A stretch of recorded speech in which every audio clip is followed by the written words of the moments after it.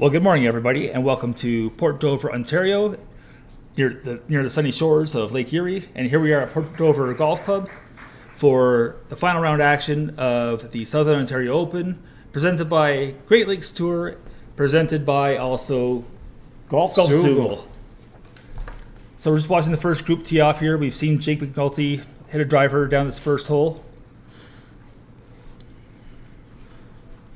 And we're just getting caught up here. So the first group is off, which means, well, we're underway. Yeah, we are underway. Good luck to them all out there today. It's a beautiful day. The wind has seemed to picked up from yesterday. Just a little bit, and it's out of the south. I mean, it's into the face of the players as they're going down the first fairway. So they're being greeted by that by the wind this morning. Yeah, depending on what they're going to use off the tee out there, are those bunkers going to come into play more today? It's quite possible. Today. Yeah, it depends on their line, and club selection is a big part of this too. Yes. Now, are we going to see as many drivers? Well, or more? Are we going to see more drivers? We may off the see first more tee? because we talked to a couple of the pros yesterday, and we were a little surprised that they used more drivers here on a shorter course than they did last week at Niagara National, which was a little longer. Correct. They were able to get a lot closer to the greens here today, or yesterday, sorry, and probably today also.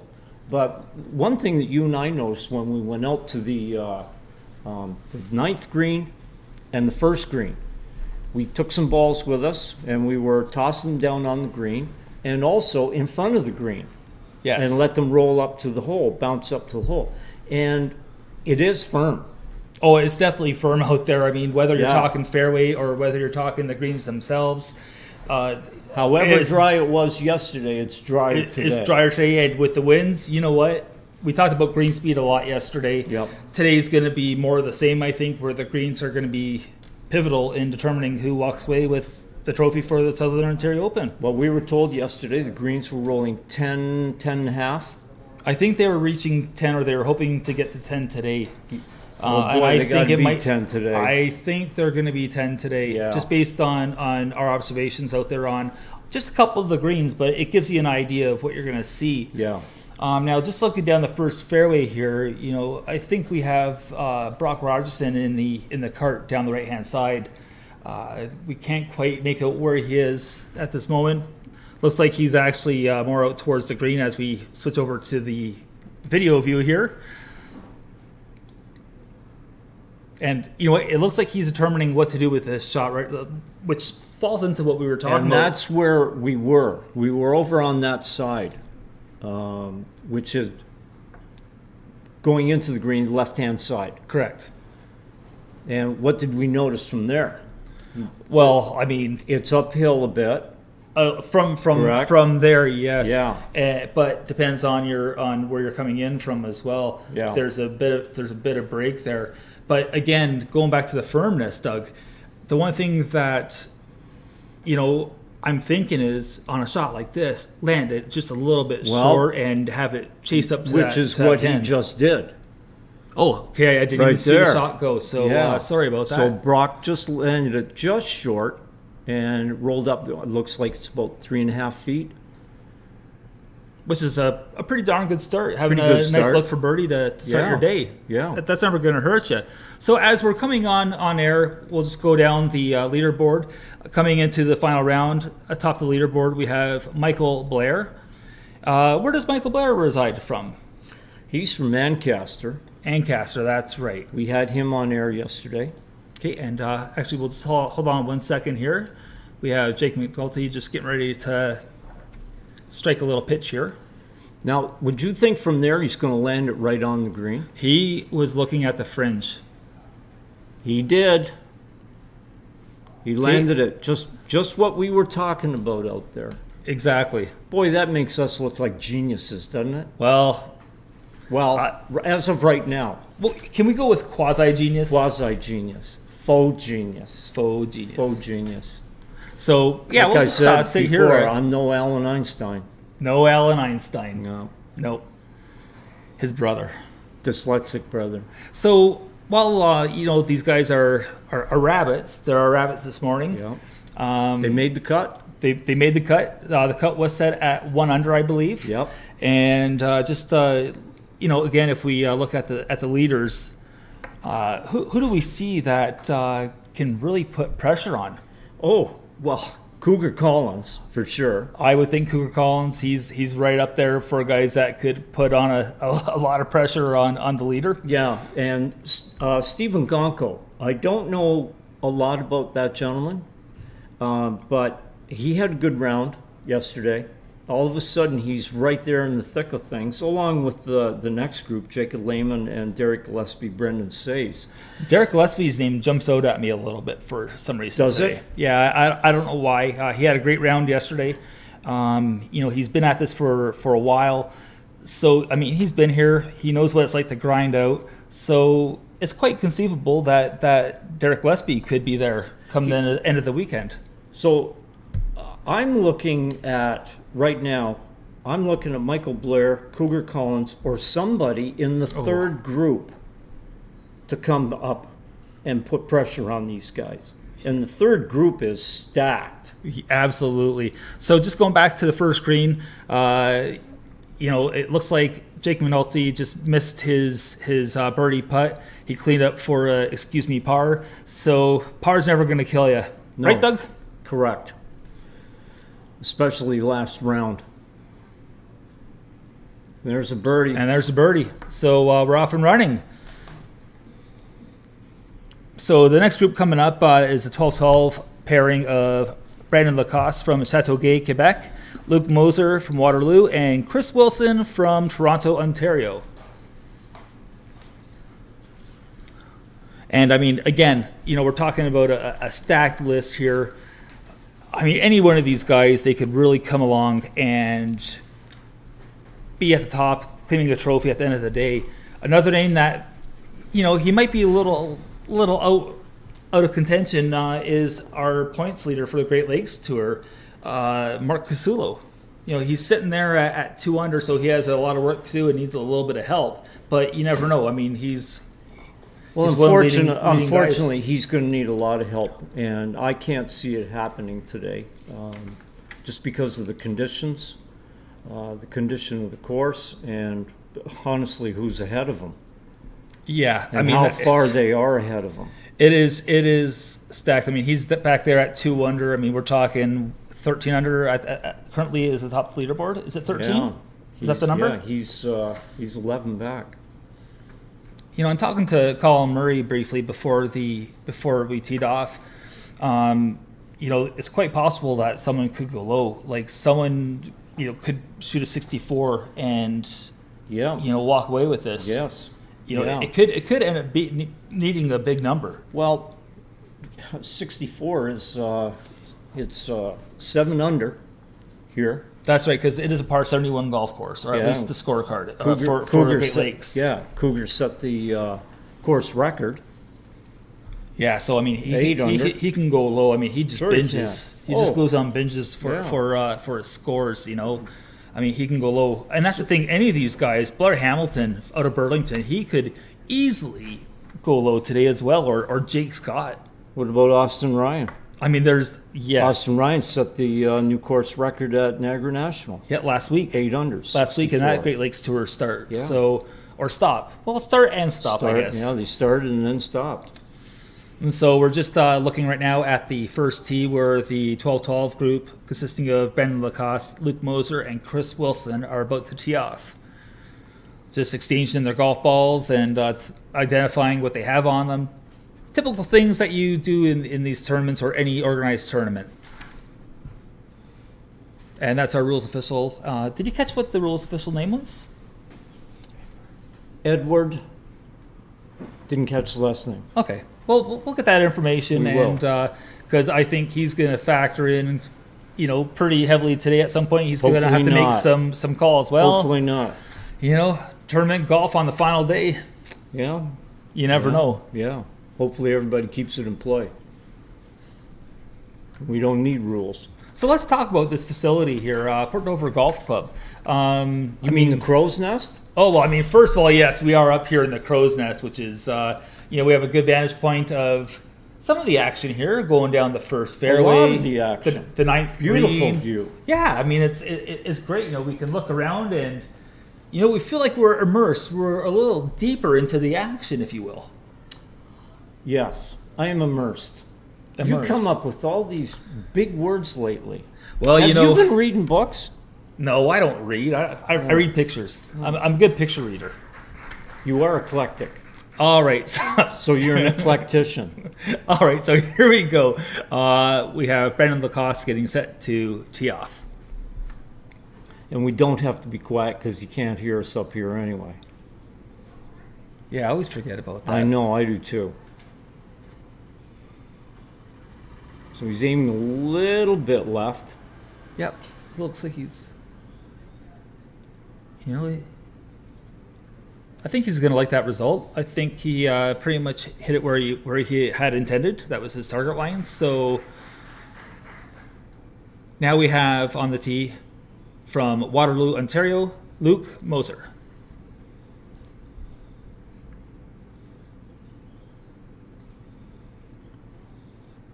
And again, Now he's aimed even more left. Yep. So now, But I know is he setting up plays for a draw. cut? He Does play plays a cut? fade, He yes. plays a cut, eh? Yeah.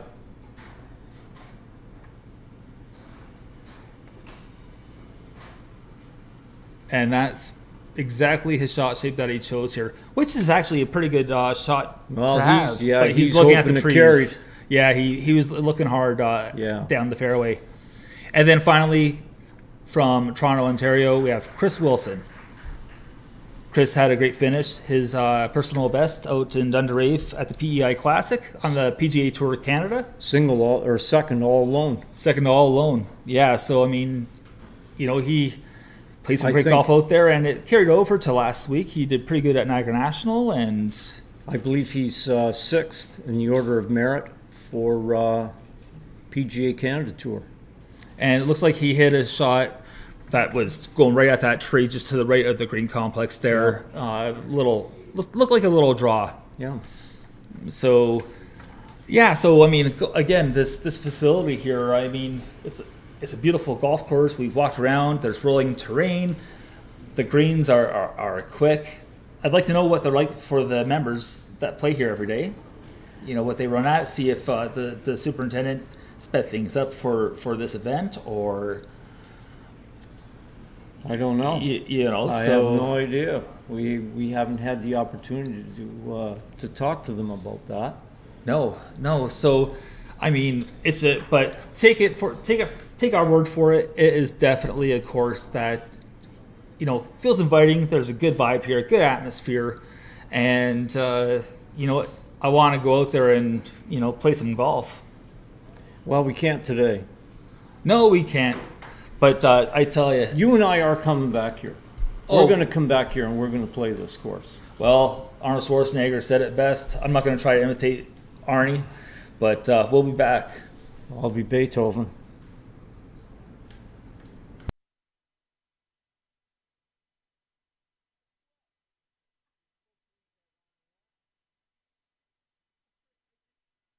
Why'd you turn that mic off? Laugh. Well, Well, because what? I was afraid I was going to like.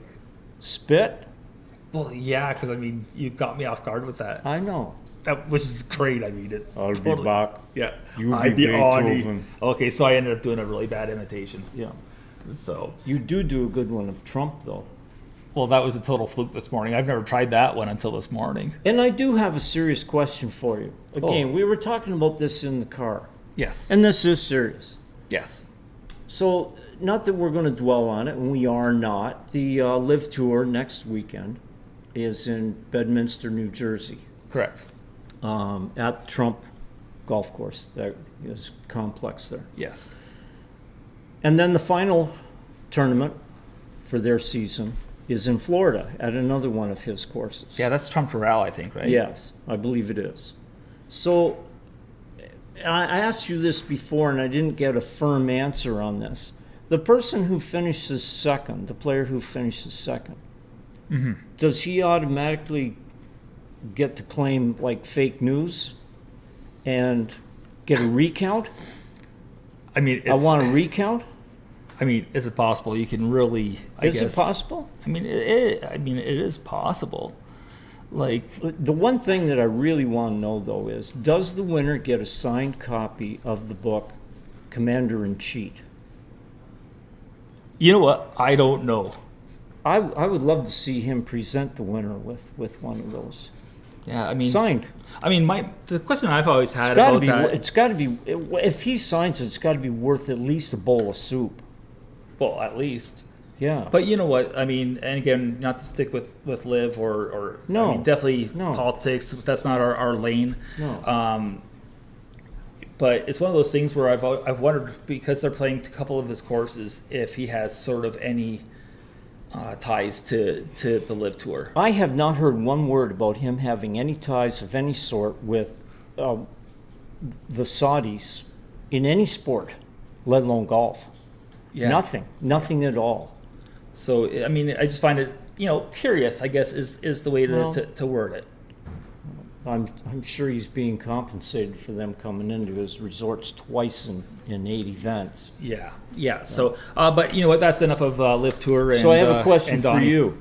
If you were out here today, would this breeze wind be bothering you at all?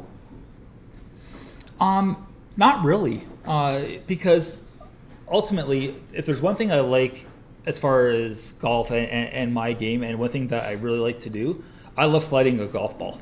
Mm-hmm. I love messing around with how high and how low I hit the golf ball, and there might be, times on this golf course where we're going to be needing a knockdown shot. Flighting the golf ball, Correct. keeping it just a little bit out of the wind. Because as it stands right now, I mean, the treetops aren't really doing a whole lot. But just because it's not doing a whole lot down there doesn't mean that there's no wind up top. Correct. So, I mean, that's something that we've seen on the golf course several times. I mean, anyone who's played any semblance of golf or any amount of golf, they've seen that. That, holy cow, where'd that wind come from? Well, Well- we didn't feel it down here. Well, not only that, but these players do hit the ball an awful lot higher than your regular amateur. Oh, absolutely. So the wind above the trees does come into play. Yeah, like we saw one gentleman in particular out there warming up for the round, and Andrew Ziminis. Ziminis. And He was flighting that ball down. He was working on flighting the it. ball. Yep. So he's fully anticipating needing those shots. Yes. And you know what? He was the only one out there that I saw doing that for his prep. Yeah. A lot of them they were just working on basically tempo and Full maybe swing. full swing. Yeah, that was it. But then you had Andrew, who, in a more cerebral kind of way, he was all set, for those shots. Yeah. So you know what? I mean, I tip my hat, even though I'm not wearing one. I tip my hat to Andrew. Yeah. So we got to be getting pretty close to the next set of tee times, which, ironically enough, consists of aforementioned Andrew Zimenez, Kyle Chung, and Trevor Corner. So that's the 12:24 tee time. So I imagine we're just getting ready to get things going. Yeah, there's 12-minute intervals, 12-minute tee times. Yeah, they're just actually coming up to the tee box. Yeah, there's only the nine groups today, so they're putting them off at 12 minutes, Which is a pretty lets them good pairing. space out. Yeah, And more importantly, there's of course member play before we teed off here today at 12 o'clock. Mm-hmm. And the last set of tee times I think went out at about 10 after 11 or so. Yeah. So hopefully there's a big enough gap, yeah. where that's not going to pose a problem between our rabbits out there and No. and the rest of the field. So we're looking at the first green right now, and somebody is in there tight. And it looks like Chris Wilson is over on the left-hand side looking for his ball, which is a little disconcerting. He walked all the way up past the stand of trees, and now he's walking back down the rough That might towards be the first tee. that might be a tough start. Yeah. And You we know. do not know whose ball this is. But that ball is in there It's tight. tight. Like that's tight. That's a foot. I mean, one would believe that we're looking at a imminent birdie. Yeah. Yeah. You know, so I mean, here we are. We're in Port Dover. Outside of being here for the Southern Ontario Open, put on by the Great Lakes Tour. Have you been here before or been here often? Port Dover? Port Dover. I would come up once in a while with my mom, bring her up here. She loved this area. We'd go to the hotel down there, have perch, take a little walk, and then drive her home. I have not come up here for Friday the 13th. Oh, Friday the 13th. I mean, My it's- son has, Jesse has. He's been here a couple times for that, and that was more concerning work. Oh, that was Moser. Luke Moser with the little tap in there. Yeah. For what we're pretty sure that has to be a birdie. Yeah. I mean, that was just a little bit of cleanup duty. Yeah, I don't know where, what happened to Chris Wilson. Yeah, he's not coming all the way back to the tee. I'm just gonna have a little look here, and I don't see him right now at the moment. He's in the trees on the left, I believe, down there. I think. Up further. Yeah, Yeah. we're not too sure what's going on out there. See, now I've never been here for Friday the 13th, but I mean it's Bike Week North when it is here. Bike Week down in Daytona Beach, and I mean, Yeah. how many thousands show up for that? Like there's like tens of thousands that An awful lot. show up, yeah, right? There's So- a lot. But no, we've come up here for little day trips. We've never had perch up here or walleye. My family and I, we just come up. No, I know you're looking at me like I have 5 heads. You, the and I don't fisherman? play- You've Yeah, never had perch here. never had perch here. No. Oh, baby. No. And but no, we'll come up to the area just for a day trip, go out for a nice drive, and take in, just the sights walk. and sounds, yeah. Yeah. Or we'll go down a little further to Port Stanley, Port Rowan. This whole area in Norfolk County of Ontario, there's all kinds of great beaches here. You have Long Point, not far from Port Dover as well. Yep. I mean, it's just a great place to be, and it is Canada's south coast. Yes. Yeah. As is Crystal Beach. Well, Crystal Beach, yes. That's a beautiful beach. Yeah, but it's not what it once was. Well, the park's gone. Hulk sad. Yeah. Yeah. Yep. So, okay. So, we have Brendan Lacoste eyeing up a putt. Looks like he hit I'm thinking he's maybe going for a par here with this putt. But he's just marked his ball, and we're just waiting on Chris Wilson here, who's just to the top of, just to the right of our screen. He looks like he's probably inside 20 feet. And we know that's going to be a downhill. Right. Downhill right. Correct? It's going to drop off that way. From that angle From there. that, yep. Yeah.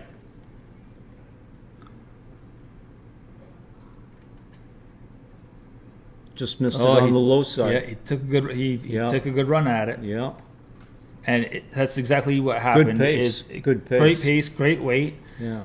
You But know, as and we it just- saw, it does break right from that from that side, angle, yeah. yeah, it does. Yep. And then conversely, the one thing that we saw from the right side of the green, there wasn't a ton of break. There was it was almost straight on. That's right. Yeah. So we have Brandon Lacoste here with about 4 feet remaining. That's a good 4 feet. We'll say Isn't it? 4 and a handle. 4 and a handle. Yeah, That was a great good. stroke. Good Nice putt. solid stroke to start. Well, I would think if somebody's going to go low today, obviously this is where it starts. Oh, It's a short par 4. Yep. That, as we've seen, that pin is gettable.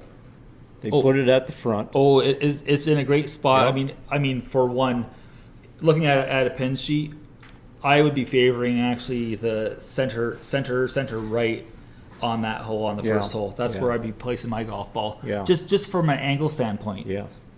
You know, Yeah. because this is You mean you're talking tee shot?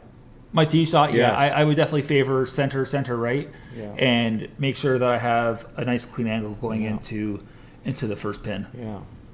So we have the next group on the tee, and just looking at them, it's not hard to miss Trevor Corner. What a tall, lanky young man he is. Certainly is. He's what, 6'6", 6'6"? 6'7"? Yeah. But right now out of Markham on the tee, we have Andrew Zimenez. Ziminis. I gotta remember that it's a Ziminis. long E or long I Yes. sound. Ziminis. Short I, no long I. And And this is exactly what he was practicing, right? precisely, The driving iron. I think, and I mean, I think that's the exact club, exact shot. So he rehearsed exactly what he was going to do on the first tee over on the practice range, Right. Carried it over. and he carried it over here. So And this is Kyle Chung. job well done. And Kyle Chung out of Brampton, Ontario. You know, you never know with Kyle here. He's another guy that could just go low. You know, one thing that was mentioned is, you know, his hat being pulled down low over his eyes. You know, he's just zoned in on the golf ball and nothing around him. Well, he Which must is- have hit that well because he just picked up his tee and walked away. Yep, just a iron, probably, you know, perfect position, well inside the 150, because that 150 isn't too far away No, from it's us. not. Um, I would think he's up by the bunkers. I would say it by the bunkers, and Yeah. I'm thinking maybe even, you know, center right. Yeah. And of course, we have Trevor Corner, as you said, you know, he's pretty imposing. I mean, he's a tall, lanky young man. And as Jim Nance would say, he has less than driver. Less than driver. Less than driver. Looks like what a 3 wood, maybe a 5 wood. Yeah. Yeah. He didn't like it. Looks like he might have lost that right. Yeah, that's what I thought too. If you hit it far enough, you still got a shot in from over that side. Yeah, I mean, We've seen that yesterday. We saw it all day yesterday. there is some gnarly stuff over there, or at least rough and some bad lies, but it's not necessarily closed off. No, you're not no. stuck behind any trees necessarily down there, and Which you can be on the left side. oh, absolutely, you can get Yeah. yourself all blocked out Yeah. down that left side. And I agree with you. Tee shot, stay center right for your angle in. Oh, absolutely. You Yeah. know, it's target golf. It's not like we're out there on a wide open golf course. No. you know that's You mean sparse. you mean like the links courses that you so dearly love? I won't comment on at this moment on that. You mean 18 holes in the parking lot? Yeah, 18 holes at a parking lot. Yeah, Yeah. okay. Yeah. All right. Yeah. But no, I But- mean that's what's so endearing about courses like this, or shorter courses on the PGA Tour. You know, it's a different kind of golf for them. You know, they got to hit spots. They got to work the ball a little bit. I personally wish that we would see more of that on the PGA Tour. More courses where you have to work the golf ball. You have to hit golf shots. I agree 100%. And that was proved in a couple of the majors this year so far for the men. It's been a fun major season. It really has. Like, Remember we it's talked been about the awesome. PGA Yes. and how good it was? Yeah, and usually It's I don't care about the PGA Championship usually, No. to be honest. Well, we rated it. It was the fourth major, and before this year, rightly so, number 4. Number 4. But Yep. now, Oh, that was awesome. Jeez, I don't know. Oh, that venue was fantastic. perfect. Yeah. Yeah. Then we had the U.S. Open. Yeah. I mean, that was, for me. Yeah. I mean, just me. I thought that was one of the best U.S. Opens that I've ever watched. Yeah, me too. Me too. I agree 100% on that. It was really entertaining. I love the venue. It was. I don't. How do you say anything bad about it? Well, you can't. It No. was amazing. And then, of course, well, we haven't really had a chance to watch much of the Open Championship because we're live and on site here at Port Dover for the Southern Ontario Open. Yep, I was watching a little bit of it this morning before we left. A couple of the players were starting to put some numbers up, but I don't know. The wind is supposed to come up again. That's always a great thing to see. Oh, absolutely. And it's moving day, right? Yes, it is. Yeah, moving day. So we get home, we'll have to get the recap, find out what's going on. Yeah, the recap. Yeah, the recap. It's better than nothing. Well, we've got tomorrow. We've got all day tomorrow to watch it. We do. And I mean, let's face it, I would want to be anywhere else but here right now because No. this has been just an amazing experience having this opportunity. So the next group is getting ready for their opening tee shots. And that group consists of Mark Cusulo, Eric Yun, who's our amateur from Richmond Hill, and I believe the only amateur to make the cut for the Southern Ontario Open here in 2022, and Braden White from Barrie, Ontario. And Mark Casulo is leading the order of merit this year, right now.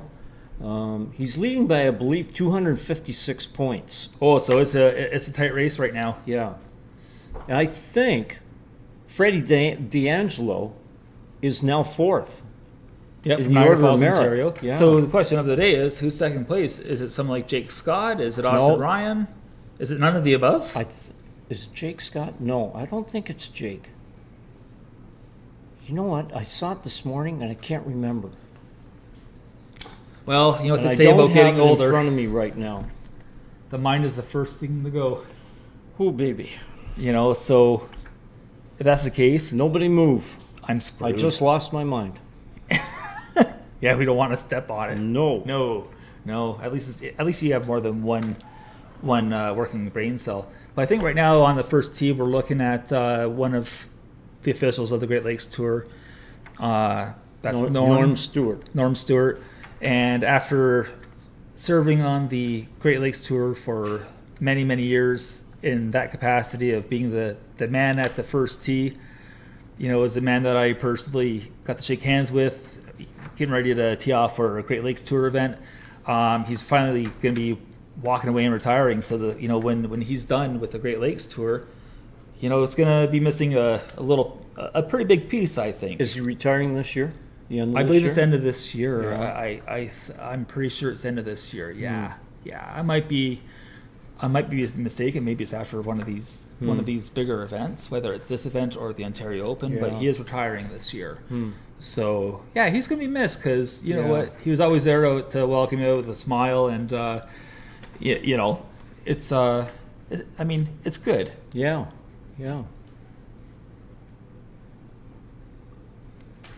Now, That's Kyle Chung. yeah. So was that He's just off the. was that his tee? That was not his tee shot. No. Because he was with an wouldn't iron. think. No, Yeah. it wasn't, eh? So he's in pretty he's- good shape. I mean, and this is a It's very just in the gettable. rough. Yeah. Okay. So this is a very gettable first pin to see, and it's a very attainable birdie. Yeah. This whole the way it's set up right now. Just play it smart. Smart golf. So Andrew Zaminis is chipping up right now. I believe that was his tee shot. Wow. Yeah, he hit it well. That's Trevor, just marking his ball. He's got to be about 9 feet from the pin. Judging by his height, he's about 9 feet. Yeah, and I mean he might have a tricky putt there if he's past that pin. It might be a little bit of a greasy slider Yeah, to the right. to the right. And Andrew did put his chip well past the hole. This is Kyle Chung chipping up now. Now, that's exactly what we noticed. Yes. See how far past it ran? Yeah. Because it does slope from back to front on the screen. Correct. Especially from that side, and that was. I mean, Yeah. that's exactly one of the spots that I tossed one of the golf balls just to see what it would do. Yep. Then it gets to the cup, and then it just keeps going. Yeah. And we'll be seeing more of that later on. Oh, Mark yeah. my words. Yep. So, are you a fan of leaving the pin in when you're putting now? You know what? I'm actually indifferent, to be honest.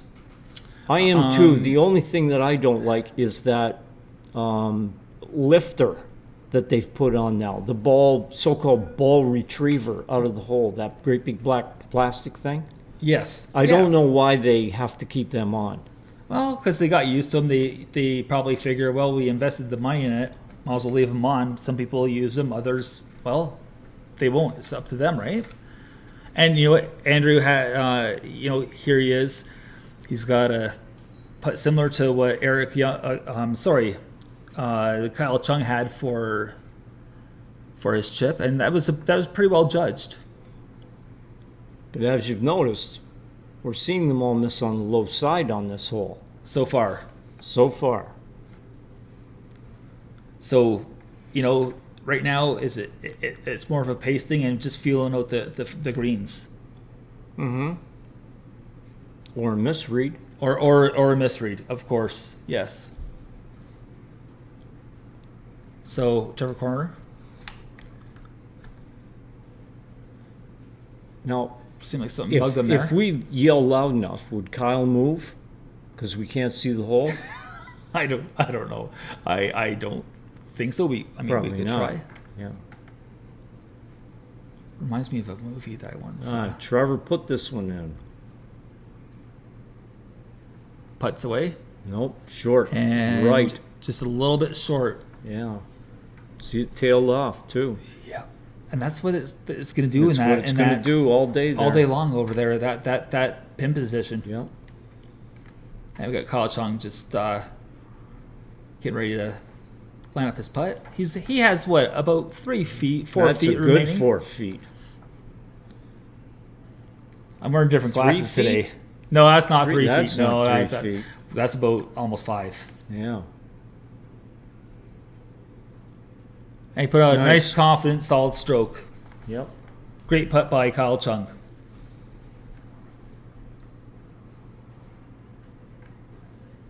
So Ziggy Matthew, Jacob Irwin, and John Maley are on the tee. Nope, not quite yet. This is still Mark Casillo down on the tee there box. they Eric are, Yun, the right amateur. there.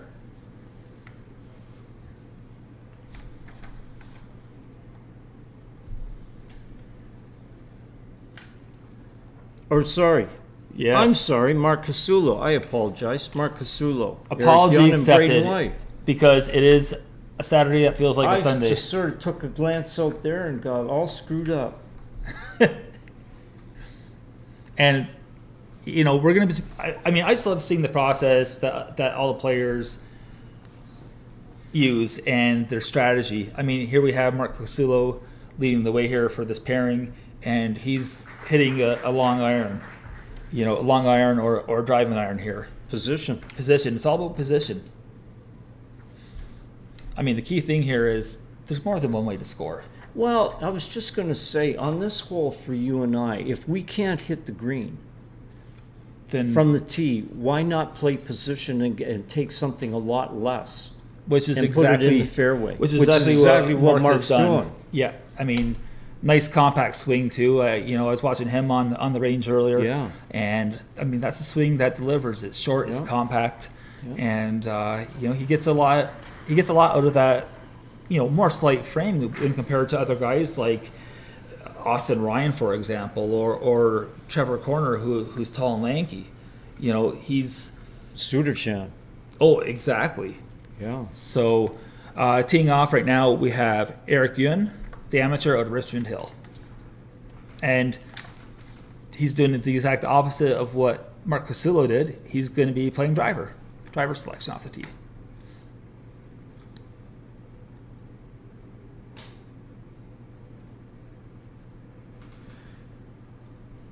And can't really tell by his reaction where it is. I think he favored the left-hand side there. I do too. Going down Just the by his fairway. body language. Yes, correct. Yeah. And finishing off this group, we have Braden White from Barrie, Ontario.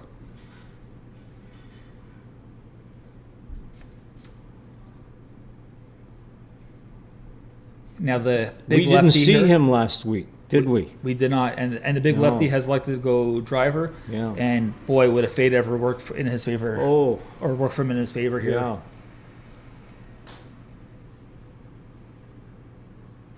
It looked like it started right down the middle. Yeah, and I think And he I is think he's looking trying left. he's trying to cut. Yeah. That's a great play. If he has that shot in his bag, Yeah. that is the one for him. Like that hole sets up perfectly for On for that a bit hole, of a but it fade. wouldn't set up on 10. Well, no, it wouldn't. But I mean, hey, we'll talk about 10 when we get there. We will. You know, so boy, it's been a pretty good start here. You know, we're through the first 4 groups. They've gone off the first tee. I hope it has been first tee.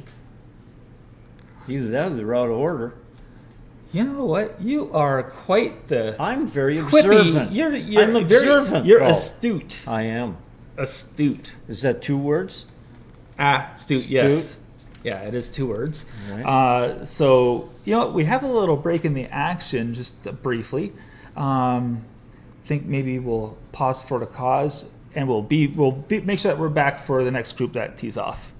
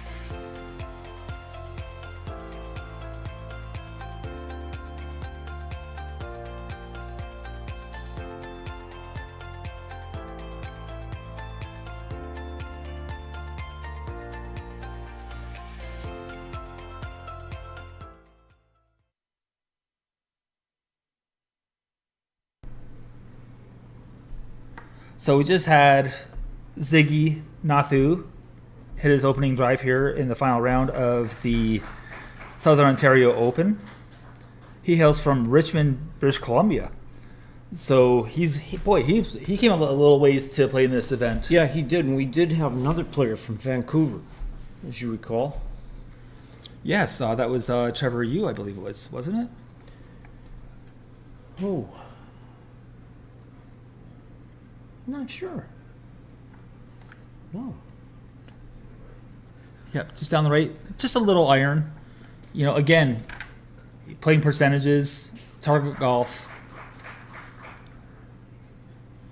And from Sudbury, Ontario, John Maley. So that was Jacob Irwin that we were watching over Yes. on the Though, range. you know what? Yes, Local boy. and local boy from Port Dover. Yeah. And boy, he wasted no time picking up that tee. So Maley's underway, and boy, that was a solid utility club that he hit down there. Yep. One thing I noticed about his swing, maybe it was just that one in particular, but boy, he's pretty flat. Yes, I've noticed that with a couple of the players. They're flatter swings, but when we were over on the range, I didn't notice yesterday, but I did today after you pointed him out. Andrew Ziminis. Mm-hmm. He is so upright. He picks that club right up. Like right up. Right up. Like it's actually straight up. Yeah. Which Which is is totally opposite from what we see with Sudarshan. Yeah. Yalamaraju, yeah. I mean, it's unbelievable. But that's the beauty part about this game. Whether you're small or a giant, whether you're weak or strong, there's more than one way to swing a golf club. Yes. And As you've seen me swing. well, I mean, what everyone has in common is what they do just before impact and right after impact. Yeah. They maintain that lag, The that wrist angle, angle. that wrist angle. Yeah. In particular, the Square club the trail face. hand and Yeah. square club face, right? Yeah. So, I mean, there's a lot of ways to get there. I mean, I always ask people, well, what do these golfers have in common? Bobby Jones, Tiger Woods, Annika Sorenstam, and Jim Furyk. And obviously, physically speaking, none of those swings have anything in common. But now you're talking impact. Except at impact. Impact is what they all have in common. Yes, they do. So, that's the beauty part about this game. And one thing about the Great Lakes Tour is that, you can come and see these guys play up close. They're professional golfers, many of them with PGA Tour Canada status. And you can watch. You can get up close. You can talk to them. They're approachable guys. Yes. It's Very it's approachable. Great. And really, if you're ever in an area of a Great Lakes Tour event, then by all means, go to their website, greatlaketour.com, look them up, and see where they're playing, and take your kids out, because maybe, just maybe, that'll help grow golf and make juniors, just create the next generation of golfers. That's how you grow the game. That's how you grow the game. Pay it forward somehow, some way, with a little bit of Yeah. knowledge, and pass it on, pass the torch, so to speak. Yeah. So, I mean, the next group coming up, again, now we're really getting into guys who could do some damage here today. Yeah. We have Sudarshan Yalamaraju. We have Jake Scott from Strongsville, Ontario, or Ohio. Sorry about that. Wrong. Two old bookends, but one has the HI and the other one, has Ontario. Yeah. Yeah, but anyways, Jake Scott and then Mitch Sutton OH. from London, IO. Ooh. So, I mean, we're just getting ready. We're currently looking at the first green where somebody just had a whale of approach.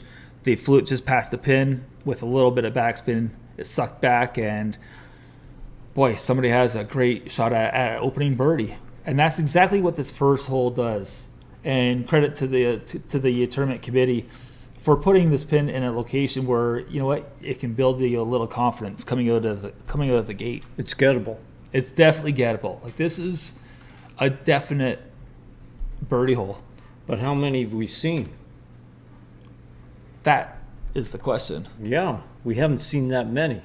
Well, no, I mean, as far as we know, I think Kyle Chung was a birdie. Didn't see what Castillo did.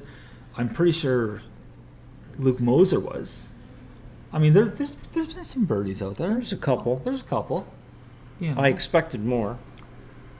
Well, you always can't get what you want. No. No. Okay, I think I just screwed up that line because that was from the Rolling Stones, of course. That little tidbit there. Of course it was. And somewhere, if my wife is listening, she's laughing right now because we've had this debate so many times. What debate? The lyrics. Why? I tend to get them mixed up. Why? What you get mixed up about that? Well, I think I just said it wrong, didn't I? Go ahead. Is it Repeat it. You always can't get what you want, or you can't always get. Can't always get what you want. Yeah, It's not you always can't. yeah. Anyways, You can't so always get. you know, Moving on. yeah, moving Back to on. golf. Yeah. I would touch on the music there a little bit, and yeah, enough of music, I suppose. I mean, Yeah. you know, we are doing a golf telecast. So now all the players have made their way to the first green.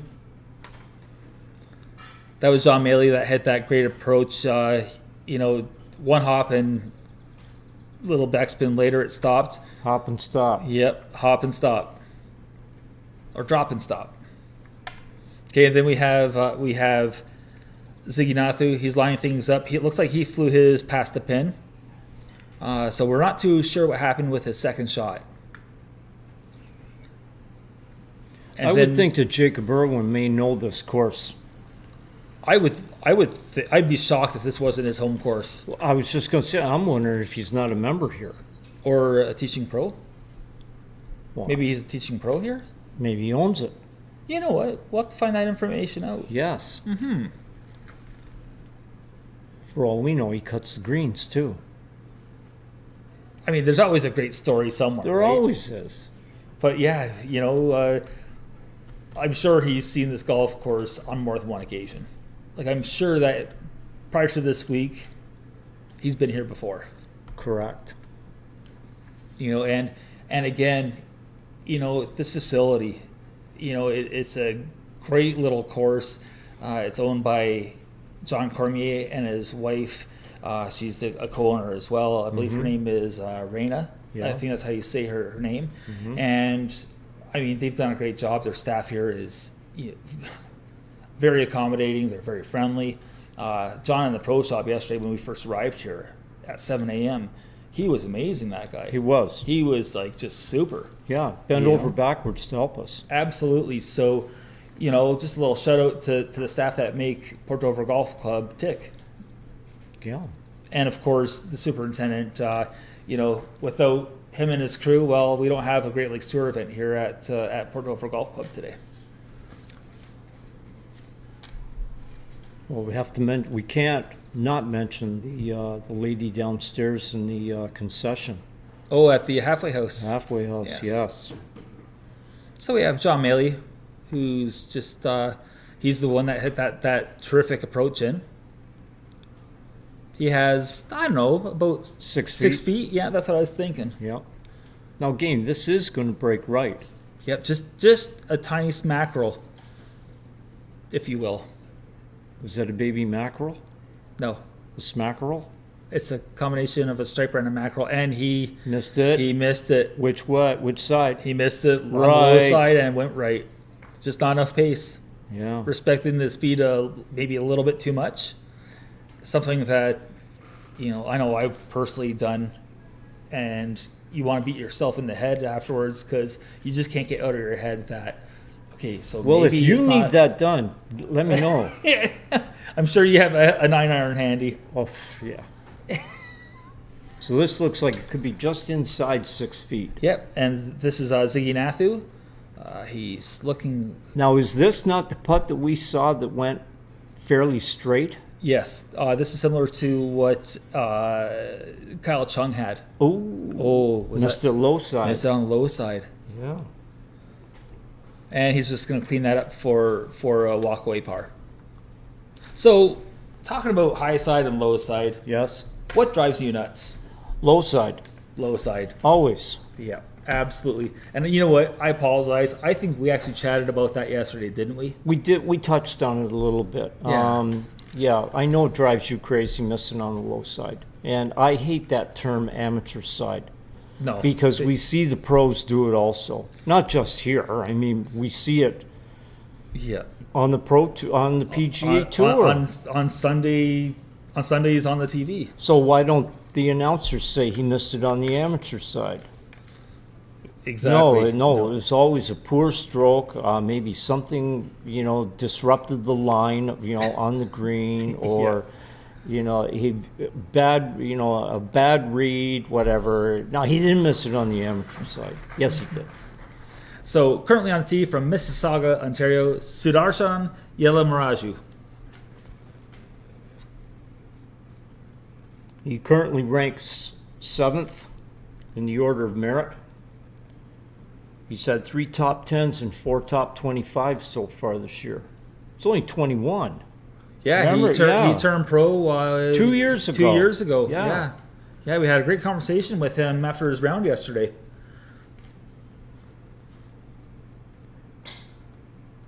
And I just Like, love how the way he beautiful drives is through that the ball. swing? He didn't like it though. He did not like that swing. See, he plays left to right. I'm willing to bet you that went, right to left.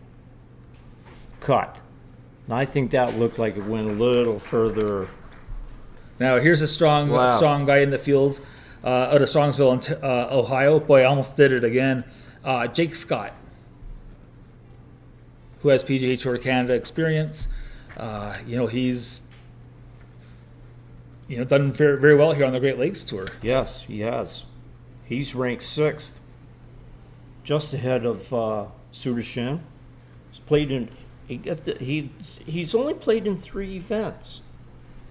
On the Great Lakes Tour this year? That's what it says. Really? GLT order of merit. Events Wow. played 3. Finishes. He's got a 1st and a 3rd.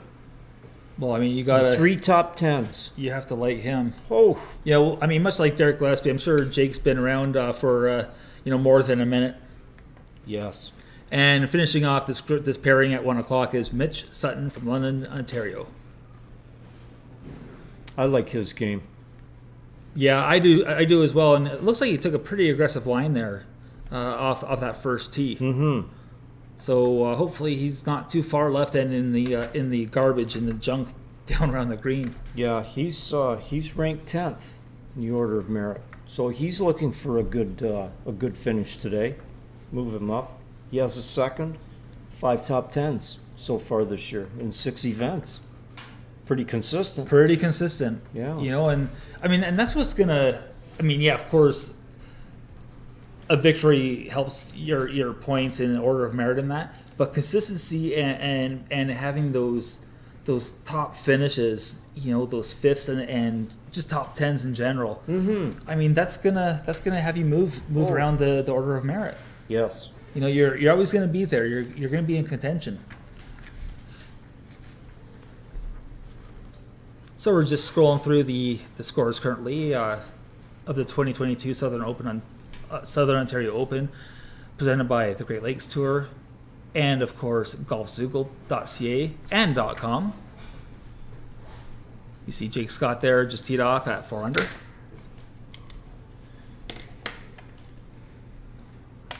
And it's just a beautiful day. Okay, we have Jake Scott. He's getting ready to hit his 2nd shot. It looks like he's perfect, just center right in the fairway, which is something that we discussed, how we would approach the shots. Yeah. He just scoped it, and it looks like he's making his way over to the left to help out Siddharsha and locate his golf ball. So hopefully we can find that golf ball down there, and he'll be able to scramble. And I'm sorry, I was Get a doing score. something else here, but like you mentioned, the positioning off the tee on this first hole, and we have seen a couple of them go left. Chris Wilson being one of them, but I don't know. To me, if you're not going to go directly at the green, I mean, get it on the green, then especially on hole number 1, don't put yourself behind the 8 ball on the first hole. I mean, and Keep it in play, get on the green, and like we said, this is a gettable pin. absolutely. And I mean, personally speaking, the first thing that you do when you get up there, you know, you're grabbing a pin sheet and you're seeing where the location of this pin is, if you're paying any attention to the pin sheet. Yeah. And I mean, all you're doing here, you're short-sighting yourself. Like, Yes. to me, that's the last thing I would do is go for it down there. Mm-hmm. Especially with the pin being in that location. There is no way. You know, the smart play is play it as the architect intended it. Yeah. Yeah. Play it straight down. Straight down. Get inside, you know, that 150, inside that 100. And then just a little, excuse me, wedge in. Well, Which is exactly what Jake did there. yes. Depending on your club selection from the tee, those 2 bunkers can come and play. Absolutely. But if you do choose the proper club to cover those bunkers, you're not going left or right. You're in play, and you look where Jake is. Like, his position is perfect. His angle into that pin, That's A1. it's absolutely A1. It's perfect. Yeah. And how's that? Now, I carried it a little past the hole, left side. It's probably about 10 feet away, and it did. We saw that it did break left. Yes. So, I mean, again, he's given himself a chance for birdie. Yes, he has. And now, in the event that this is a lost golf ball that we're trying to locate, you know, for Sudarshan, then I mean, he's already on 3, and that Yes. was Yeah. a bad gamble. Yeah. Yeah. But that's the game, right? Golf is about the misses. Now And I Harry don't Sutton. know. Is this second shot? I believe that was his second shot. He put that about 12 feet past. Yep. 10, So 12. he's going to have a little bit of a tester there from 12 feet. Yep. You know, it's going to be a little slippery. It's definitely a downhill putt from that location. Yeah. And we're just waiting for confirmation here and to see where Sudarshan is.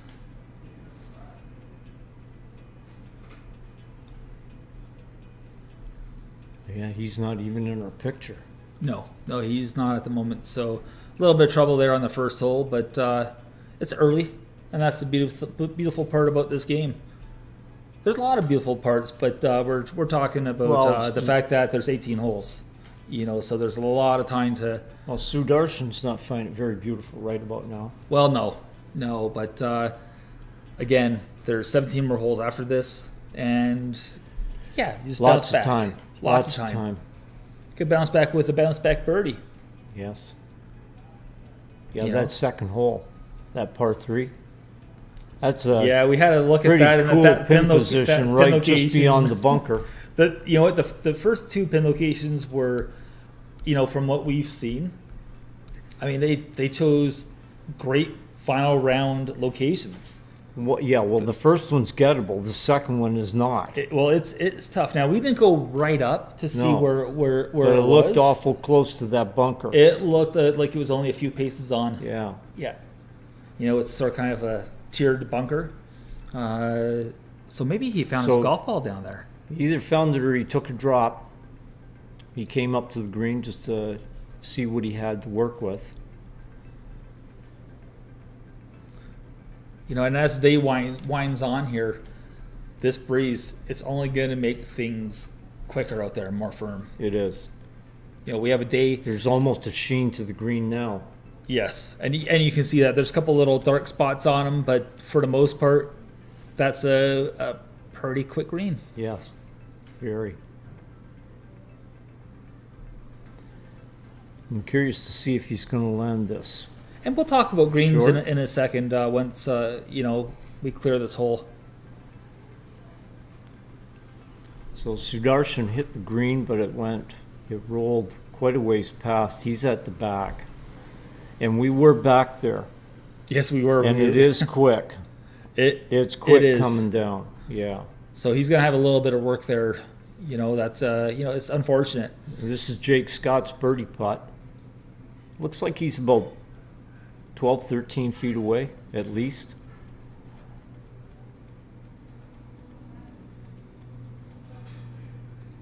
Nice Oh, putt. that's a great. Now great see, he putt for read that birdie. properly. Absolutely. Great stroke. Great stroke. And you know what I loved about that stroke in particular? How square that putter face was coming through impact there. Just a fantastic stroke by Scott. Now we have Sutton. He's just stalking his putt right now. Well, where they're waiting for Sudarshan. Correct. Yeah.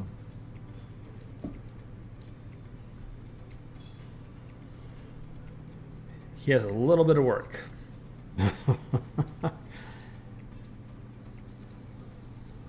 Well, again, we don't know what happened down there with his tee shot.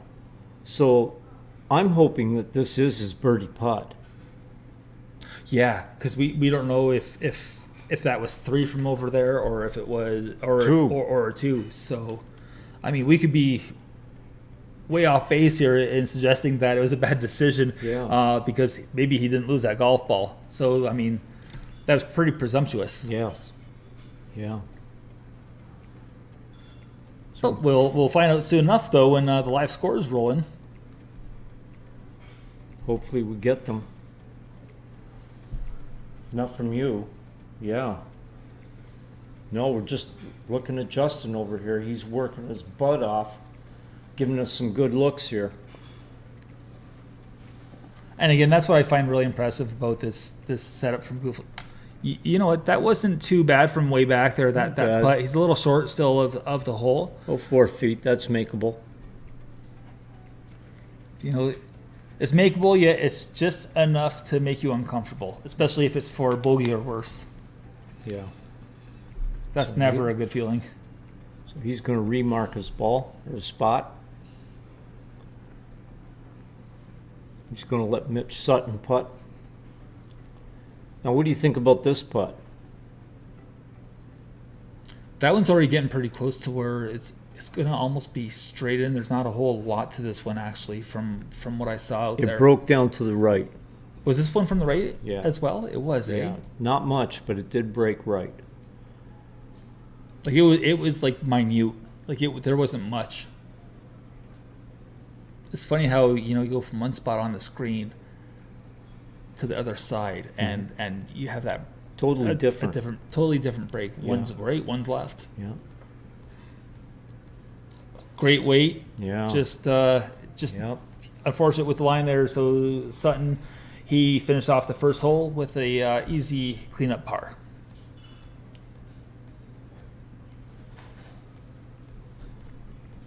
And now we have Yellow Miraju just cleaning up for what we hope is a par here.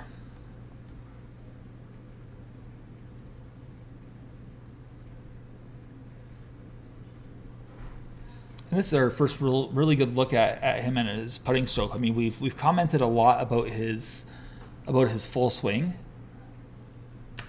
and that was a very confident stroke there from 4 feet. So, he's holed out, and they're off and running. Yeah. So now we have Blair Hamilton, Austin Ryan, and Freddie D'Angelo on the tee. And it looks like leading the way here is Blair Hamilton.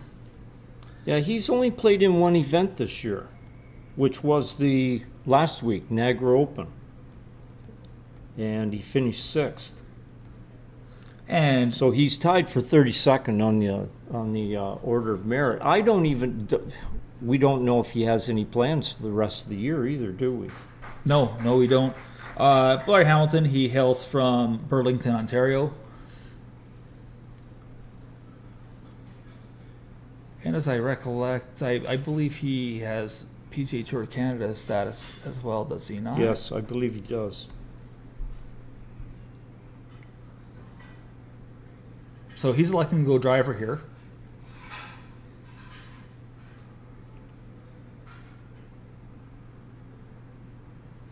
And it looks like his line is right at the pin.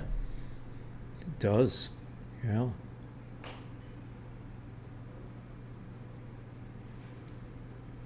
Put a good swing Oh, he on liked it. A nice little Yeah. club twirl there for a good measure. Yeah.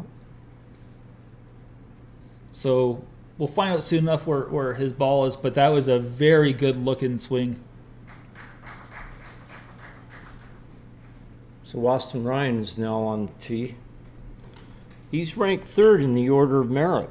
Yeah, he's put together a good season. He's coming off a win at the GLT Niagara Open last week at Niagara National Golf and Country. He's only played 4 events. He's only played 4 events. 4 events. Wow. Yeah. Yeah, and he's third in the standings. Now he was watching that his ball flight there. You know, he looked a little bit almost worried about where it might be. So Yeah. we're going to find out. But I thought the swing looked good there. You know, he got through the golf ball in a very crisp way. And now we're looking at Freddie D'Angelo from Niagara Falls, Ontario. He's a relatively recent transplant from, I believe it was the GTA. Yeah, the GTA area. Yep. You know, he's had 3 second place finishes this year. Yeah, so I mean, you just feel that someone like Freddie D'Angelo, it's just a matter of time before he breaks through and gets his first win here on the Great Lakes Tour. Yeah. You just feel it, and I mean, one thing about his swing, you know, there's such great width there. Yes. You know, he again another tall, lanky young man, Yeah. and he, you know, if only I didn't have the arms of a T-Rex, and you know, I wasn't short, fat, and dumpy. I got the wingspan. Yeah, you do have the You wingspan. don't. I'm all torso. Yeah, I know. Yeah, like I'm a hot mess. I'm a hot mess. I'm not going to comment on that. I'm like Frankenstein. I can't. Actually, I'm more like a Mr. Potato Head. But anyways, you know, that's neither here nor there. Oh, you're not. Yeah, no, I definitely If you am. were, I'd be sticking stuff on you. But no, I mean, you know, D'Angelo though, I mean, he's just rock solid out there. This is our second week in a row seeing him, and a lot of these players. For us, it's the second week of seeing them, and And I think his brother's here. oh, I think that's Dustin walking. so he has his down the caddy fairway. with him today. Well, his caddy's here, but his caddy's not carrying his bag. Freddie's got the cart. oh, okay. Yeah. Okay, so I mean, and there's so many of these kind of players out here on the Great Lakes Tour. These young guns, you know, young guns were old guys like, well, us. Me. Well, you know, I mean, it's at the point now where it's a dream to compete with these guys. You know, I mean, geez, they're this young. Dream, yeah. It was a dream. It was a dream. It's Dream's not a dead. dream anymore. No, dream's dead. No. Oh, there you go, kids. I mean, Yeah. not to depress you all out there today, but no. We're not depressing the kids. Oh, no. We're depressing my Ourselves. friends. Yeah, Yeah. but no, I mean, they just hit it so differently. And you know, you asked me a question yesterday, and I answered it about what the players are like now versus when I was out there. Mm-hmm. And it's been roughly a decade since Yeah. I've been out there. Yeah. And the difference, Oh, it's well, come on. it's We've seen how far these Apples and players oranges. here on the Great Lakes Tour hit the ball off the tee. I mean, they hit it a long way, an awful long way. And I mentioned this to you the other day, yesterday, as a matter of fact. When Nick Faldo won his very first Open, I can't remember what year it was, and I asked you what his average was off the tee. It was mind-boggling. 249 yards. yeah, crazy. Well, these guys are hit like at some courses. That's a long iron. Yeah, Now now it is. he was using a driver, Like, that's insane. but not to say he was the longest hitter in the field that week. He was not. He was a notoriously short hitter at 249 average. Jeez. But he won the Open. Yeah. You know. Yep. Just And again, technology, physique, I mean, everything it's comes just into play. knowledge. Diet, knowledge. it's just knowledge. I mean, kinesiology. Yes. You know, a lot of the science of the body is well, they've got helping- their own psychologists. yeah. And you know what? It's not even just golf. It's every sport. It's every sport. It's every sport where we've Yes. seen this. Yeah. You know, technology has made us better in a lot of ways, I suppose. Well, yeah. You know, but I mean, everything from club fitting. Well, put it this way: if technology had not changed since blades,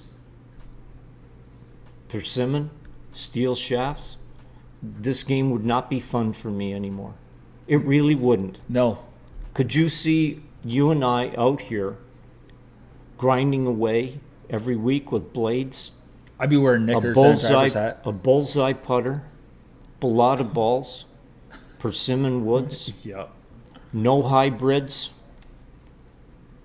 Like it wouldn't be fun. No, It no, would wouldn't not be fun. Not at our age. No, not no more. Unless we're playing the proper tees. I'm going to get my citations out, my power built citations. So I'm going to take them to the course. I wanna at, swing at those. the rink. Yeah, we're going to hit them. I want to swing those. I want to put some Yeah. strikes on. Yes, So I'm not sure if my eyes were deceiving me, they probably weren't. but I think Freddie D'Angelo might have drove the green because he was already up at the green. So unless we missed his second shot, Well, wouldn't that be sweet? and someone just hit a really nice approach here as well.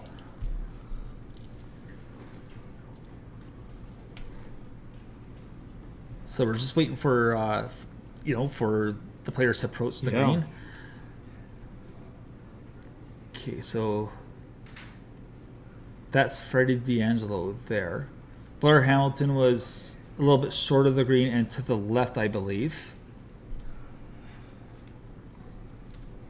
And Was he? then I believe so, yes. And then Austin Ryan, I'm not too sure where he is. But things are. Oh, there we go. We have Blair Hamilton just making a little pitch. Landed it short and let it release to the hole. Nice pitch. That's a nice pitch, and he has about 8 4 feet. and a half, 5 feet. I said 8 feet. Well, Jeez. if that's 8 feet, then that's Freddie. That's Freddie D'Angelo right there. He's 12 feet high. He's 12 feet tall. I have no idea what's going I on didn't with know. my. I can't believe Freddie's that tall. I know. He's a giant. He is. But no, that was a. We were talking about this before the action got underway, when we were out on the course checking out a couple of the holes, and that pitch is exactly what I talked about, where you land it short and you just let it Yes. run up to the hole. Yeah, we were tossing them into the ground out front, and they were rolling right onto the green. So it is firm enough out there to do that. And I mean, when it's this firm, it makes you almost think links golf, because the landing areas are firm in front too. Correct. Yeah. Yeah. It's just a matter of, okay, well, where's that ball going to bounce to? Is it going to take a bad kick? Unless you have a burn in front of it. A berm? A burn. A burn. Burn. Yeah. Like in Scotland, a Yes. burn. Well, you A didn't. little creek. A little A creek. burn. There we go. Now I understand what you're saying. There you go. And that's the thing with a day like today. It can easily turn into a linksy kind of a approach. It could. Yeah. Meaning we're not going to go right at the flag. Correct. Yeah. Yeah. Let it sort of No kind of darts. short and let it. Yeah. Because we really haven't seen. I mean, we're early. This is only the first hole. Yeah. So we're early in coverage today, and Yeah. and the round. So, as things wear on, we're going to see how the players approach Yeah. the other 17 holes today. Well, we only have 2 groups left off the first tee. And pretty soon they'll be coming up number 9. Oh yeah, that first group, absolutely. Yep.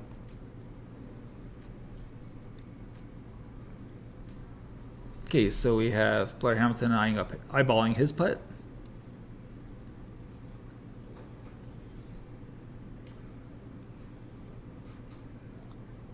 You know, after seeing him play last week, I can't believe he's tied for 32nd.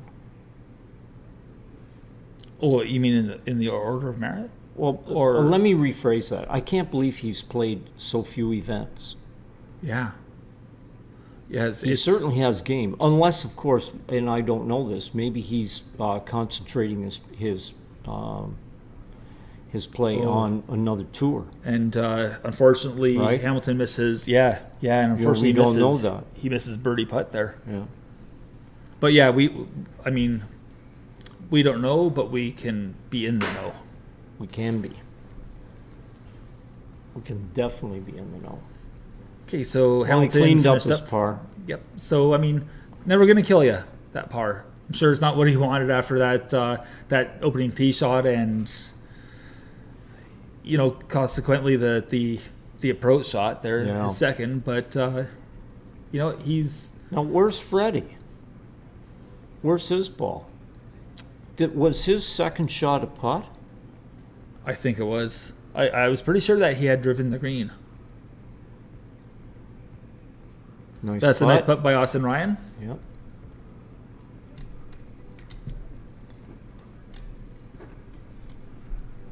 And last but not least, we have Freddie D'Angelo here, who I'm certain is looking at a birdie putt. And he's another guy where I haven't seen him really putt a whole lot. I've seen more of his full swing than anything else. Yeah, I saw him last week. I watched him, and he's a pretty solid putter. Now, I don't want to jinx him, and I didn't. That was a Yep. great putt, great roll. Yep. And that's the thing. The greens here at Port Dover Golf Club, they are running very true. Mm-hmm. I mean, we noticed that just in our brief experience out there. Yeah, yeah.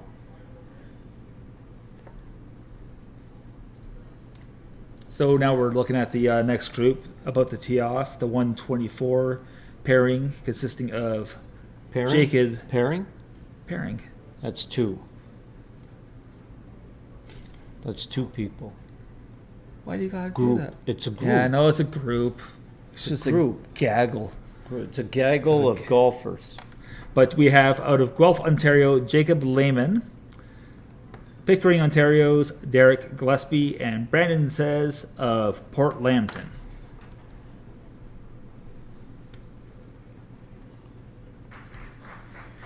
And currently on the tee, it is Jacob Lehman, who looks like he's going to be going driver. Well, with a good finish here, he can definitely move up quite a bit in the standings. He's currently 14th in the order of merit.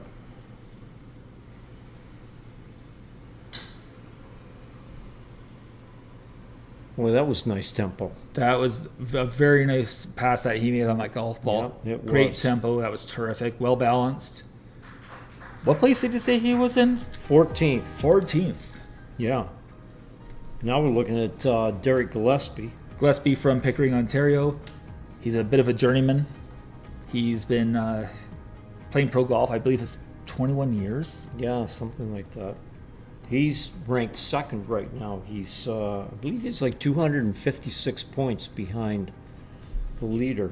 He's played 6 events. He's got a first, 2 seconds, 5 top tens, and he's looking right. He's looking right. He doesn't look like he's too happy about that, No. about that result. No,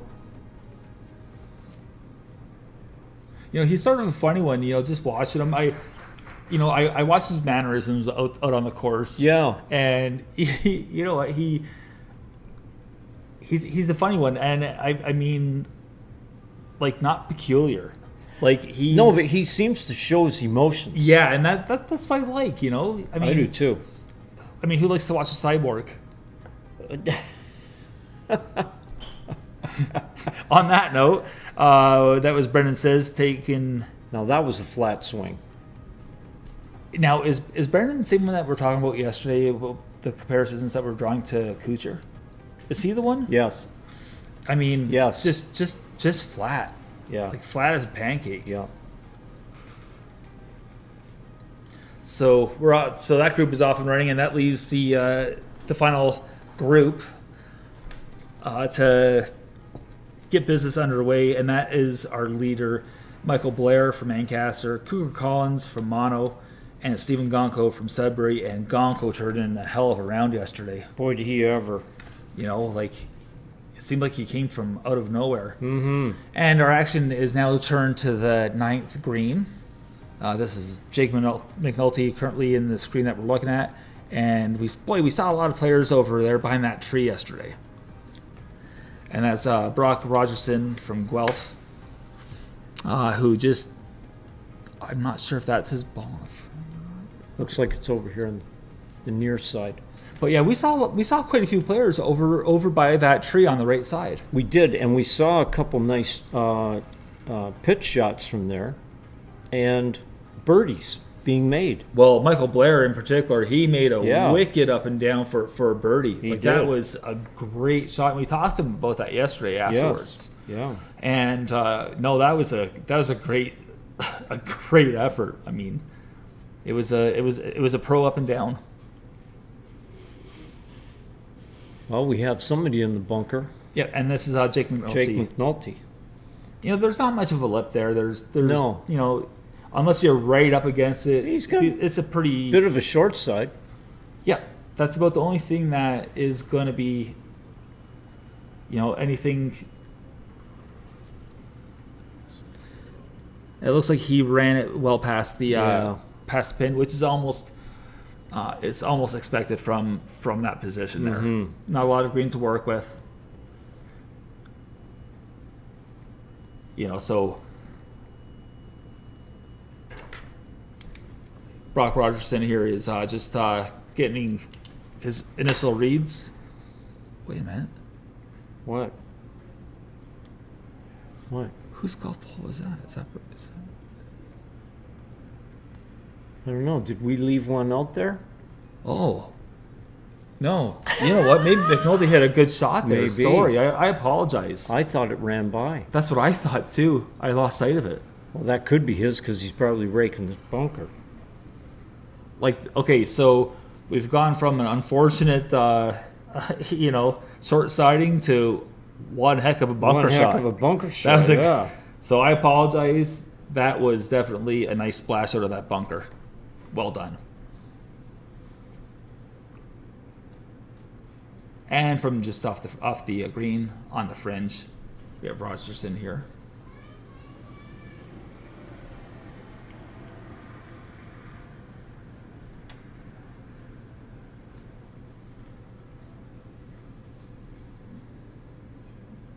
Well, he ran that by And a ran little it bit, by a little couple bit. feet. And that's the one thing that we noticed out there about Yeah. this 9th green Yes. at Port Dover. The location today, anything that runs past that whole location, it's going for a little bit of a jaunt. It is. It's going for a little trip because that ball's going to just run.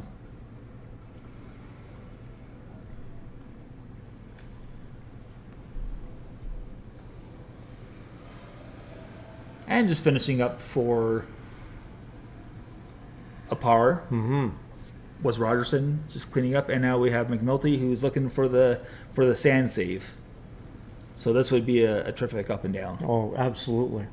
Yeah. He did have a bit of green to work with there, but yeah, that was very, very well done. It was well done. That was nice Yeah. up and down. So, you know, and that's the thing. Like a lot of these guys, the talent level, I mean, it's there, and they're also developing at the same time. And we can't say enough about developmental tours like the Great Lakes Tour. No. Developing homegrown talent, some international, Yep. but you know, it's just a key thing for aspiring professional golfers to have a test bed like this. Yes. Yeah.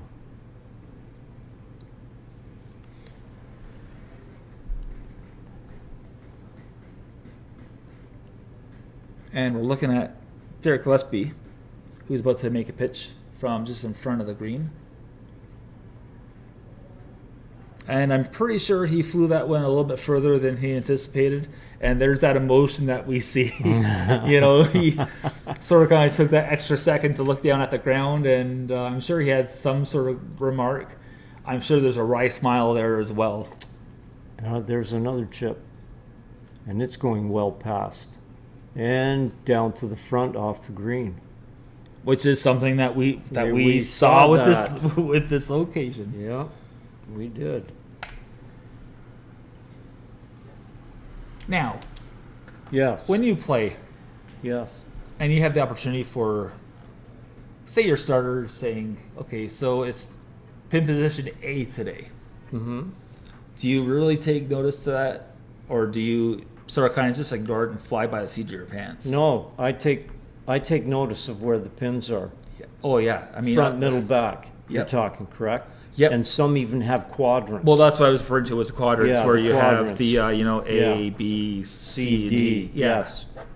Yes. Yes. So I mean, look at I've the pin always sheets. taken notice of where the pins are, you know. I mean, you have to know where the pins are. Well, if nothing else, you have to know if they're front, middle, back. Right. I have not come across too many golf courses where they label them in quadrants, Yeah. right? Yeah. Yeah. Like Most I've are seen front, it. middle, back, and even then you don't get a pin sheet, and you're not even told. See, in my experiences, It's that middle flag on the pin. Yeah. See, in my case, I mean, I've seen a lot with the quadrants, and then you still pay attention to the front, middle, back. Well, no, you've seen them in quadrants when you've played on the tour, not at other courses. Let's refine this. Hold on. We'll get back. We'll get back to that All in a right. second. Here, Okay. we'll watch Gillespie here make his birdie attempt.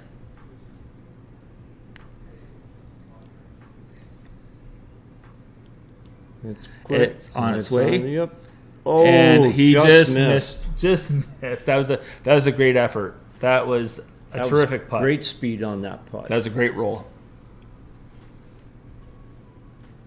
And he knows it too. So just a little, excuse me, par putt there.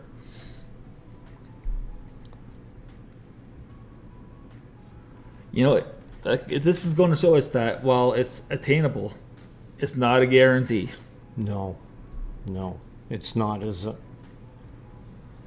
And from the fringe, we have Jacob Lehman about to make his birdie attempt here. Putts on the way. And he left that well on the high side. Yeah, he ran it by. It looks like at least 3 feet. Yeah, I was going to say 3-4 feet. Yeah.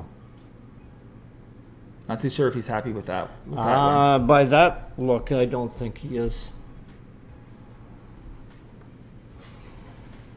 This is Brendan Sayes. We've seen this putt before. Yes, we have. You know, and this is another one where, you know, the ball's going to just sort of kind of drift a little bit Drift to the right. a little right, yeah. And it's not much. No. Just like And that. he just missed on the low side. Yeah.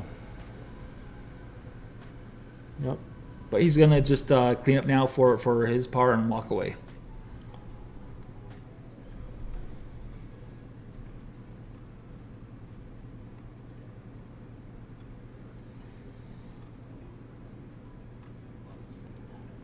So far, I've only seen one player use that, the pressure with the feet, aim point. The aim point thing Yeah. today. And it wasn't even the full aim point. It was just No, it was just feeling the slope. Feeling the slope with Yeah. the feet, yeah. Yeah, we haven't seen one player. One. Well, not one with the Like, full with- aim with the point. full You're aim right. point, yeah. Yeah, with the fingers, but Maybe they're. No, I'm not going to say it. I'm not going to say it. why? I don't know. Nice putt.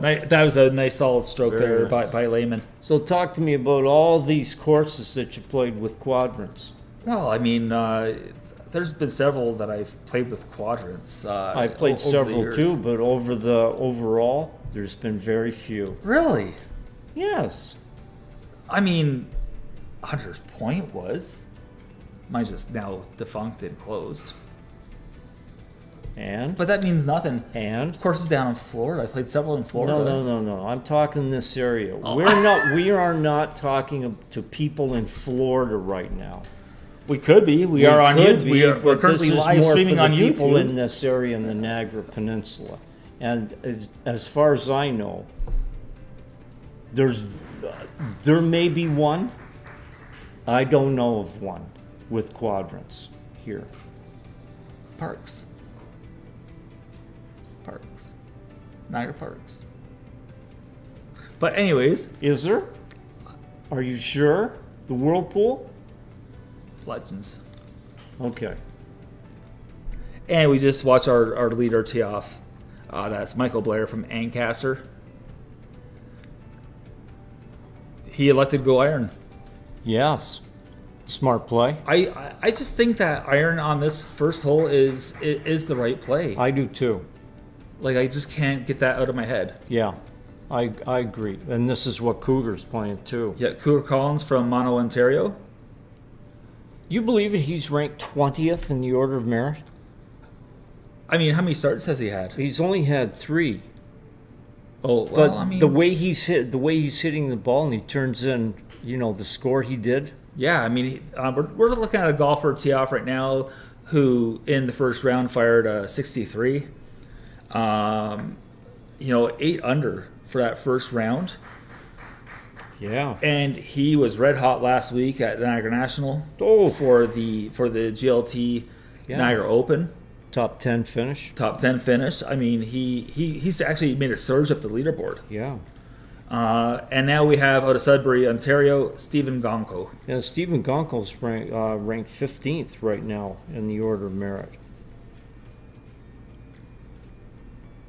The lefty from Sudbury.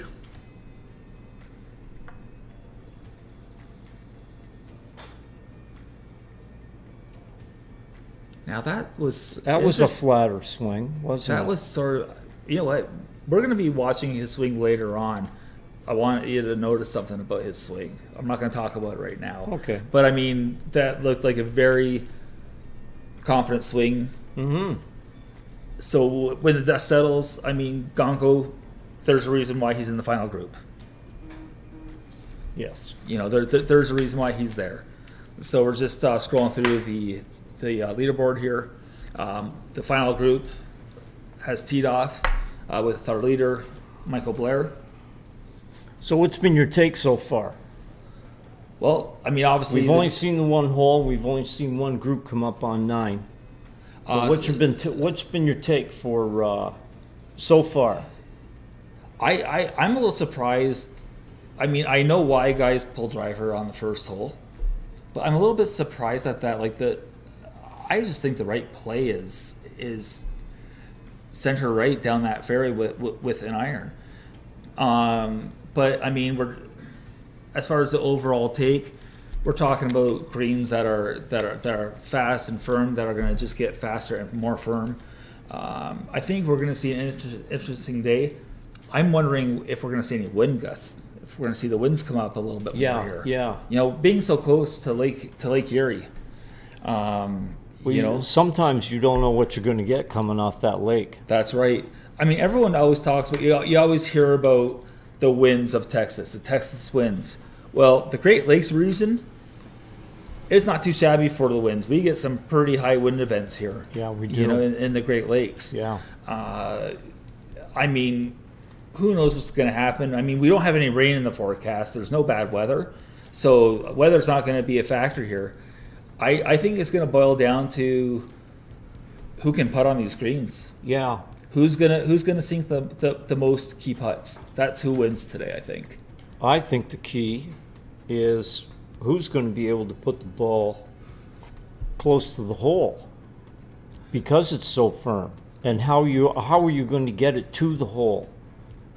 Correct. Are you going to fly it to the flag and have it stick? Or are you going to play the like the links golf? Are you going to play it short and let it run on? With the undulations of the greens, that from what we've seen, I think I would be flying it at the flag. I think on full shots. On full shots, I think I would be for sure. Now on pitches, I'm definitely landing short and Me too. releasing to the I agree. to the pin. Yes. to the hole. You Yes. got to let it release to the hole. Yep. Somebody put one in there about 6 feet on number 1. Yeah, just a little past the pin, Yep. but definitely, I mean that's a makeable putt right there that we're looking at. Yes. And again, that's going to break down to the right, Yeah, towards the front of the green. correct. So we're just waiting for the group here. So while we're doing that, we'll just have a little look around and scan. We have a group over on number 9. And that would be the group of Lacoste, Moser, and Wilson. You know, and again, we see the trees on the right-hand side come into play here.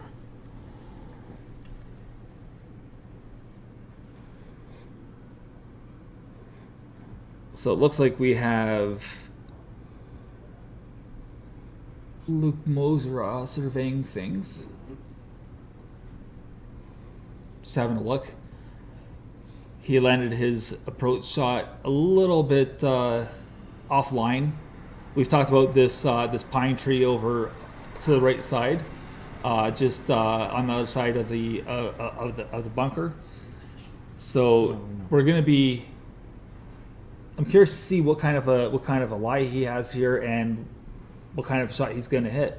Is this more of like a little low kind of a pitch with a say a 7-iron and run it, or is he going to try to hit some sort of kind of lob or flop? Again, we don't know the lie, but I would think he's using a wedge. Yep. yeah, he's got some room there. Yeah, see, that was his tee shot over there. Yes, it was. These are their tee shots. That was his second shot into this green. Wow. So, and as we saw out there, he played that short, let it run onto the green, and it's breaking to the back. And we have right now Chris Wilson in the trap on the right side of the green. Lie looks pretty good. It's just sitting up there. There's nothing really in the way there.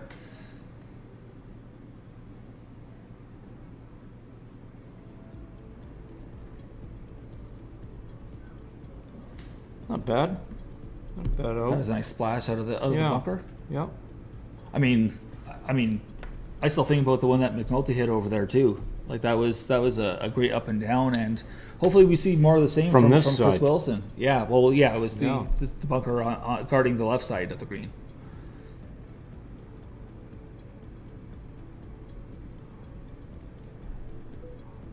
Yeah, Lacoste is having a really good look at this putt.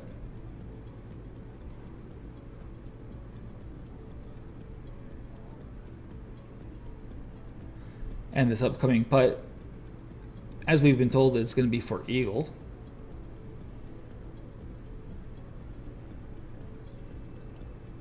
Yeah, he's really surveying that putt. Lacoste from Chateauguay, Quebec.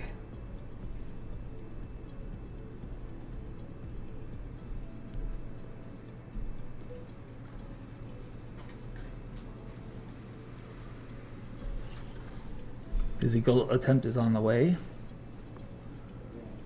And just, well judged. Yeah, that was a great weight. Very well judged. And he's going to clean up for birdie on number 9. Not a bad way to close out your front 9. No.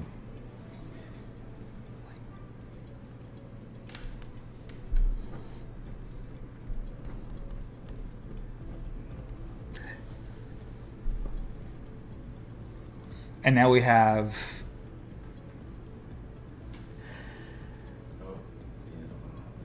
that's okay. We have you covered over here. Sorry, we have a couple technical difficulties, but we're looking at. Well, there we go. We're back. Luke Moser, Nice putt. Great putt. solid stroke, Yeah. and again walking away with birdie, I believe, Yeah, I believe. on this 9th hole. Yeah. And back to the first green. We have our Final pairing group.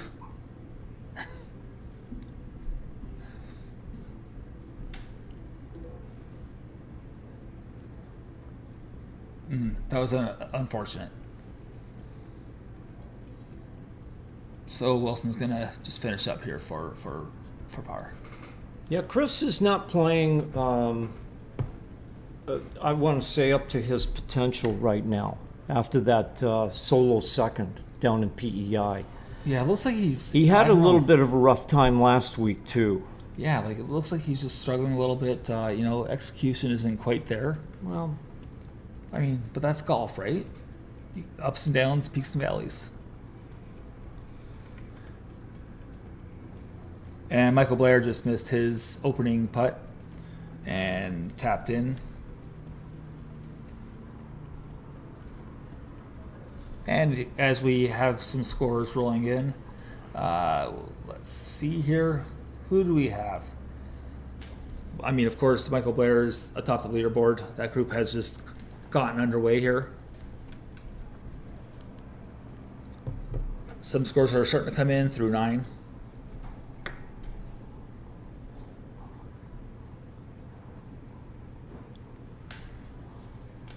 And there's a little bit of a lull at the moment. So Yeah. while we have this lull, we're going to take a short break and we'll be right back with more action from Port Dover Golf Club and the 2022 Southern Ontario Open.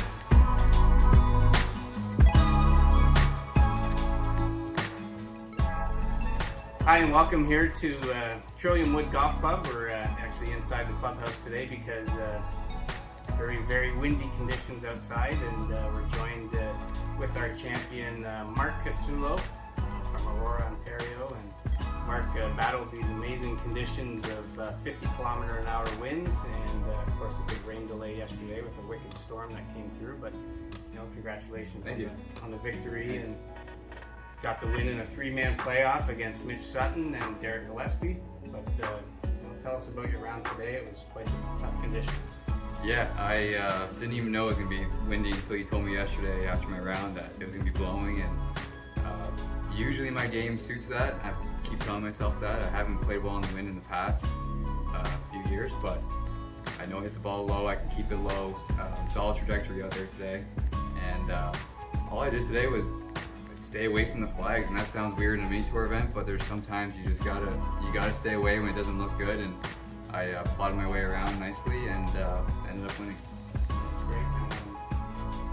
You got a great victory on East Coast Pro Tour in the playoff by T9 again on that tour last week, and you win this week. Of course, next week you're going into the PGA Tour Canada event in Saskatoon. So the game's rising to the occasion, and we wish you all the best out west or in the prairies. And Thank you. again, congratulations. Thanks, Jim. Thank you.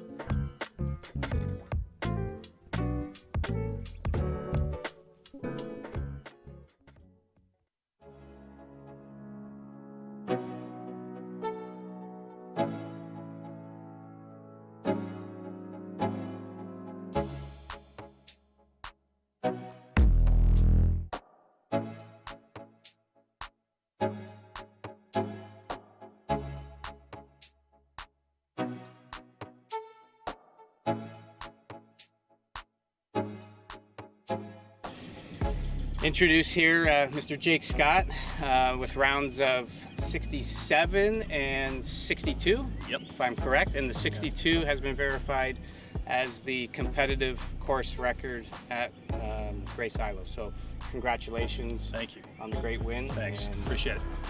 congratulations on that wonderful 62 today. Just tell us Thank you. about that little battle you had out there. Yeah, it was a battle's a good way to describe it for sure. Thomas came out firing on the first 9. I think he made 5 birdies in the front 9, so he was, take a lead early on in the day. I wasn't putting particularly well in the front 9, but I made a couple toward the end of the front 9, at least kept me in the game. And then once I kind of saw where we stood after the front 9, I started hitting some really good iron shots in the back 9. I think I only hit one squirrely shot in the back 9, made a birdie on 17 regardless, but I hit the ball pretty close the whole 9, gave myself some chances, and I actually made some in the back 9. Oh, your finish was outstanding. I mean, near hole-in-one on 16. I don't know exactly how close it was, but it was About 3 feet, just outside the comfort range. Yeah. And 17 with a very scrambly, interesting, but Yeah. very well grinded out birdie, and then 18 Thank with an amazing shot out of the rough to a few, about 10 feet, I guess it was. And, Yeah. But yeah, great finish, and all the best this year. I know you have some PGA Tour Canada status, and you're chasing that. You've had a very long week with the event last week and the US Definitely. Open qualifier, but you got the win today, Thank you. and makes it all worthwhile. Absolutely. Thank you. Congratulations again. Thanks for having us. Appreciate it.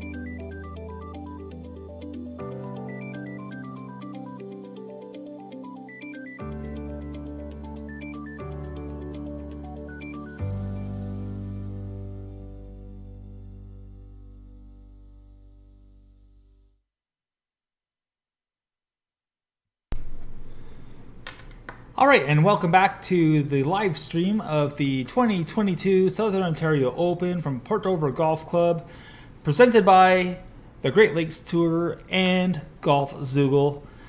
Go to golfzoogle.com to check them out, and greatlakestour.com for information on any events that may be around your area. Live streaming on YouTube. I forgot that part. Thanks Live for streaming. cutting my back. Yeah. So we just finished watching our second group come off. Oh, actually, whoa, I'm mistaken. Our Third third group. group come off number 9. They're about to make the turn to 10. And, we saw Andrew Zaminis. He had a really long putt from the back of the green. It would have been uphill. And, I mean, the read that he made and the stroke that he put on, that was a terrific lag from where he was. It sure was. That was a long putt. We haven't seen anything that long in the first 3 groups yet, but we have seen the drives up near the green here. And Trevor Corner was over on the right side underneath that tree and made a nice chip. And I mean, the second hole, it's in the 340, 350 yard range. We don't know where the markers are set up today. Which hole? Oh, did I say second? I meant ninth. Ninth. Yeah, Yes. sorry about that. Thank you. Yeah. And I mean, it just goes to show you how long these guys are out here. When they're driving the green. I mean, there's multiple greens that potentially they could be driving out here. There are. I mean, there's no shortage of them. Well, maybe that explains why the number of drivers being used off the tee here, Yeah. as opposed to last week.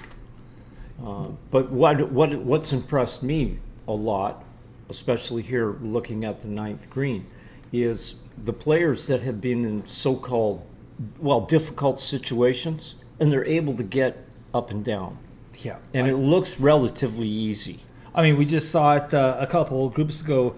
I believe it was Luke Moser who was over by the 2 pine trees over there. There's like actually 3 pine trees sort of clustered together. And yeah, I mean, he made a terrific shot out of there. I mean, Yeah. it goes to show you that, even something like practicing a short game, spending more time on that's how you can improve scores and drop scores. Well, but that's these what- guys are just they're just so good with Yeah. their short games. Well, speaking of practicing short games, that's what we've been practicing more at the golf course when we go to the range. We just don't pull out the driver, or the 3-wood. I very seldom get above 7-iron now. Yeah. It's all the short stuff. And then we do have the practice fairway. We go over there, and we don't get past 140 yards hitting shots into that green there. It's, in fact, most of our shots are from around the green. Different lies, rough, the fringe area. Right. Choosing different clubs, be it a wedge, be it a hybrid, be it a 7 or an 8-iron, Or 7-wood. or a 7-wood. Correct. I mean, and practicing short game, it doesn't have to be boring because there's ways to. Oh, you can mix it There's up. so many games you can play out there You can and make it experiment. interesting. Yeah, you can experiment with Yeah. everything. I mean, it's a pretty good deal. Practicing the short game, and that is, that's a stroke saver. Well, we've spoken about this before on the podcast on T-Box Chatter that most amateurs should not carry a driver. They should be carrying a 3-wood. The ball gets in the air better. It's straighter. It's generally just as long. Correct. For a lot of amateurs, For a lot of amateurs, it's just as long. We're talking 20 handicap. We're talking a variety Yes. of handicaps. Yes. Yeah. But no, what I was going to say was, I go to the range, and I was in this mode, I guess you'd call it, way back. You get there, and what do you want to do? You want to see how far you can hit the ball.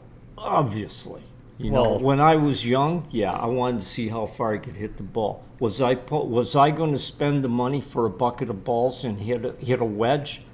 Not in your life. Not in your life. You know, that driver came out of the bag immediately, you know, and just wail away, you know? Right. Well, now, in hindsight, you know what we should have done. I should have done. But the strokes are saved not off the tee. They are saved around the green. And how Right. many times have we heard players that we've played with, you walk off a green and you hear, what'd you shoot? 6. I had a 6 on this par 4. Why is it I can hit a tee shot and my approach shot 410 yards and be right next to the green, and it takes me 4 to get up and down? Yeah. Well, probably because you don't practice your short game. And I mean, and this really ties into what we're seeing today here at the Southern Ontario Open. I mean, how many strokes have we seen saved with a good short game? And we're basing this on our viewing of the first green and the area around the 9th green. That's what we're basing this on. Yeah. I mean, that's just 2 holes out of 18. Now, short game, I'm talking punting too. Well, putting, I mean, the average golfer, how many strokes alone are with a putter? Oh. You use a putter, how many, like, say 28 to 32 times, give or take? Yeah, okay. Over 18 holes? All right, let's talk about that then for a second. We do have some time. So, you go to Golf Town or you go wherever and you go to buy a club. You're willing to spend now $600 to $800 for a driver. Right. How many times do you use it in a round? You might use it 13 times. Okay, 13. Now, out of those 13 tee shots, for the average golfer, how many of those are going to end up in the fairway? For average golfer, probably. Average. You know what? I'll give him 50%. Okay, and that is on the Generous side. The generous side. Yeah. Okay. Now, 13 times, max, maybe 14, Yeah. max, right? How many times are you using the putter? Well, like I said, 28 to 32 depends on the quality of golfer. So, first of all, leave the driver at home. Don't buy one. Save your $600 to $800. Go get a putter fitting and take a lesson Exactly. and practice your short game. And you will knock a number of strokes off your game. Correct. A lot of strokes. And so then it becomes more fun. It becomes more enjoyable. You're able to sit in the bar, in the clubhouse, or go home and, you know, with your significant other, or even talk in the car on the way home. Geez, you know what?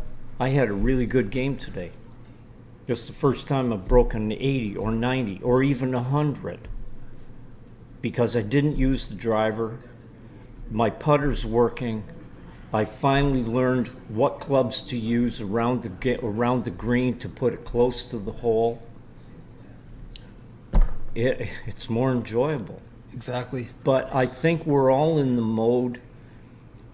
Most are in the mode. They turn the TV on. They see the players pull out their driver. They see how well they hit it. And then we're inundated with the advertising. The marketing The side of marketing things. side of this. The marketing aspect of, yes, this is the longest and straightest driver out there. Folks, it's only as long and as straight as the lessons you take. That's right. So, I mean, I know that we're beating a dead horse here, but anyway, moving on. We are up. We do have players coming up. Yeah, we now. do have players now coming up, number 9, as we've seen on the monitor here. This is our fourth group of the day, correct? Yep, consisting of Mark Casulo, Eric Yun, and Braden White.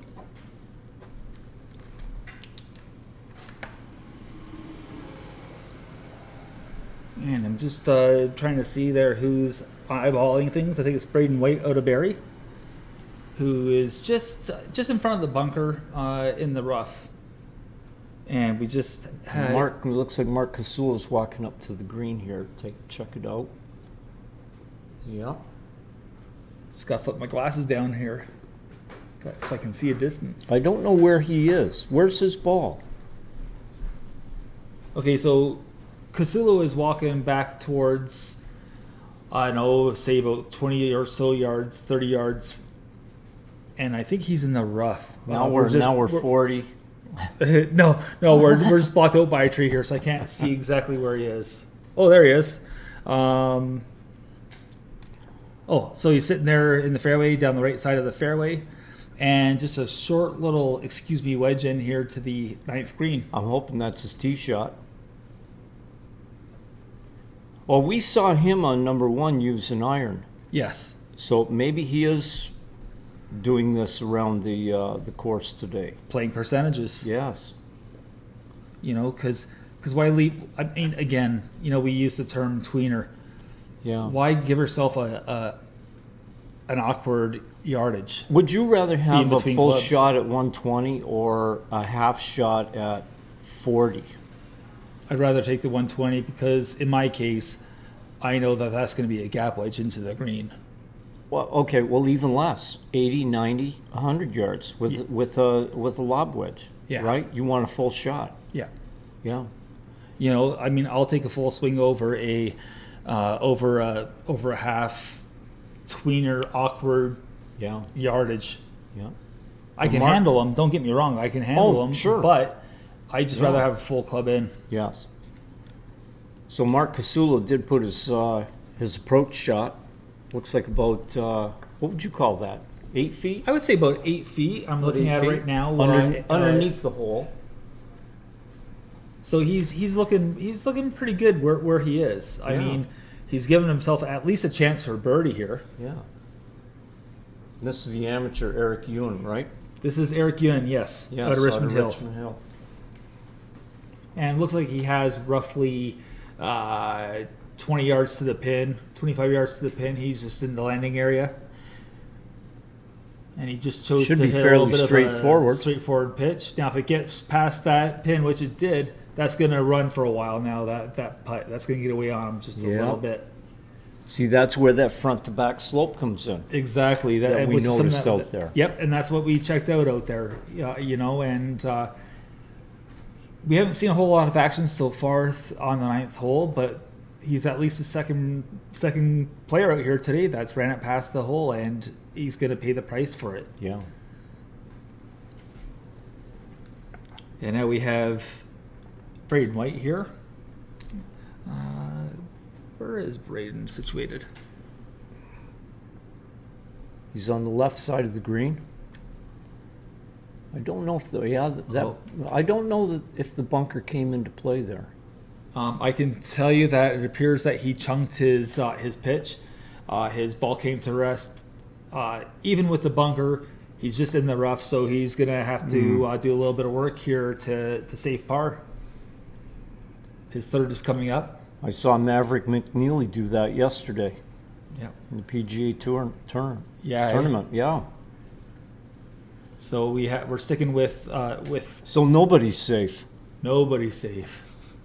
So we're sticking with Braden White for the shot, and he's opted to have the pin pulled. So we're probably going to see just a little. He's rehearsing a dead hands pitch.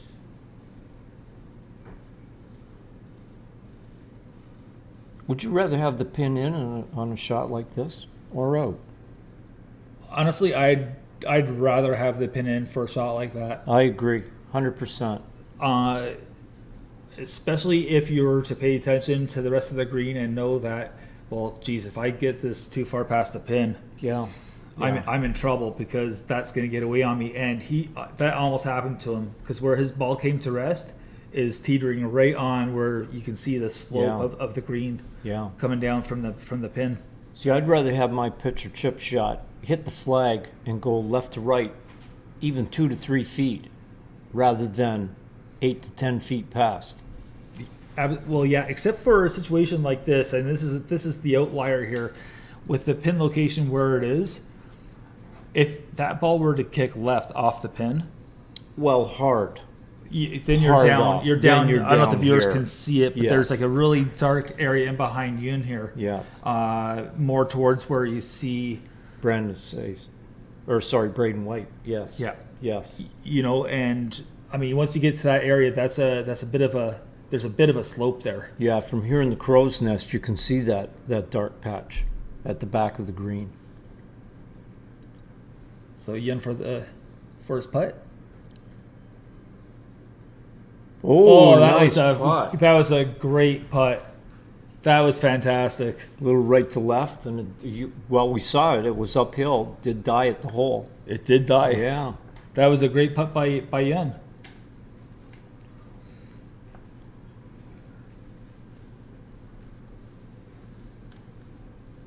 So Braden needs this for his par.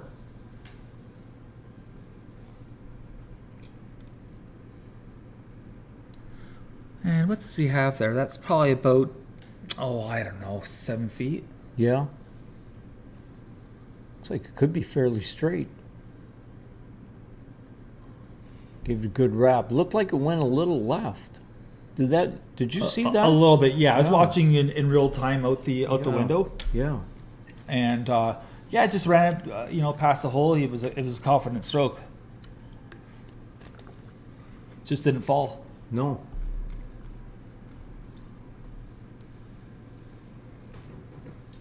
So he's going to clean up. This is bogey. Yep.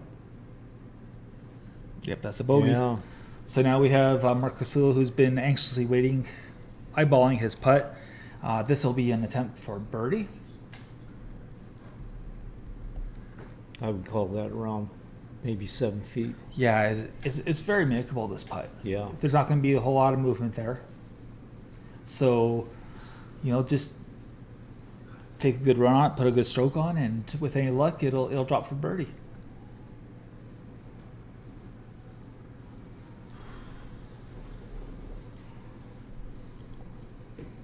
Who does that on tour? Who is that?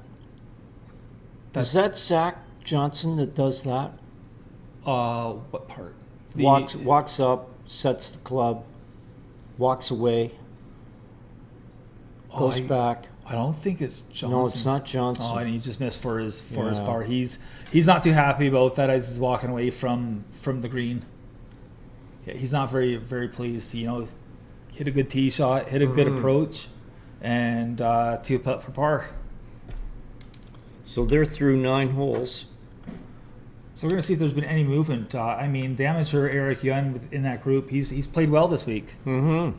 He has. He's had a good showing for himself. I can't remember what he did at Niagara National during the Great Lakes stop there. But he's, obviously he made the cut. He's playing today, and he's done well. He showed himself up very well. Well, low amateur. Yeah, the only amateur to make the cut. Yeah. Yeah. So the low score right now that we have is 3 under. Stephen Gonko is 2 for the day. Luke Moser and Jake McNulty 3 under.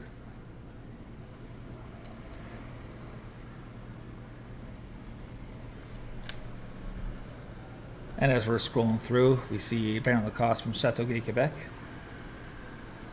Michael Blair, he's actually now at 14 under. And Cooper Collins is right behind him at 13. Yeah. So are we going to see a playoff? Oh, it's starting to feel like it. Almost. I yeah. mean, there is a ton of golf to be played here, Yeah. Today at Port Dover Golf Club. But you know what? Looking at that leaderboard, the top, say, the top 4 or 5 names there. Well, especially down to 4th at Jacob Lehman, you can almost feel like Yeah. it's in the winds of Of a playoff. a playoff. Yeah, Yeah. The wind's coming off Lake Erie. Yeah. A Port Dover Zephyr, if you will. So no, it really does feel like it. It's not quite an Edmund Fitzgerald wind. No, not It's quite. not a one-chair wind. Oh, it's not a one-chair No, it's wind not at a all. one-chair wind. No siree. So now we're looking at action over on the 10th tee. This is Eric Yun, the amateur, leading off this group.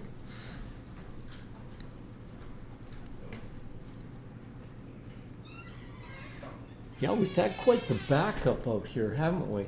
There has been a bit of a On backup. 9. Yeah, I'd like to talk to somebody, like a rules official or something, to see what Yeah. happened out there. Yeah. Because I mean, off camera, I was saying to you, Duggar, that it was one of those things where, boy, somebody has to have been put on the clock, because that was a massive gap between one group to another. Absolutely. Like, it was a big gap. So I mean, it's pretty easy to figure out, Yeah. what group it probably was. So this is the 10th green? 11 green? This is 11 This is green. 11. And we're looking at Trevor Corner, who is unmistakable in his Tilly and his build. Is that a Tilly? Yeah, that's a Tilly. You'd call that a Tilly? Of course, that's a Tilly. It's not a bucket. No, it's not a bucket. Yeah. It's a Titleist. Okay, you're going brand name here. You know what? You are a stinker, but I can't take you anywhere. Would you wear a Tilly? Would you wear a hat like that? Yeah, I have one at home. It's coming out Where? Monday. I won't be there. So we have Andrew Ziminis. You're serious? Yeah, I'm serious. right. Kyle Chung and Trevor Corner in this pairing that we're looking at, group. Jeez, I've done that one too many times today. It's the hat. It must be the hat. Now, that's the one thing I've noticed about the greens, at least that we've seen. I mean, This is not a large green. no, this is small, similar to number 1. I was surprised That's a good putt. on how small it was. Mm-hmm. Well, Yeah. you know what? I don't know if he'd be overly happy with that putt. From down the front? Well, maybe. I mean, technically, we're looking at a Texas wedge here. That's what that was. It was off the green, wasn't it? Yeah. Yeah. No, it's not too bad, though. So we have Kyle Chung here. He's getting ready to make this attempt here. Oh, that's quite the breaker. Right to left. Right to left. Quite the breaker. Boy, he had the right line. That was a pretty good. That was a pretty Great good run read, at it. eh? Yeah, that was a great Good read read. by Kyle Chung. Yep. So he'll have to clean that up.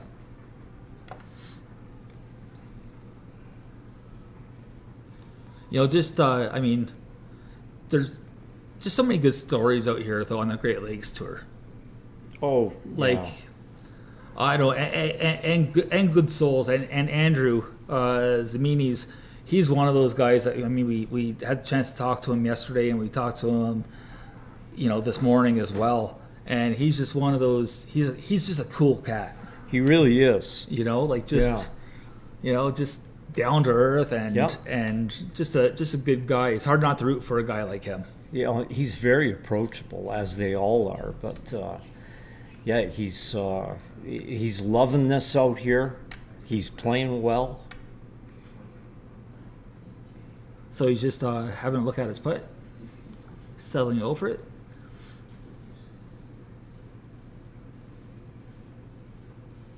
Putt's on the way. High side. Ooh, a little long too. Looks like he had the right read. He just hit it a little, with too much firm. pace. Oh yeah, there was too much pace there. Yep. Just sort of kind of, blasted the ball through the break.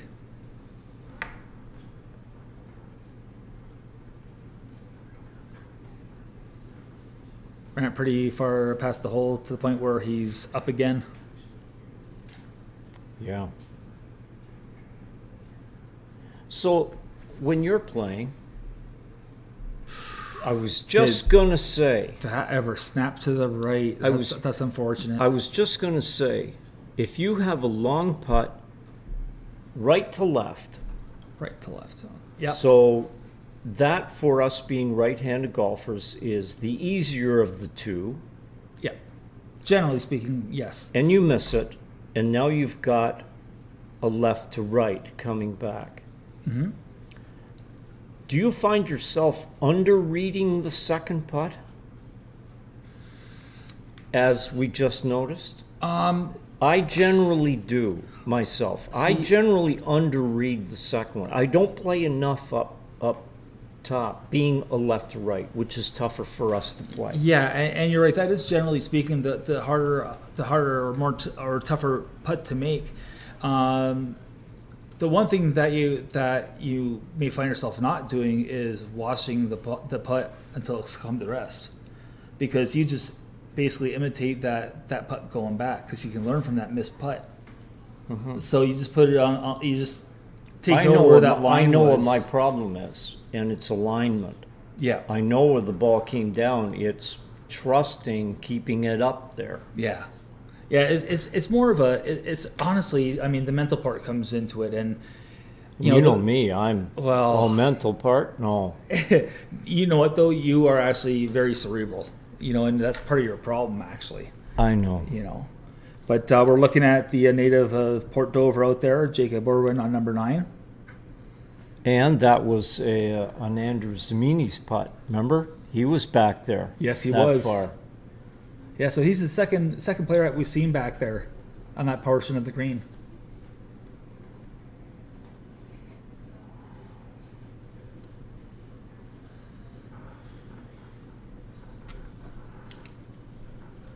And we're looking at the 12th tee. Trevor Corner getting ready to tee off here, and he's going less than driver here, is he not? Yes. Or is that a driver? is it? I can't tell. Like, I can't tell if that's a metalwood or a driver, but he's looking right. He's looking right down that right side fairway. So hopefully Yeah. Trevor's safe over there. This is Ziggy Nathu. From British Columbia. Short right putt. Now I wonder how the players are finding the greens right now. Probably with a rangefinder. And there you have it. Doesn't that only make sense? It makes sense. Thank you. And we're looking at Kyle Chung getting ready to tee off here on the 12th tee.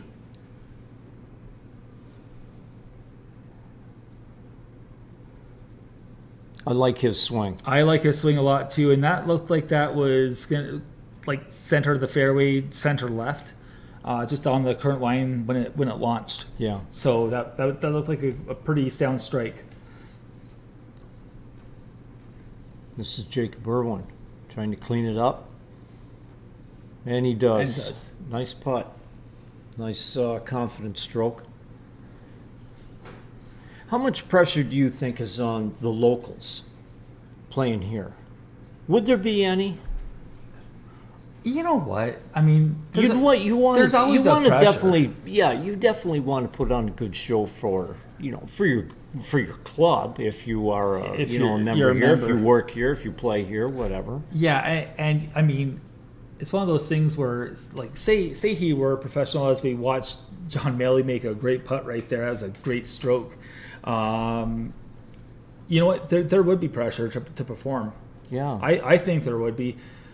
I know that as I approach the day, I'd be like, okay, it's just another tournament. It's just another round of golf. Yep. But meanwhile, in the back of my head, Yeah. I know for a fact that I'm thinking, okay, I don't want to look like a There's always an that idiot little out here. hamster in there going Yeah. around. Yeah. Yeah, he's an evil little guy at that one. Yeah. Oh, another nice putt. They all made nice putts on this. On the On the screen. ninth. Yeah. That was very well done. That was some good golf that we just saw there. Yes. Yeah, so just to finish up that thought, no, I would definitely want to. I'd probably find myself digging a little deeper. Which I hope Jacob is doing out there today. You know, being a local boy. I honestly hope that he's playing better than he expected. That would- Because there yeah. is pressure. I mean, come on, there is pressure on him. So I'm hoping he's playing better than he expected to play. Yeah. You know, your expectations far sometimes outweigh reality. Correct? Correct. Yeah. But that said, expectations can also be a hindrance too. Mm-hmm. So it's, Yes. I mean, the mental aspect of the game of golf is just Here we go again. so mental. Like it's almost overwhelming how mental it can be. Yeah. The mental prep, Yeah. you know, and I am even- my own worst enemy, aren't I? You are, and I've tried. I mean, I I've think tried to too explain much. that to you. I just think too much. Yes. I haven't gotten it in my head that I should just walk up and take, good posture, ball position, and just hit the ball. Just hit the ball. Yeah. Instead, you get over it and you have about 40 things going through your head at once. Or Or if one you- swing didn't feel right, then you start searching. Well, if I only had 40 things, I'd probably play better. I mean, that is fair. It That- is, that- yeah. that is very fair. And I don't mind you or anybody else critiquing my swing or play or anything. So So just scrolling through the leaderboard here, it looks like our leader Michael Blair has lost a stroke and has dropped back to 13 under and is now currently tied atop the leaderboard with Cougar Collins. I see Chris Wilson's 4 under for the day. Oh, he's had a nice little Yeah, run there. and- And Gonko's right there, Jacob Lehman's right there, Brandon Says. I mean, even Gillespie, he's lurking. That is a solid round so far that he's putting together. For Chris, yes. Yeah.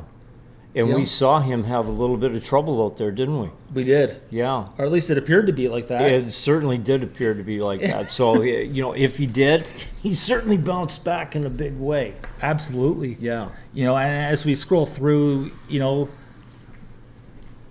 are starting to see just a little bit of movement. I mean, Chris Wilson especially.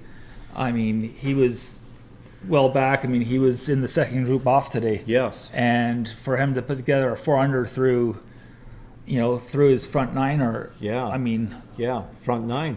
like that's some good golf. That's pretty solid. That's PI Classic kind of caliber golf that he's Yes. putting out there. Well, that's what he's capable of. Absolutely, Yeah. yeah. Yeah. In fact, he's capable of more. So, something that I've noticed on the leaderboard, they're not going deep yet. Although we haven't seen them complete their 9. No, so we're sort of guesstimating here at the moment what We are. What's going on out there. Yeah. But it makes you wonder if what we said on the opening Yeah. is ringing true. Where the wind is going to pose a little bit of an issue here. Yes. It's going to change the golf course. Yep.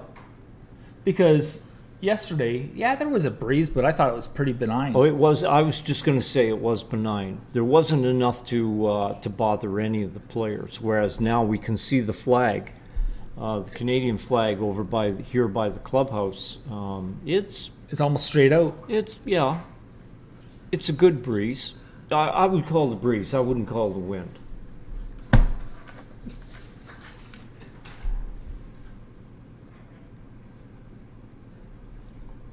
So this is Jake Scott to the right side of the ninth, just short of the green. And Sudarshan Yalamaraju, Sudarshan, I'm sorry, he's at the back of the green, and he's the furthest back we've seen.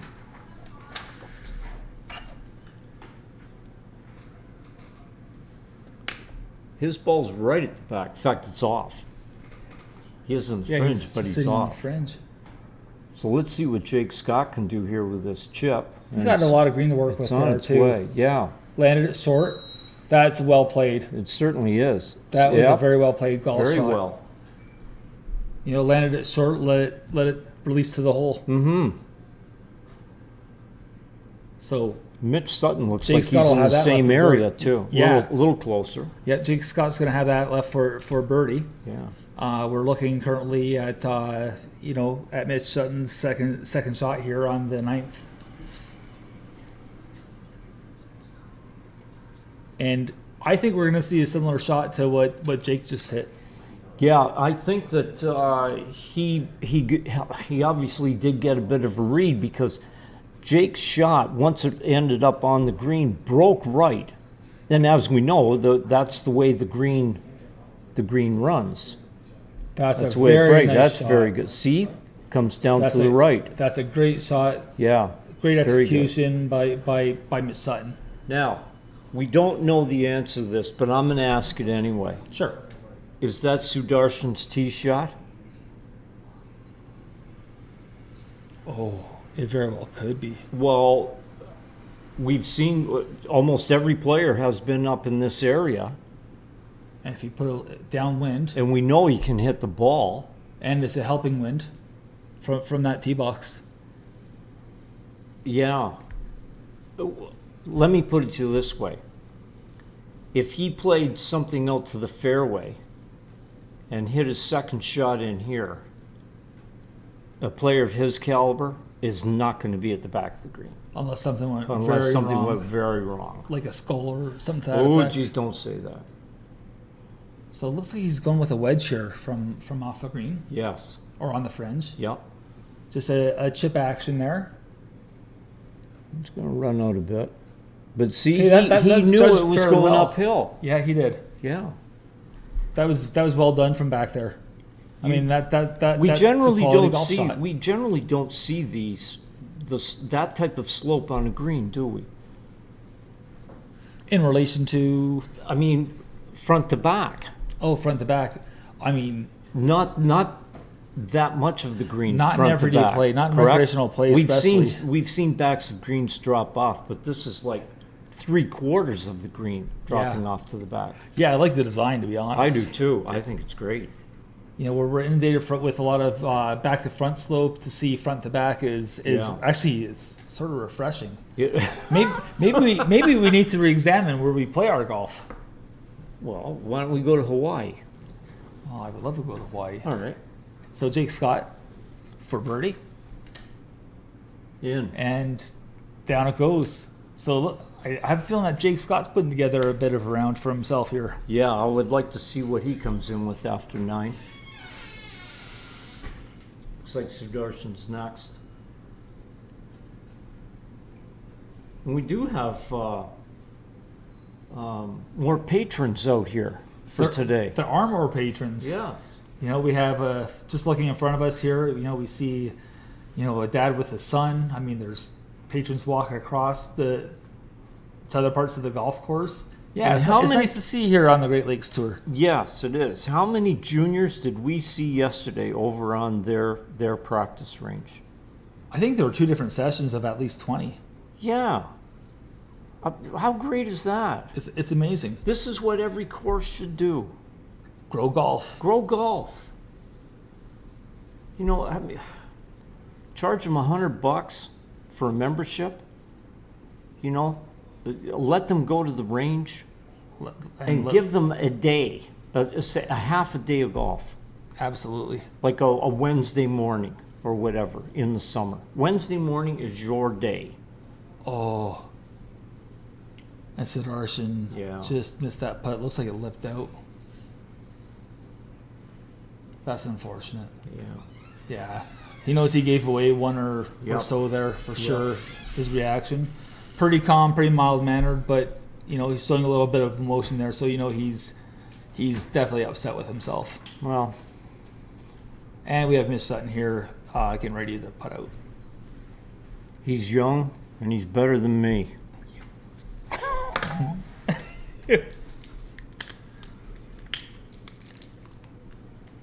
Yeah, Mitch, he made a great chip in there, didn't he? Yep, that was well done. So Yeah. that I believe was for birdie that Yes. putt there. So Yeah. well done. He, I mean, we're getting into the real meat of the final round. Mm-hmm. From this group and anyone after, anything can happen. And you know what? I was remiss on something about where Sudarshan was on the back of the green here. Did you realize he was only about 6 feet from the penalty area? Yeah. Yeah, the red stakes are right I there. never thought that would come into play. No, neither did I. As a matter of fact, And he was pretty darn close. it was actually out of my thought. Like Yeah. I haven't looked at that all day today. Yeah. And yet here we are. Here we is. We's being here. So we're back out at the 11th green. Yeah, this is Eric Young to our left with his caddy. Nice young lady. And we got Braden White settling over his putt.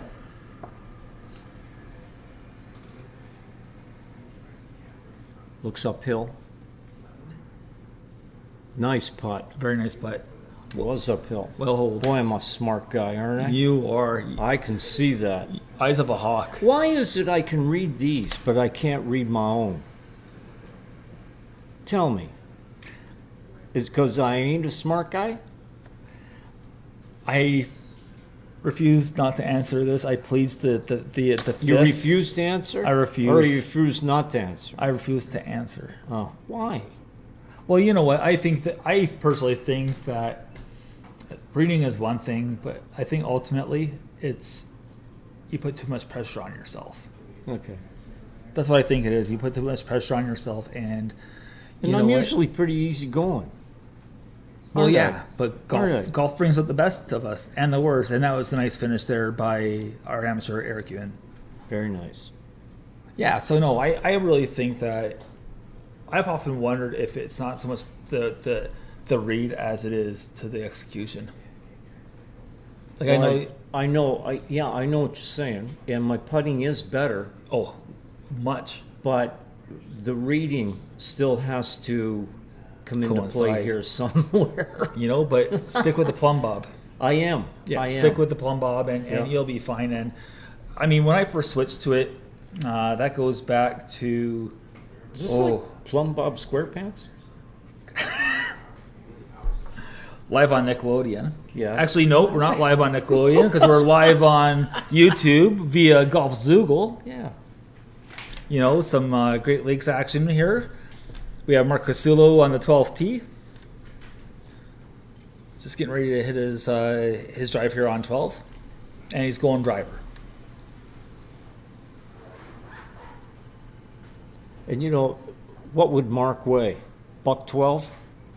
Yeah, he's pretty slight He is. in build, but you know he's able to hit the golf ball. Yeah, and you know what? He's got great tempo. He's got can't obviously good timing. It looks like he's going a little right. I was to say he's looking a little right there. Yeah. Yeah, And I don't know what's down that side. Do you? trees. Oh, thanks. I mean, they're right there. There's Are they? trees. Yes. Oh, But no, those I green mean- things. Well, just thinking about where the course goes, Yeah. I think there might be 10. OB over to that side, but I'm Are not. they I'm not coming 100%. back? Yeah, they'd be Yeah. coming back, wouldn't they? Yeah, I would think so. Yeah. So I don't know. Hopefully he's okay down there Yeah. Yeah. as Eric Yun is ready to tee off here. See how far he has his hands away from his body? Yeah, like he's trying a single plane, like one yeah, plane he's, swing. yeah, he's really reaching for it. Obviously, it works for him right now. And Now then, this of course, is this is Braden White here that we're looking at now. Yeah.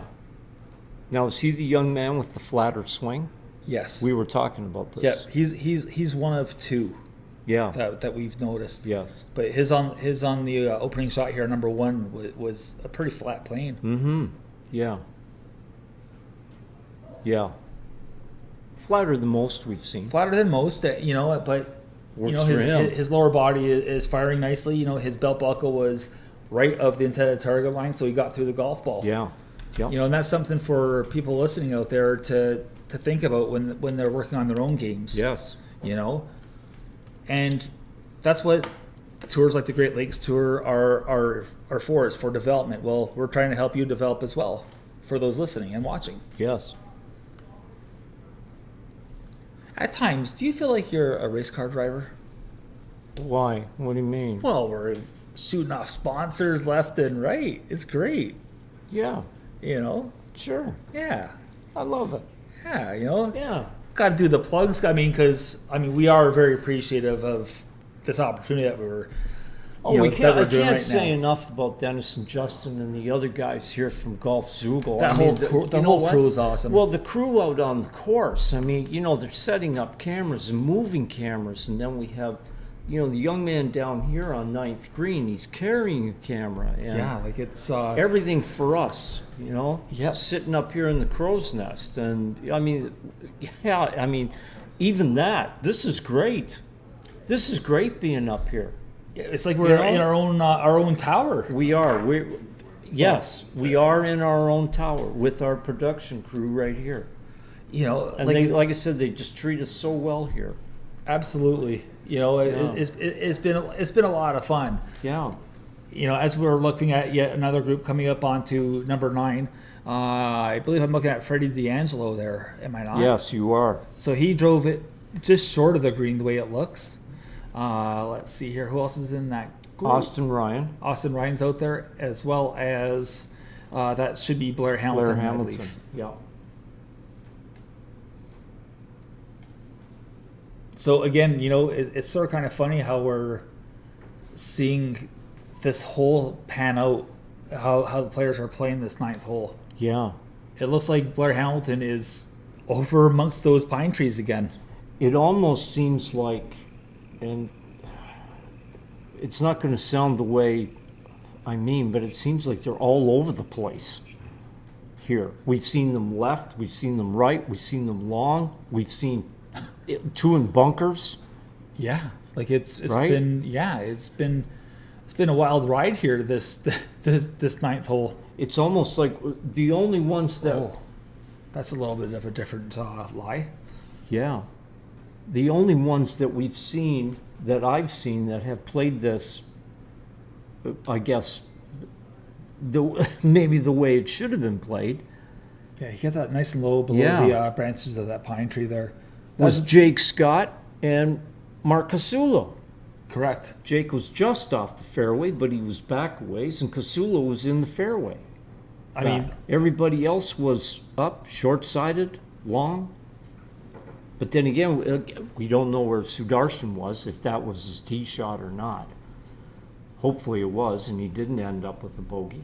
But you know, I think what we just saw there with that effort by Blair Hamilton, that's a heck of a shot to scramble and still Yeah. have an attempt at birdie. I don't think he had a shot right at the flag. Do you?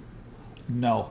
Now, And what was that? I believe that was Austin Ryan, which apparently I think that was a definite miss hit.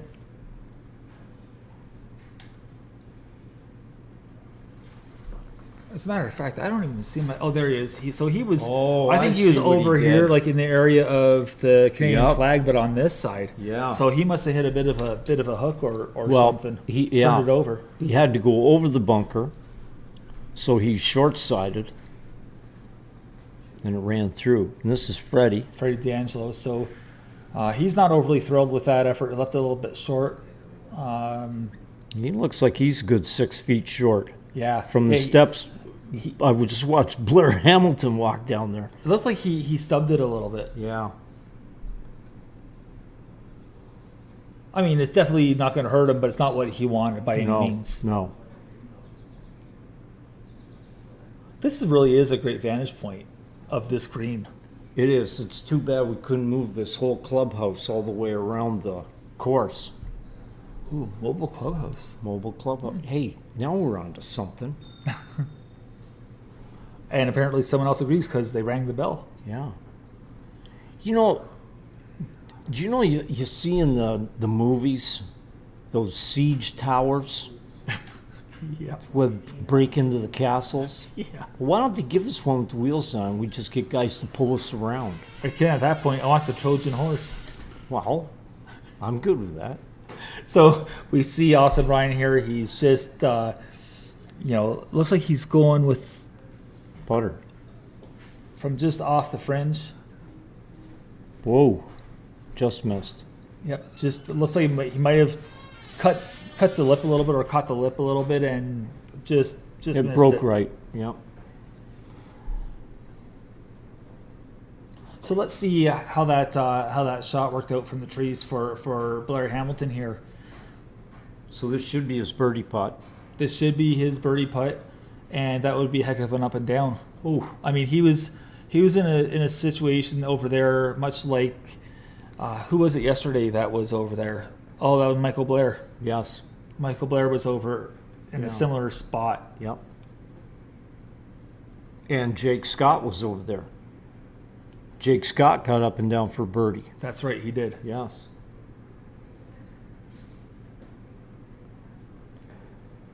So Hamilton's putt is on the way. Great Oh, putt. nice That's putt. a great up and down for the birdie.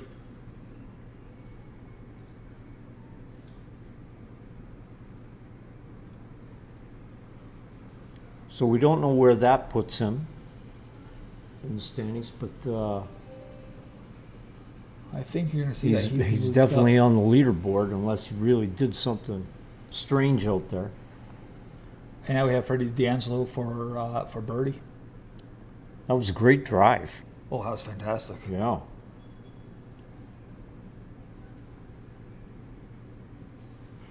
Nice. Nice little tap in for the birdie there. So Tap in, 6 foot tap in. That was a 6 foot tap in. no, that was just short, that one there. No, that was the one where I saw Blair Hamilton walk from the hole past his ball, and he took 2 good steps. Oh, did he? Yes. Oh, okay. And Freddie stubbed it, remember? The chip. Oh, that's right. Yeah. That's right.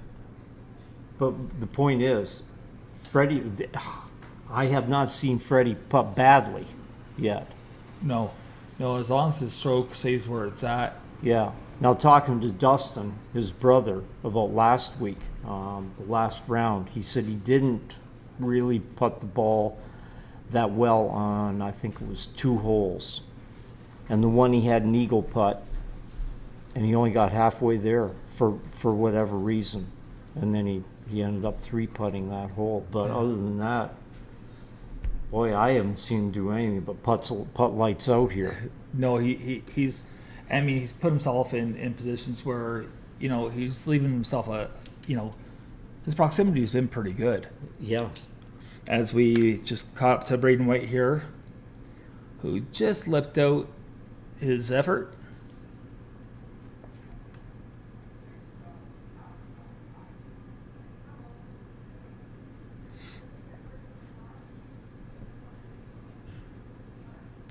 That wasn't Braden No, White. I apologize. That was the wrong group. This is John Maley and the Ziggy group, is it not? Nathu. Nathu, Irwin, and Maley. So this is Ziggy Nathu.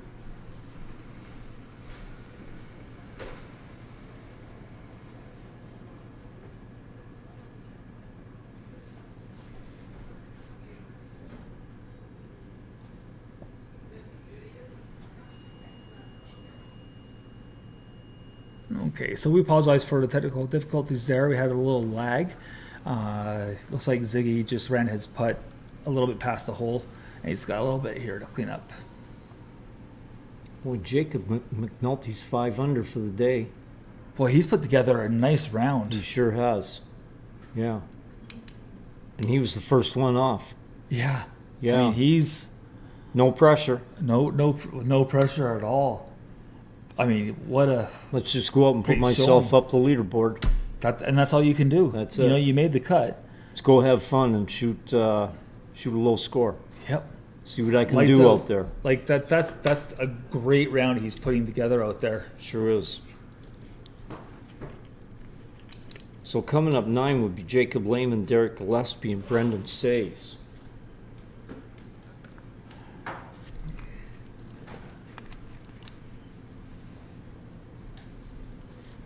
Yeah, again, we've got a bit of a wait here, don't we? We'll be right back.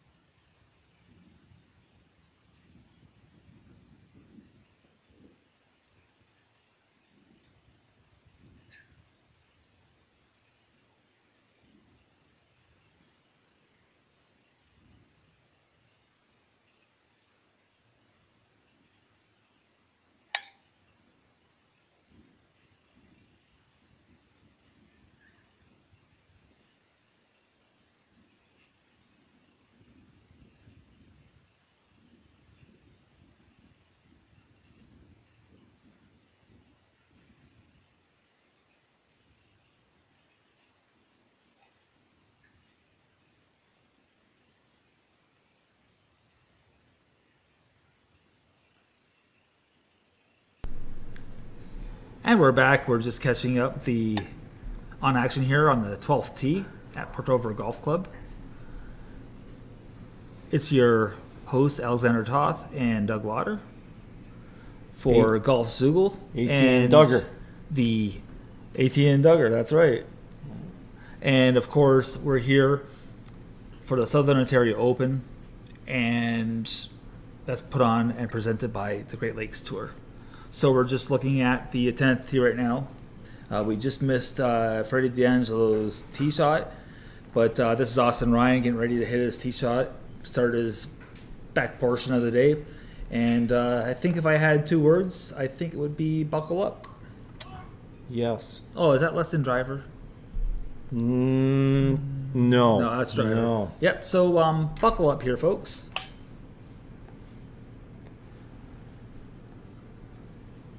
So is this like Augusta? Around the back 9? We're on That's the back all that 9. counts?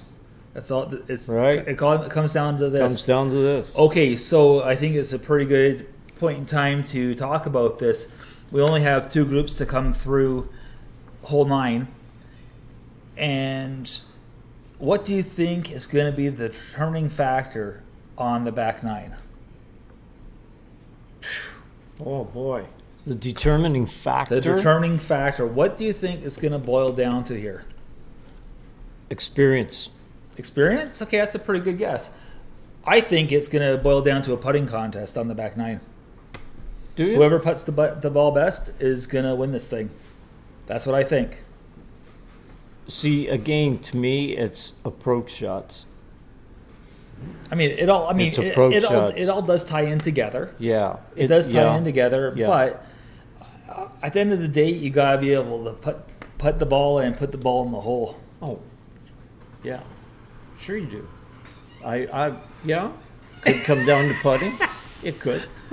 So Blair Hamilton is 3 under through for the day, and he's sitting at 10 under. So he's put himself in contention. He has.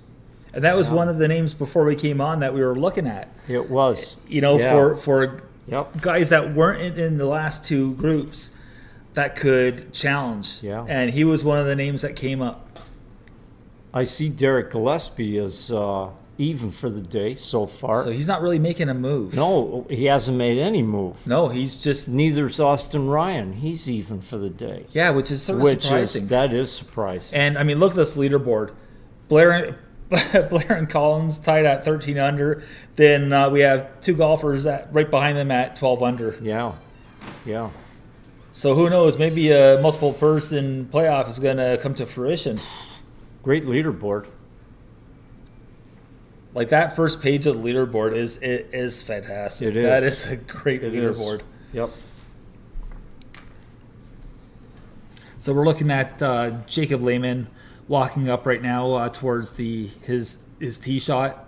See where it ended up. We see a golf ball just there in the rough, and right behind him appears to be Brendan says. Brendan Sayes. Derek Gillespie's over on the left-hand side. So he must have pulled his tee shot or hit hook or something down the left side. Yep. Now, okay, I do see Gillespie. He is walking in this direction. And that's the one thing that players commented on yesterday, whether it was jokingly or not, about having a better angle in from the first fairway than over here. Yeah, we And saw that's exactly Luke where- Moser do that. Yeah, and that's exactly where Derek Gillespie is right now. He's over here. But right now we're with Brendan Sayes.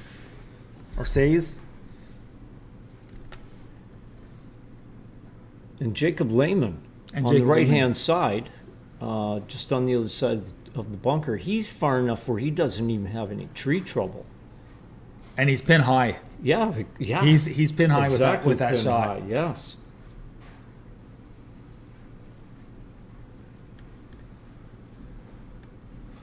Yeah, he's definitely staring down a birdie, isn't he? Oh, I would think so. Yeah. Well, as is. You know what? I actually Brendan. feel he's gonna hold us. I feel like What Lehman's are gonna the hold odds? us. I don't know. I don't see any money coming out. Wow. All right. I don't bet. It's against my Principles? internal beliefs. Okay. So we're just waiting for Dick Gillespie to hit his next shot onto the green here at on number 9.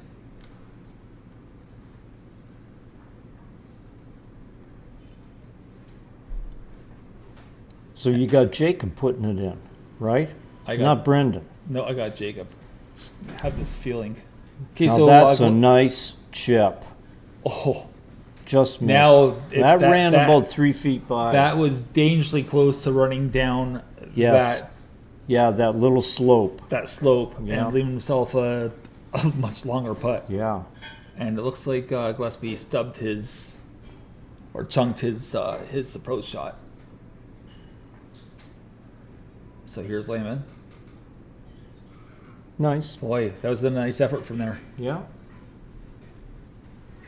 So he has a very good look at birdie. Yeah, there's 2 makeable putts right there. Yes. You know, and Says, of course, has his, you know, I mean, that's makeable. Like, those are very makeable putts for birdie. Yeah. Now we have a chip coming up from Gillespie. Yeah, you didn't make a very good shot the first one, did he? No, I wonder what happened. The approach? Yeah. Yeah. And that's going to run well past.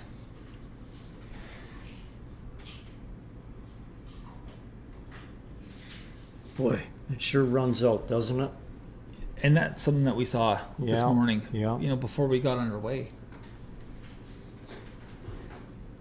So we're going to figure that he's not going to be happy about that effort, that hole. No. Because right now he's, he's line 4? 3. Is- 1, 2, 3 on. no, he Right. chunked it. Yeah, Oh, yeah, I guess you're right. I know I am. My math is horrible. It's new math. Oh, that's the problem. If only I could It's your use- algorithms that are getting in the way. And that hamster. I think my hamster's dead. Well, see, even if he drains this, he can't be happy. No, because he left his drive in in what I would have thought was a okay place. I mean, it's not ideal. And you know, and then, yeah, like he can't be happy about this. No. Especially the second shot. Correct. That second Yeah. shot was Yeah. just, I mean, for a golfer of Gillespie's caliber, He should have been more capable of putting that on the Yeah. green. Somewhere on the green. that was a definite failure of execution. It's almost like he tried to finesse something in there over that trap, and it just didn't. Just didn't pull it off. He's capable, like you said, but I mean, I've made that mistake myself too, getting too cute on shots. I did once. You did once? Yeah, 1984. I think it was August 8th, Oh, Jesus. It was a Friday. 10:30 in the afternoon. On a Friday. I think. Yeah, so Gillespie just ran his putt just past.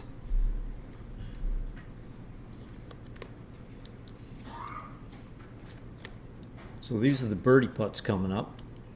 For both Lehman and Says. Says. Yeah.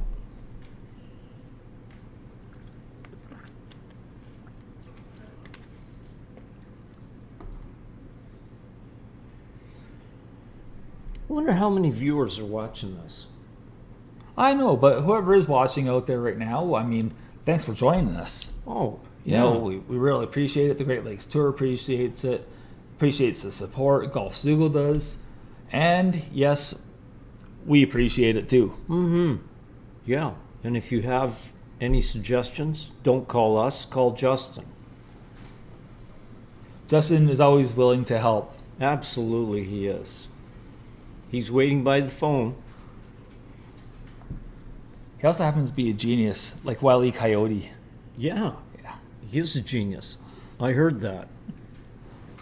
So we're looking at Says just lining up his putt, and you know, okay, so he practiced with the paintbrush, or the claw. That Nice was a putt. solid stroke. That's a Good. great birdie. That's a great birdie putt. Confident. Well, Derek's got to do some cleanup here, right? Just a little bit. How many feet does he have there? Well, I don't know, but did you see the ball on the green? Right behind him? No. Someone's. Oh wow. 4. Right. Well, I mean, it might have been called out there. Well, could very well have been. I had a little bit of cleanup for Gillespie there, who won't be too happy walking away. No. So we're looking at Michael Blair, Cougar Collins, and Stephen Gonko coming up the 9th now. So we have at least one eagle attempt that's already on the green. Yes. Boy, that's a real good. That That's was a good look, isn't it? That's a pretty darn good look. That can't be more than what, 15 feet max? Put your glasses off. Yeah, no, I gotta take him off for this. I know, that's what I said. Actually, I can't see the ball. It's obscured by the tree. Are you looking at the right green?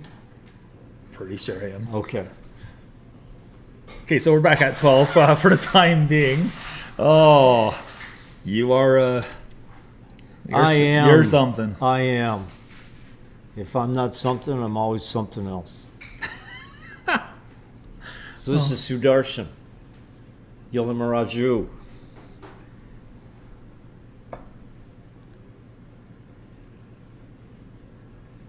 I mean, I know we've pumped up his, his swing, his action, and that, but I mean, it is a good looking swing, and It really is I'm- nice to watch, isn't it? And I'm sure it's under development still too. Well, that's the funny thing. He doesn't have a coach. no, he's self-taught. Yeah. Yeah. And if there's any coaches out there listening, stay away from him. Just the way he explodes through that golf ball, his Now, tempo. see, he plays right to left. He started that down the right side, and it cut and back it towards the cut middle. back, and it looked like it was going to be right in perfect position down there. And now we have And Mitch that's Sutton. his shot. Yeah, Yeah. And he knows it. Yes. Like, don't mess with it. No. I wish I could have seen his tee shot on 10, the dogleg right. Looks like Sutton's setting up for the cut. Yeah. Well, we saw that on 1. Yep. Yeah, we did. He looked pretty confident in that, too. Oh, he picked it up right away. Yeah. So I'm sure he probably took it in the area of those two trees right there, the tall tree, and it just cut back. Yeah. And now we're going to just see a steady Eddie here, Jake Scott. He's normally a right to left player, is he not? Yes. Yeah.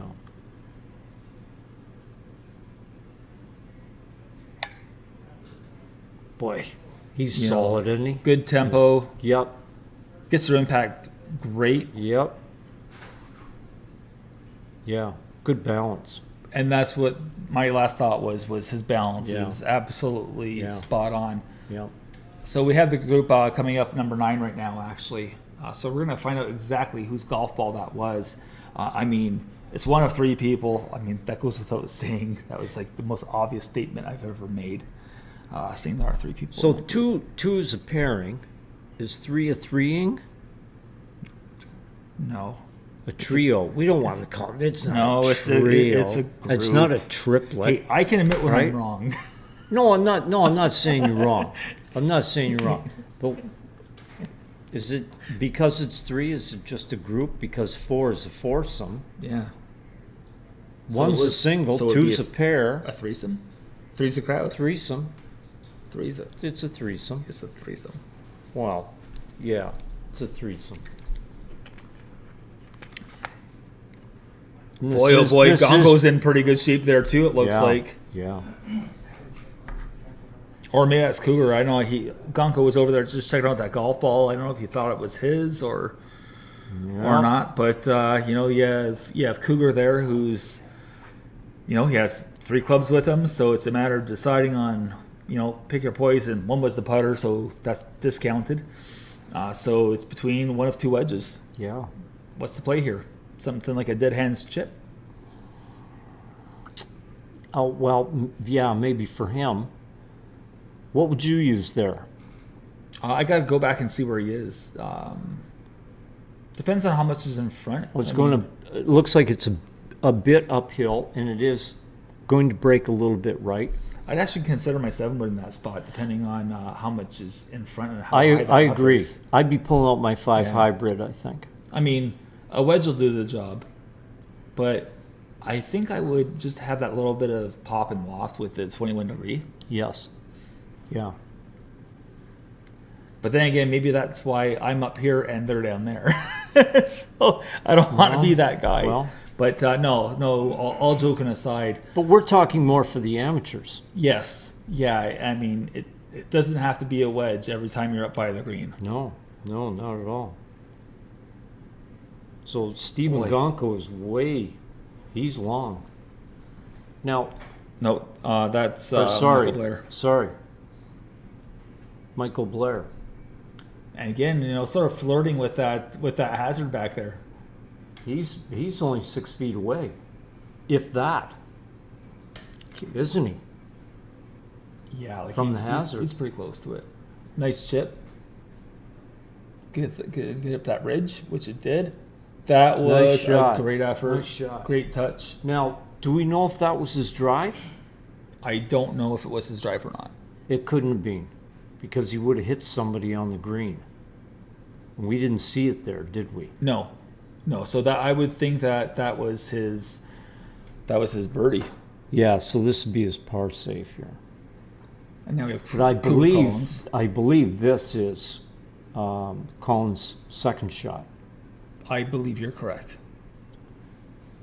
This could be a swing here. Could very well be. Okay, Not so bad. Not bad from that position. Nope. It doesn't have much left for his birdie. Yeah.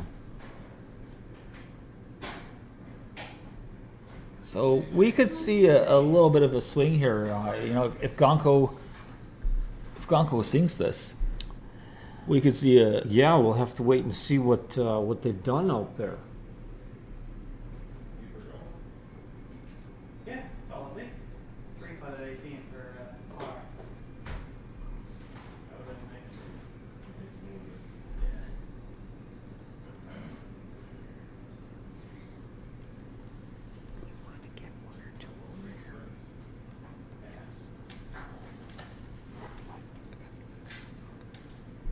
So we're just waiting on a putt here.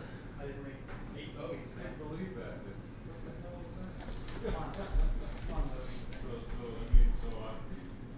Yeah, I don't usually make them. It's usually if I know playing well. Yeah. I smoked Yeah, we're waiting for Stephen Gonko to putt here. that one on 3, and after that I was hitting. That's right, because this is his eagle attempt here. Yes, it is. So I mean, I'd be he's taking taking a good little bit look. of time, wouldn't you? Absolutely, and you know what? There's not as much that putt as I thought it was. No, I don't think you're going to see it a is. whole lot of movement. It is quick, but Putt was waiting, he just missed it. So I mean, he's walking away with a birdie here. So either way, we're going to see just Yeah. a little bit of a swing. he only left it about a foot short. I mean, that was well played. So now it's going to get real because they're making their turn. It's on now. It is now. Yeah. Sunday on the back nine, Port Dolvern Golf Course. It's almost as good as the Masters. Almost as good. Almost. But no, like as we're watching Michael Blair just finish up over here.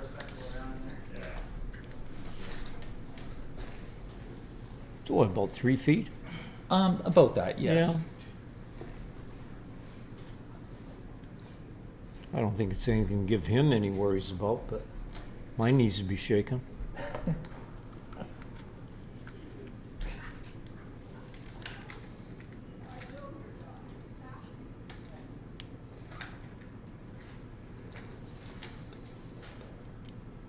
And a nice stroke to finish off there. So it's just a matter of figuring out what shot that was. We think that was for his par. We think it was. And this is Cougar Collins. Birdie putt. Nice drive. And good chip. Very good chip from where he was. Nice stroke. Birdie.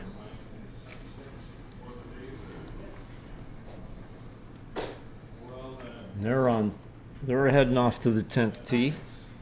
Dogleg right. How long did it take there? Now we're looking at the 11th green. Easy. He was rushing the first couple holes, and I come. It's still. If we rushed, we were going to catch them on like That was Freddie D'Angelo's putt. 3.5 hour.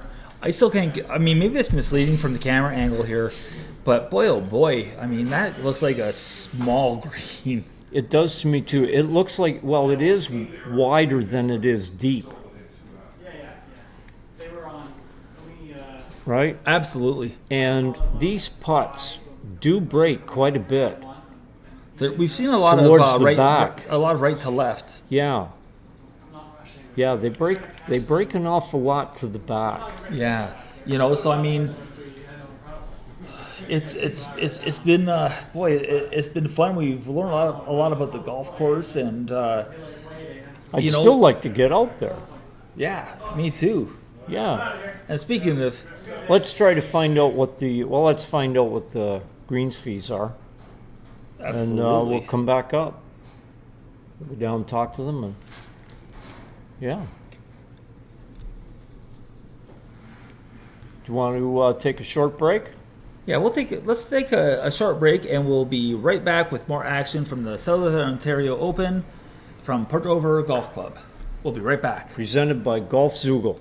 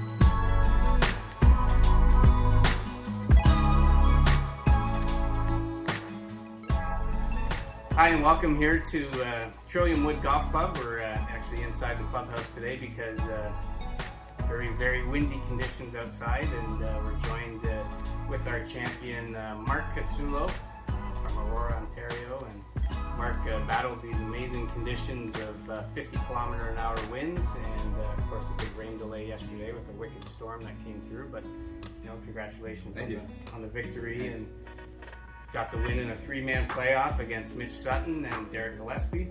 But tell us about your round today. It was quite tough conditions. Yeah, I didn't even know it was going to be windy until you told me yesterday after my round that it was going to be blowing. And usually my game suits that. I keep telling myself that. I haven't played well in the wind in the past few years, but I know I hit the ball low. I can keep it low. It's all trajectory out there today. And all I did today was stay away from the flags, and that sounds weird in a mini tour event, but there's sometimes you just gotta stay away when it doesn't look good. And I plotted my way around nicely and ended up winning. That's great. You got a great victory on the East Coast Pro Tour in the playoff by Team 9 again on that tour last week, and to win this week. Of course, next week you're going into you got into the PGA Tour Canada event in Saskatoon. So the game's rising to the occasion, and we wish you all the best out west or in the prairies. And Thank you. again, congratulations. Thanks, Jim.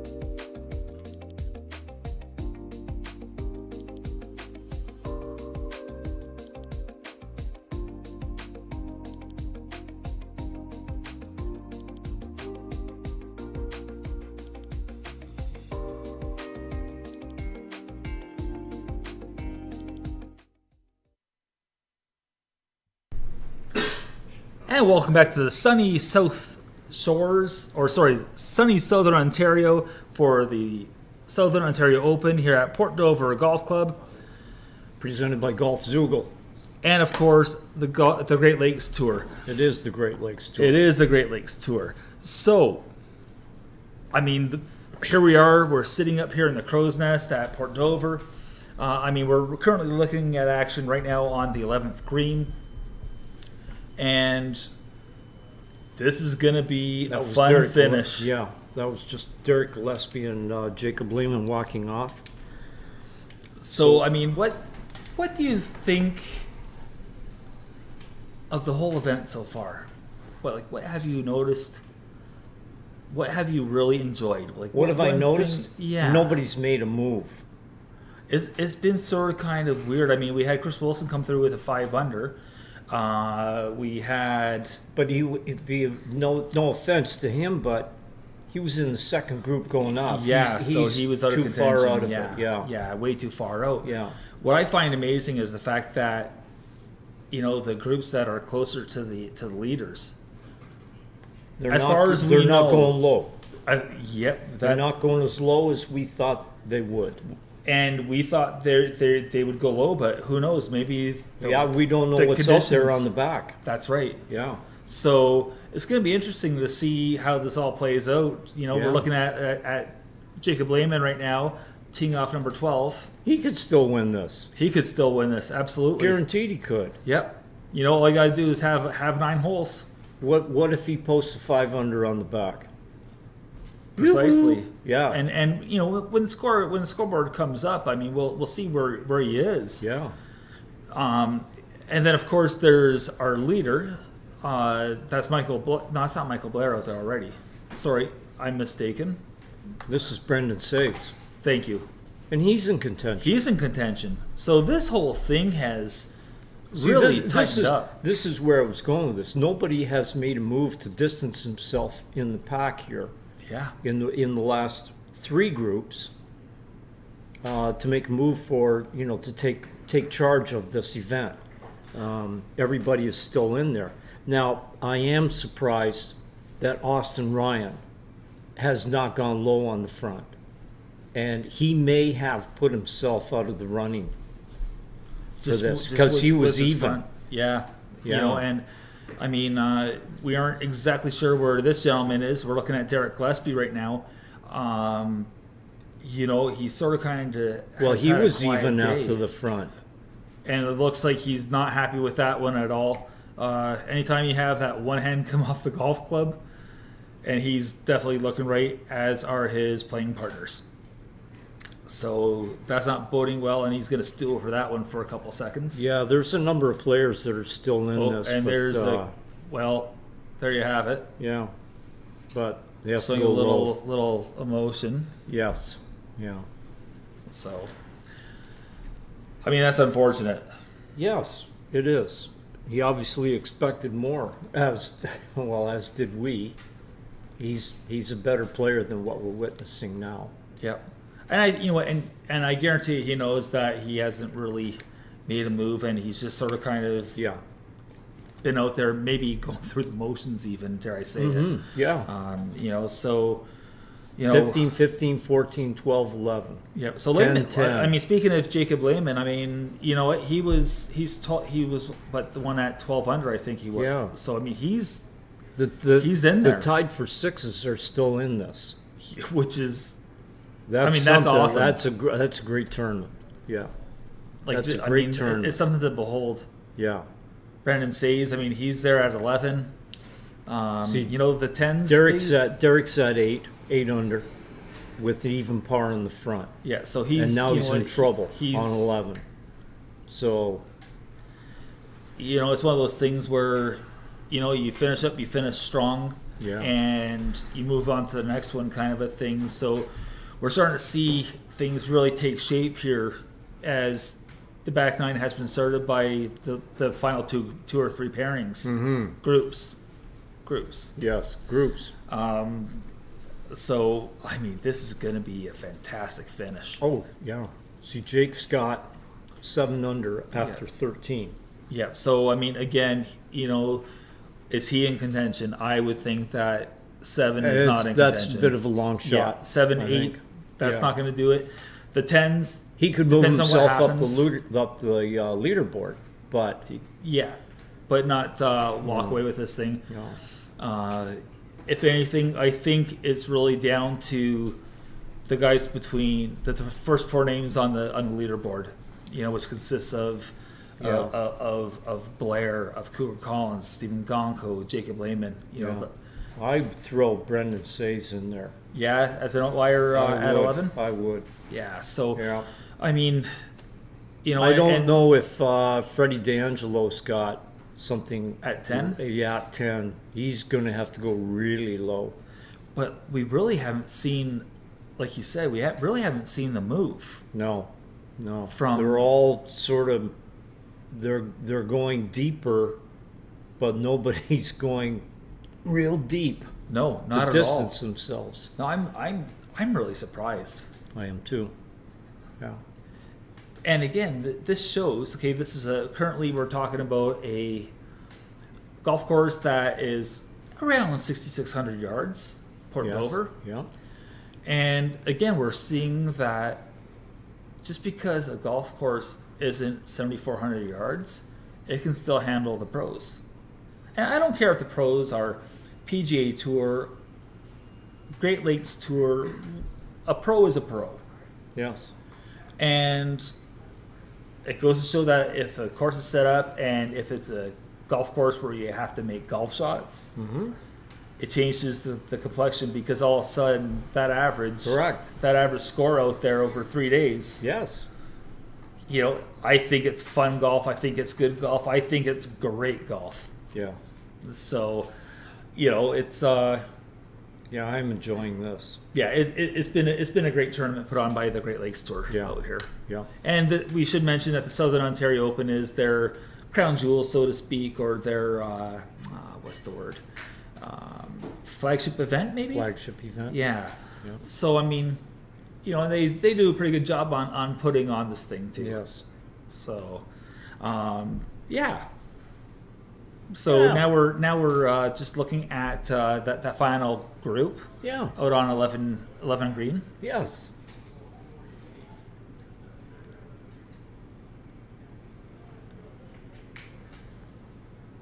There were a couple nice shots in there, too. You know what? There really were. Yeah. So we're looking at everyone just sort of kind of getting ready there. Yeah, You that know- was Michael Blair that stiffed it, eh? Yeah, and I can't tell where Stephen Gonko is. It's like he's... Is he like back towards I like think it- he's like back left. Back left. Yeah. Yeah. So we do have, I would think, 3 birdie putts coming up. And again, it's a matter of these. I mean, if they, in fact, they are birdie putts that we're looking at, we're pretty sure that's what the case is. It's about separation, and it really does become, not even a 5-horse race here. It turns into, for sure, the 4-horse race. Yeah, and these guys know what they have to do out there too. They've seen the the leaderboard out there, especially when they came off 9. They know where they are. I'm sure they're being updated out on the course. So these putts now, 10, 11 on, they all really mean something. They really do. They really do now. I mean, we're not talking day 1, Yep. this last day. I We're mean- not talking day 1 where you've got 36 holes left to make up something. That's right. Now these guys have 8, right? Yep. So that's why I say, this is going to turn out to be a putting contest. Yeah, it could be. It's going to be a putting contest. So we're going to rejoin the action here out on number 11. Got your glass, son? They are now. They're on my face.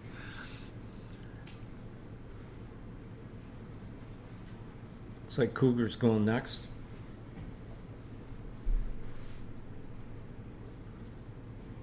So what do you think this putt's going to do? I think we're going to see not much here. Admittedly, I don't even see the hole at the moment. I'm trying to remember exactly where it is on that green. It is downhill.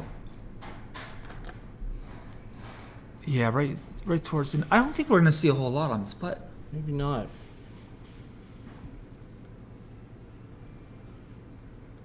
You know, he's a former Ontario amateur champ, Cougar Collins. Yeah. That was in 2020 or 2021. Mm-hmm. Oh, it just missed. Just grazed it. Yep. So again, it looks like there wasn't a whole lot there to that putt. No, but it was speedy, wasn't it? It was. He just breathed on that one there. Yeah.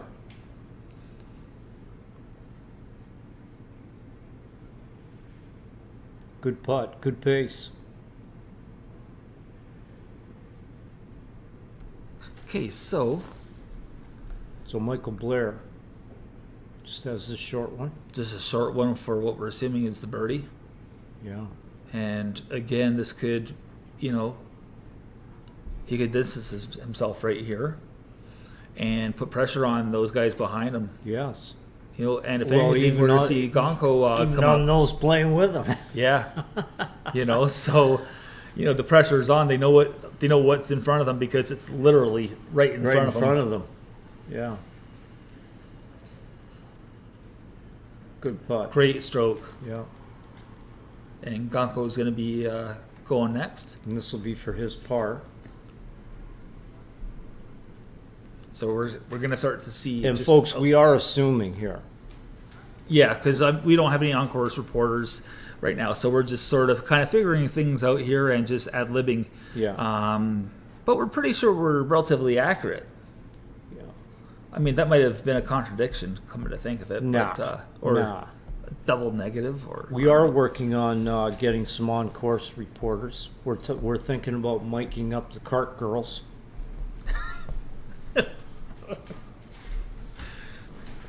We all have our talents. We do. you know, we so do. so I mean, you know what, we got to talk Whoa, about look Jake at McNulty. that. 6 under for the day. We got to talk about Jake McNulty, and you know, we were trying to have a little chat with him. Yeah. And you know, he had to get out here and head home, but man, oh man, I mean, he was the first one off today, Yes. and He's got the low round so far of the day. he does. Yeah. Six- And didn't he 3-putt 18? I think he did. Yeah. Yeah. 3-putt. I mean, so Jake McNulty, Congratulations. congratulations, Good and for you had yourself a day. Yes. That's some great golf. Yep. Wow, that's fun. That's really fun. So hopefully we'll get a chance to catch up to him or catch up with him another time in the future. I hope we do. You know, because obviously we know he has it. Yes. So I have Michael Blair teeing off here on number 12, going driver. I think he's pretty happy with that one. Yeah. Yeah. Maybe a little concerned. Looked to me like his first reaction was going down the right-hand side. Yeah, then towards the end there, I thought he was looking left. Yeah. Yeah.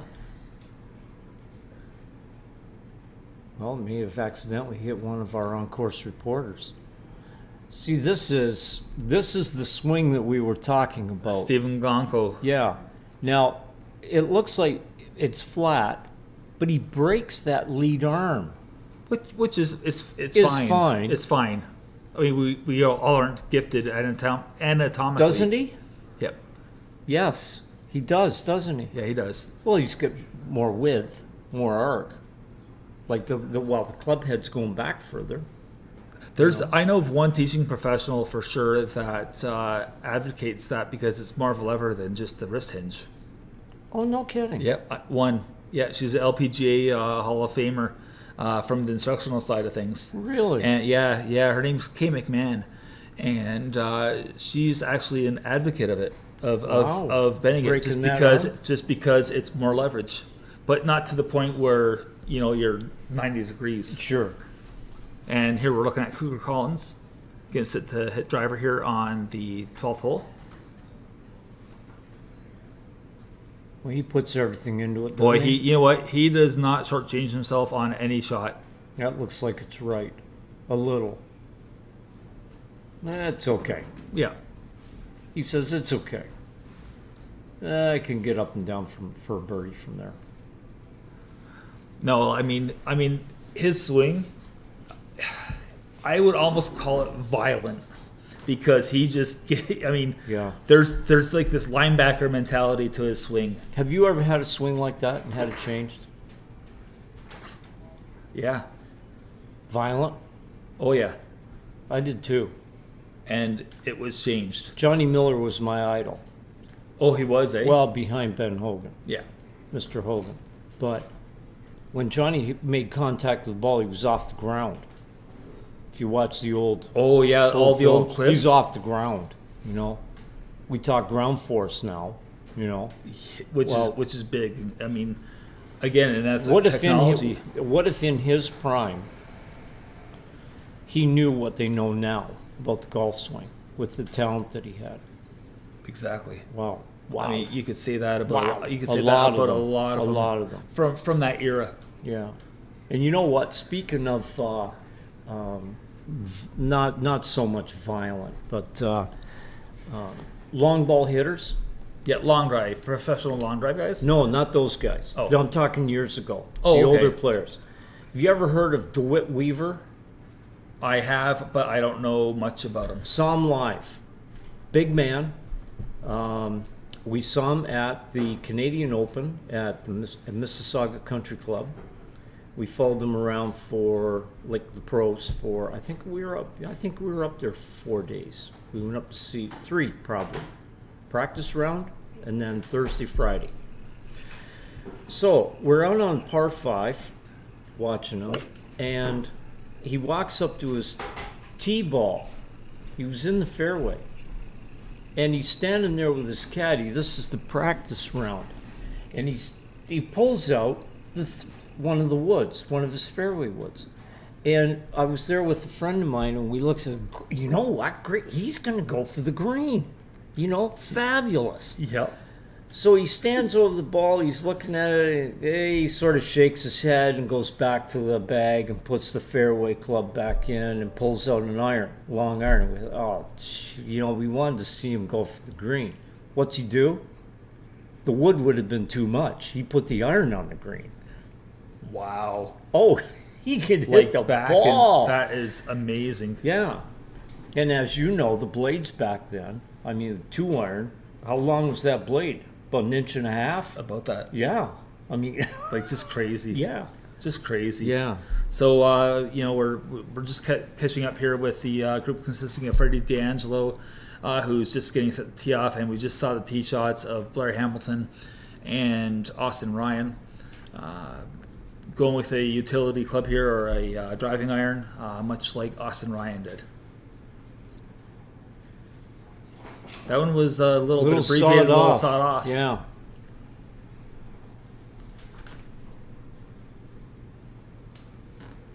Doesn't seem to mind it. There's his caddy. Oh, His there older is. brother, Dustin.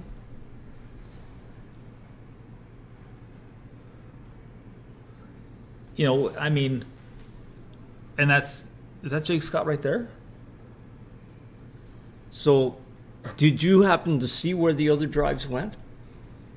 I didn't see where they went. I just saw what they hit there. Okay. And I didn't see direction, but Yeah. um, That's a great camera shot. that's a great angle over there for sure. Yeah. Great view. Yeah. That runs right up beside us here. Yeah.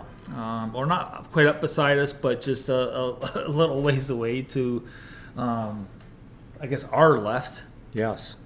But no, I mean, again, it's it's one of those things where Right through the door. right through the door, actually, Right yeah, we through can the actually door, watch we it can in, see in them. real time. It's Yeah. great. Yeah. But again, it's just not to beat a dead horse. There's just so many ways to play this game. Yeah. Like Yeah. it's just Well, we've seen that today and yesterday off the tee.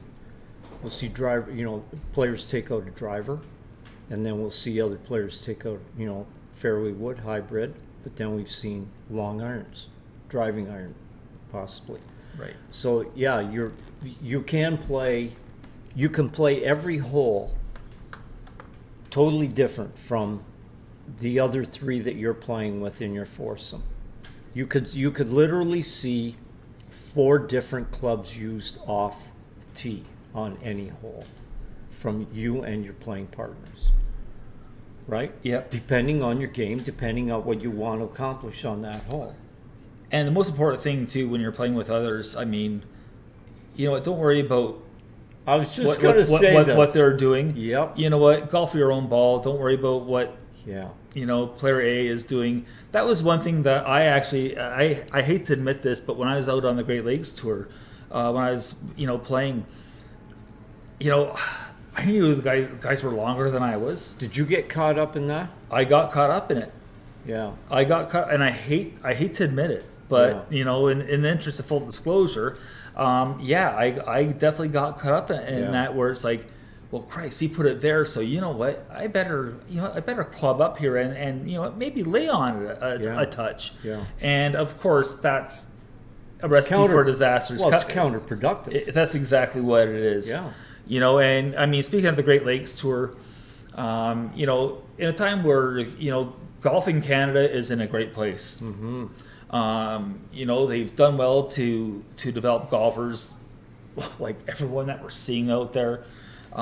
Great Lakes Tour has been good at really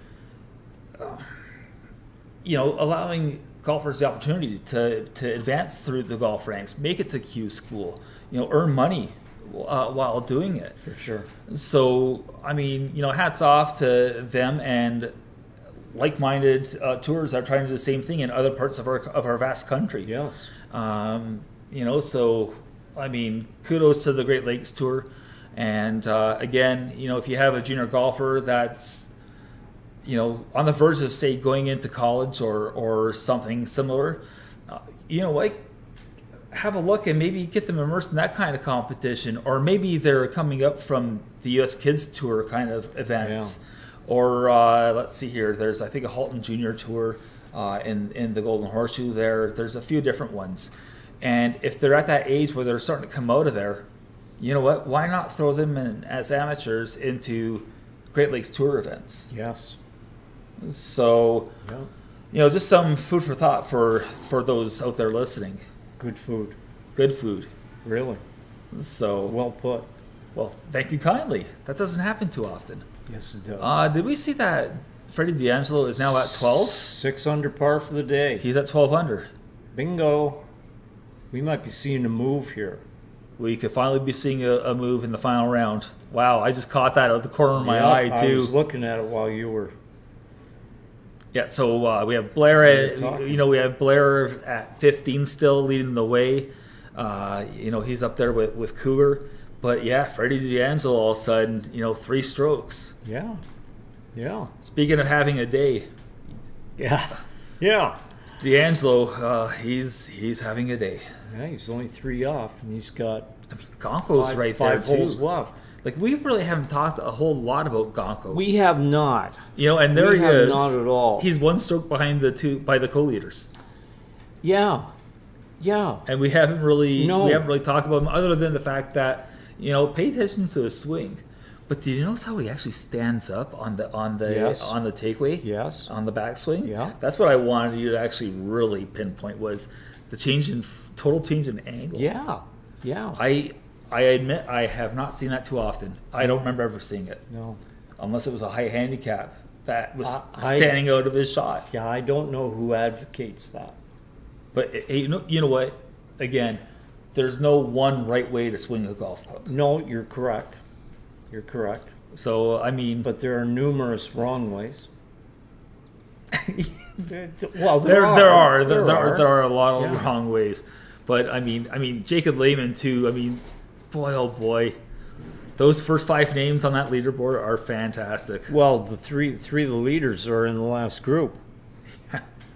So they know exactly what's in front of them. Yeah. And, I mean, in comparison, D'Angelo, as I slide on my glasses, I mean, he's He was in the third to last group. Third to last. He's 2 holes. He's 2 holes ahead. So he's really made a Yeah. a strong move. He sure has. Hopefully he can keep it going. Wouldn't you love to see a 4-man playoff? Oh, that'd be awesome. Is there one player that you would like to see win, or does it really matter? Honestly, to me, it doesn't really matter. From a standpoint of being media, we have to be objective. No, we and- don't. Well, We don't. you can't We be a can't be homer. homers. No, we can't be homers, but No. you always. But we do have, obviously, it's human nature. We have favorites. It Well, do- yeah. Yeah. It doesn't know? matter to me who actually wins this. All I want to see. I don't want to see. You know what I don't like? What? I don't like to see going into the last day, and we've seen this on TV numerous times. The leaders that say 10 under par going into the last day, and he shoots 3 over and just takes himself right out of it. I hate seeing that. I feel so bad for him. I mean, Knowing how badly he feels also, or she, right. or she. Right, because I mean, we haven't really talked about the LPGA No, at all. no. You know, But I don't. That is one thing I really don't like to see is a player play his way out of the win.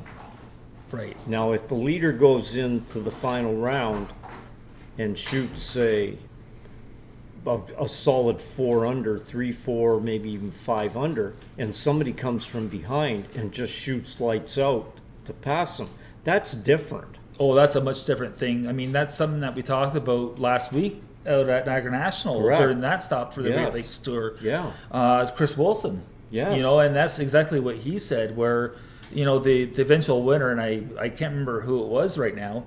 I mean, He Chris came had in himself 7 under the last day. Yeah, Nipped him by 1. nipped him by 1. And what did Chris say? Good for him. Good for him. You know what? And that's all you can do is tip your cap and. It's not like Chris played himself out of it. Oh, not by any means. No. I mean, he went out there and had himself a day. Yeah. And Yeah. unfortunately for Chris, so did the other guy. Yeah.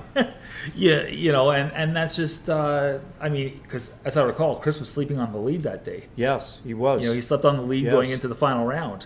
So, So the from what I just saw on the leaderboard, the top 5 guys so far are 2, 3, 4, 6, and 2 under par, respectively. throughout the So far through today. through this round. Yes.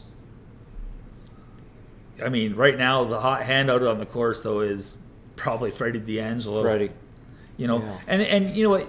Getting back to the whole like, do I have a favorite? I'm from the Falls. Okay, well, Don't you want to see but he's hometown boy do good? well. Wait a minute. He's He a moved there. He's a transplant. No. He's a transplant. I'm a transplant out of Niagara Falls, but I still, gravitate to Niagara Falls. Me, heck, I'm a transplant from many places to other places. Yeah. Yeah. You know, I Yeah. mean, it's just how it's gone. But no, we're looking right now at the 18th hole. That's just inside the 150 marker, I believe. We'll catch up with whose group that is.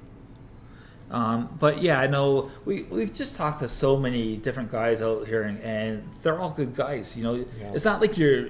And I'm not saying that you're rooting against people, because in golf No. you never root against No. somebody, especially as a professional to another professional. You don't root against that person. No. I mean, because that takes away from the I spirit don't of the think game. I honestly can say I have never done that in golf. Yeah, root Done it in against somebody. baseball. Well, that's easy. That's different. Oh, well, apples and oranges. Yeah.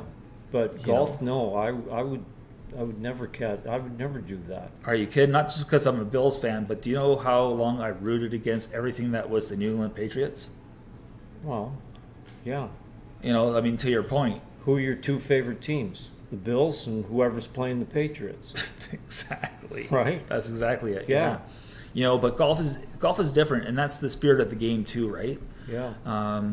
You know, of course, there's others that they just couldn't care less, and you know what, Yeah. they'll wish for somebody to hit a bad shot just so that person doesn't win. Yeah. But you and I, we're not those people. No, I don't even think I play with guys like that. No. I mean, I keep bringing up Scott. I mean, we played with him. Yeah. Could you see him doing that? No. No, No. not at all. No hesitation. None. He wouldn't do that. I gotta throw these on. I would if I were you. Somebody's up here pin high just to the right, closest to our camera. Oh, was that Kyle Chung? Not this camera, the other camera. Was that Kyle Chung that was Trevor. walking? Yes, Trevor Corner, Kyle Chung, and Andrew Ziminis. now he's a guy that I just like. Yes. He's not having a good day, though. No, but that's just, he's a cool cat. You cannot dislike Andrew. No. No. If you dislike Andrew, I would suggest that you, sir, have no soul, Correct. and I don't want to know you. Yep. Yeah. So, anyways, Kyle Chung hit a pretty good shot in there too. He just marked his ball. Yeah. We're looking at the 18th, and that is a pretty good shot right there too. Just a little bit above pin high.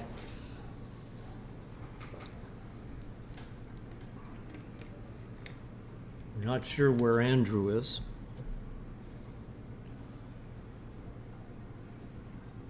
Trevor's back in the fairway. Yeah, I'm a little confused because his card is way back there, so he must have went for a walk to see what he was working with. Yes. He was stepping off, pacing the green. Oh, he was, eh? Yeah. And it's funny. Did you see him do that? Did you see him pace it off? No, actually, I didn't even notice. Okay, he didn't pace it off from directly in front of the pin. He went over to the left front and paced it off from there. So is this green breaking left to right for the player? Oh, Is you it know breaking what? towards Maybe. us? It very well Because could be. We saw Kyle Chung's ball, and there's a heck of a slope there. And So here's let's see. here's the pitch.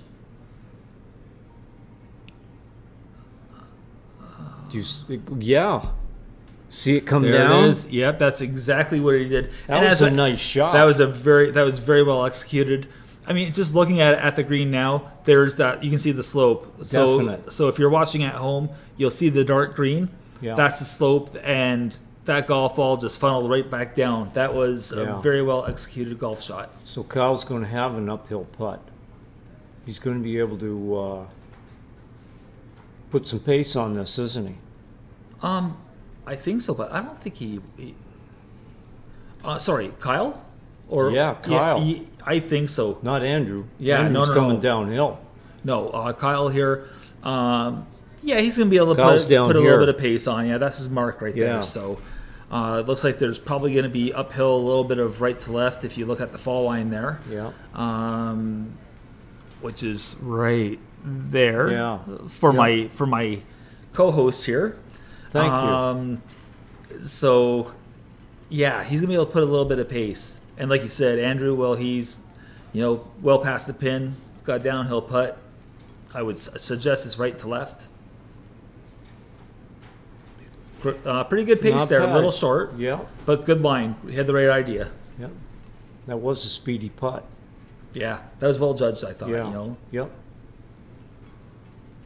That's one of those putts where, I mean, you always want to make every putt that Yeah. you make. Yeah. But that's one where just don't screw this up. No. Have the right pace. Yeah. And just leave a tap in or something Yes. relatively close to a tap Yes. in. Yeah.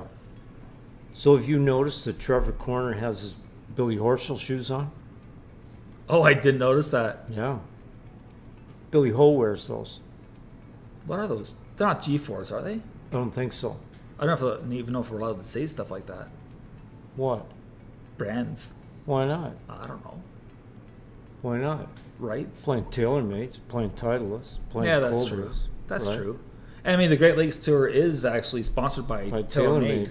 Yeah. So, And Ready Roll. yeah, Roll Ready. Roll Ready. Yeah, sorry. I Roll talked to Ready. the owner. Levelware. I've talked to the owner. Levelware, Yeah. a Canadian company. Yeah. For those not in the know, Levelware is based in Canada.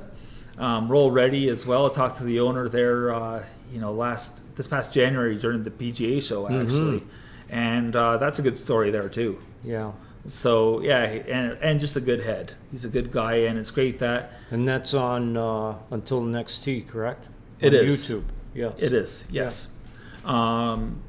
So I mean, it's great that independent companies and Canadian companies are supporting the Great Lakes Tour. Correct. Yes. Which means that in their own way they've invested in the game too. Mm-hmm. They've invested it in Canadian golf. Yeah. So Trevor doesn't really have much here. Nice Great putt. Yep. Good putt. I watched him on the putting green briefly this morning, and his stroke he has a nice stroke. Yeah. Now if he gets everything figured out with the rest of his game, then look out, because he could make waves out here. Absolutely.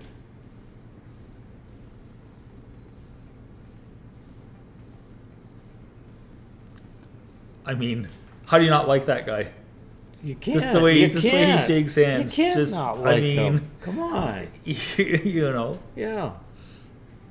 As a matter of fact, You know what?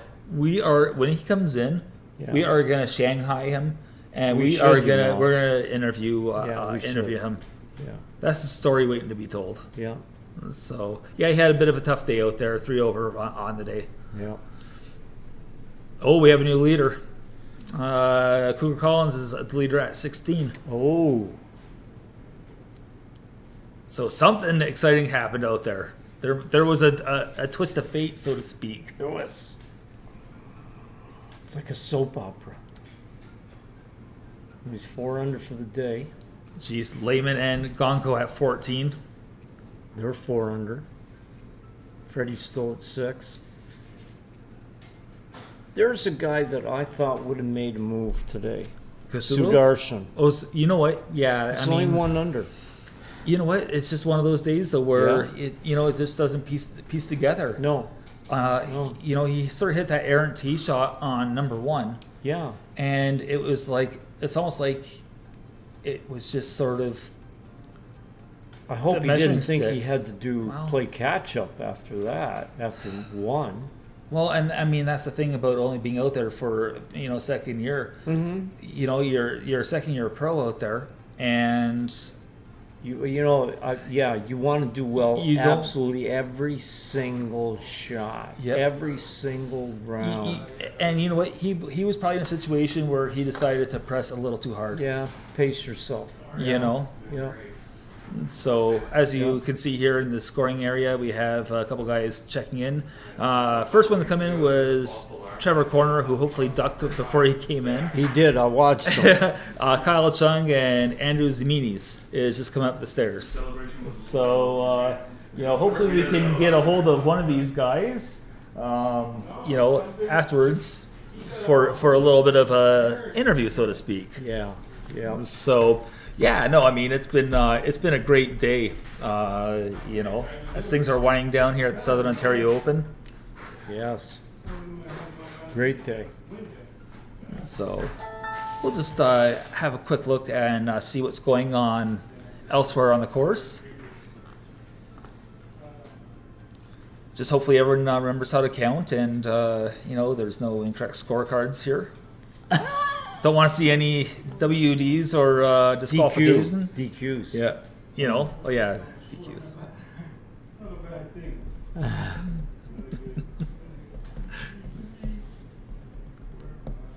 So they're just going over everything here with the official score as well. Yeah. Yep.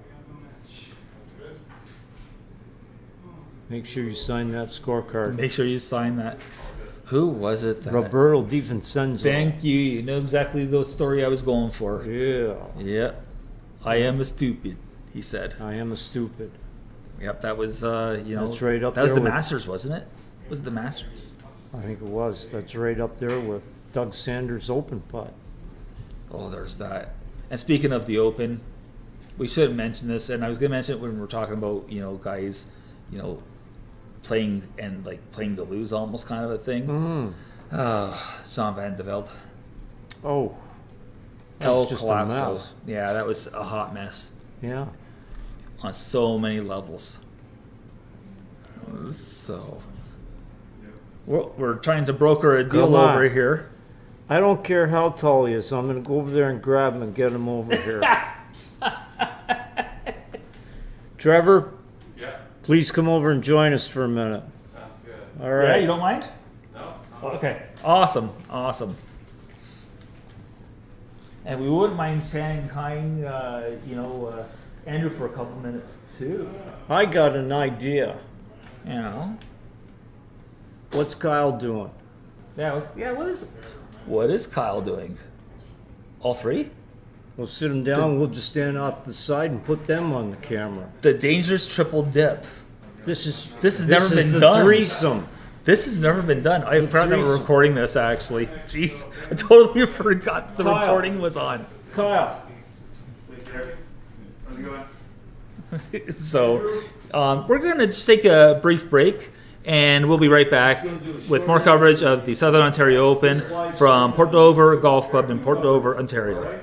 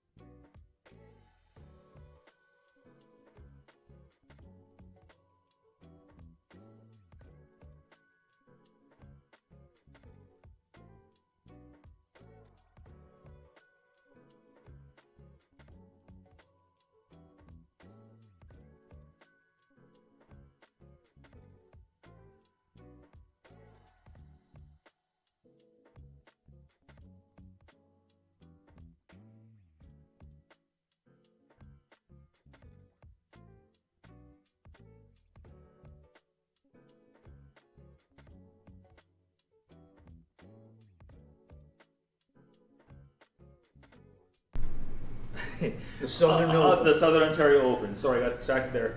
Right now, I have the absolute privilege, or we have the absolute privilege of being joined by three guys who just came off the golf course here. They signed their scorecards, and from left to right, as in your left to right, we have Trevor Corner, Kyle Chung, and Andrew Ziminis. So, gentlemen, how was it out there today?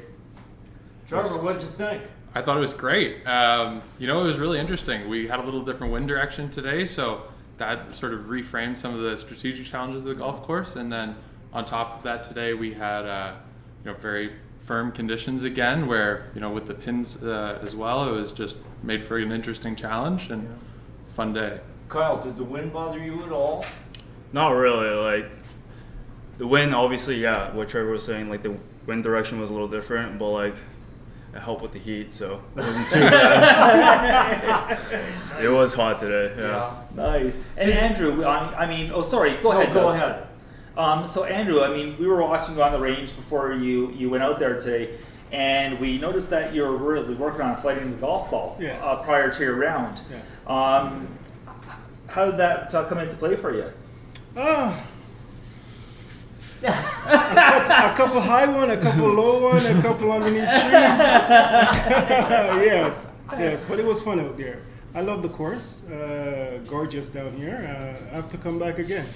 Awesome. Yeah. So where's home? I'm up in Markham, Markham. Yes, yes. Love it up there too. Kyle? Nice. I'm at Brampton, so it's about like an hour and 30 up north. Yeah. Yeah, without traffic. With traffic, it's close to like 2 hours, so it gets a little atrocious. There's traffic in Toronto? Yeah, there is. Yeah. See, so, oh my goodness. Now, what about the 407 ETR? That's got to help you. Yeah, I took the 407 yesterday, so that Yeah. made it like a little bit better. With a professional golfer budget. Yeah. And, I mean, and speaking of that budget, I mean, Trevor, you know, what's it like out there currently now, you know, in 2022? What's it like out there as far as, you know, covering your costs and stuff? Like, what's it like being a developmental tour player? Oh, well, I mean, you know, it's for one, I think first and foremost, you know, I think myself and a lot of the other players are just really grateful to be doing what we're doing, right? It's Right. The type of thing that, like, as a kid, you grow up sort of dreaming of playing at a higher and higher level, and there's a lot of really good players that don't get to make the jump to professional golf, and, you know, it's like, for all of us, I think, been a lot of hard work to get here, and then hopefully a lot more hard work and a lot more continued progress to get beyond that. But it is challenging, and it's like, you know, whether it's family or corporate sponsors or, you know, whatever you can do to kind of make ends meet, it's challenging. But with that being said, you know, that makes it all the more exciting to get to come play good events like this, where there's a lot of care that goes into, you know, running the event and have a really nice host venue. Kyle, basically the same question. Like, how's it been for you? You know, especially, you know, driving, you know, from event to event. I mean, the gas prices we've dealt with over $2 a liter. I mean, it's crazy. It's more than a They more have than dropped a Timmy's. little. Yeah, They have dropped a little. It has dropped a little. And on the way home, I recommend Six Nations. Actually, go to the reserve there. You'll save a few cents, you know, per liter. But I mean, how's that been? Has that really impacted your amount of play this year on the Great Lakes Tour? Not really. Like, if you have sponsors, then like it kind of does help a little bit. Like, if you don't have any sponsors helping you with like the travel expenses and like tournament expenses, you're gonna struggle a little bit with the finances. But like for pro golf, it's a little different because you're playing for your livelihood, so you're playing for money too, right? So the mindset's a little bit, it's like a little towards like a different tick than like amateur or like college events. So that's how I usually think of it. Awesome. So Andrew, where are you from originally? I was born in Jamaica. I came up when I was 13. That was 88. Now, were you interested in golf down there, or did it happen here? I first watched a golf game in '97 Masters. No That was kidding. my first golf Good game start. I've ever watched. 97? Yes. So I had ACL torn because I'm a big basketball player. And '97, I had surgery and I was watching the Masters. And I said, "Oh, I could do that." I'm still working on it. Yeah. I'm still working on it, and that was it. I started in '98, and it was love at first sight. Oh, Yeah, awesome. it's lovely. So Kyle, how do you get introduced to the game? Plain and simple, my dad used to be a teaching pro when I was younger, so I probably was like a year old. But he was a teaching pro at like Golf Academy in like Mississauga. He got me into the game when I was around 11 or 10ish. Just hit balls on the range, like beside where he does his lessons. So that's usually how I got into it. It's Awesome. usually the same story for everyone. Sure, I Yeah. gotta ask you. At your height, how come you're not playing basketball? You know, that's a great question. I think the answer is that, you know, if someone had told me a few years ago, hey, you're going to be 6'8", you're going to have a 6'11" arm Is that span. what you are? You're sorry, you're 6'8"? I'm 6'8", my arm Besides, span's Jerry would 6'11". love you. I know, so I sort of maybe missed the opportunity to be like a shutdown wing defender at the end of the day. But I didn't have like the fortune of anybody sort of coming up to me when I was like 10 and saying, hey, I thought I was going to be 6'3", 6'4". Yeah. And I was like, you know, at that height, you're not really so tall as to differentiate yourself in the basketball world. So I swam for a while, which was a good use of height, but So here your we are. grade 10 pants, by the time you got to 11, were shorts, right? That was sort of a consistent theme for me. But what I'll say is that, you know, I'm a little bit over 6'8". Most door frames are right at 6'8", and I learned a lesson the hard way. We've got a door into our backyard at home that's 6'6". And I grew about 2.5 inches over the winter in my grade 12 year of school. And when I tried to walk outside for the first time in the spring, now going from, you know, just short enough to not hit my head to tall enough to hit my head, I just clocked my head. I was like down for a little while, and I've been very careful about door frames ever since. I guess so. And then just to quickly wrap things up, Kyle, what's next for you on your schedule? I got Monday qualifier for the TPC Osprey Valley, so I got this one. So it's in a couple of days. Right. So I just gotta prep bad things about the game today and like work on it tomorrow. Yeah. Anything in particular that you're taking away from today or this weekend, and that you're going to apply to the practice? A lot of putting. Yeah, Putting was putting. putting has been a little cold like the past few weeks, so a lot of putting. Yeah. Andrew, same question. What's next for you? Silver Lakes Torrance Player Tour, and then East Coast at Bonhead. Oh, very nice. So, yeah. Good for doing you. that. Awesome. And don't have to work on much, just still inner stuff, Yeah. inner jitters. That's all. Well, we saw a big shimmy on the first tee yesterday. We saw you really shake it out there. I shook it off and left it there. You know? And I went low. Awesome. So I forget to shake it off today. And Trevor, what's your schedule looking like? Just like Kyle, I'm going to try and Monday into the next couple of PGA Tour Canada events. And even more immediately, I made my first albatross today, so I'm going to find some way congratulations on to that. commemorate that. Where did you pull the ball out to play? I was confident enough to finish with it on 18, but made albatross on 17. Nice. We had a bit of a debate in the fairway on like, did it go in? Did it go over the green? Where did it go? Got up there, pleasantly surprised to see it went in, and have to figure out something special to kind of commemorate that. Wild. Nice. Wild. Congratulations. Thank you. All right, gentlemen. Well, again, thank you for joining us. You had a busy weekend. So thanks for taking the time to stop by the booth here in the Crow's Nest at Port Dover Golf Club. And Good luck. good luck. Thank you.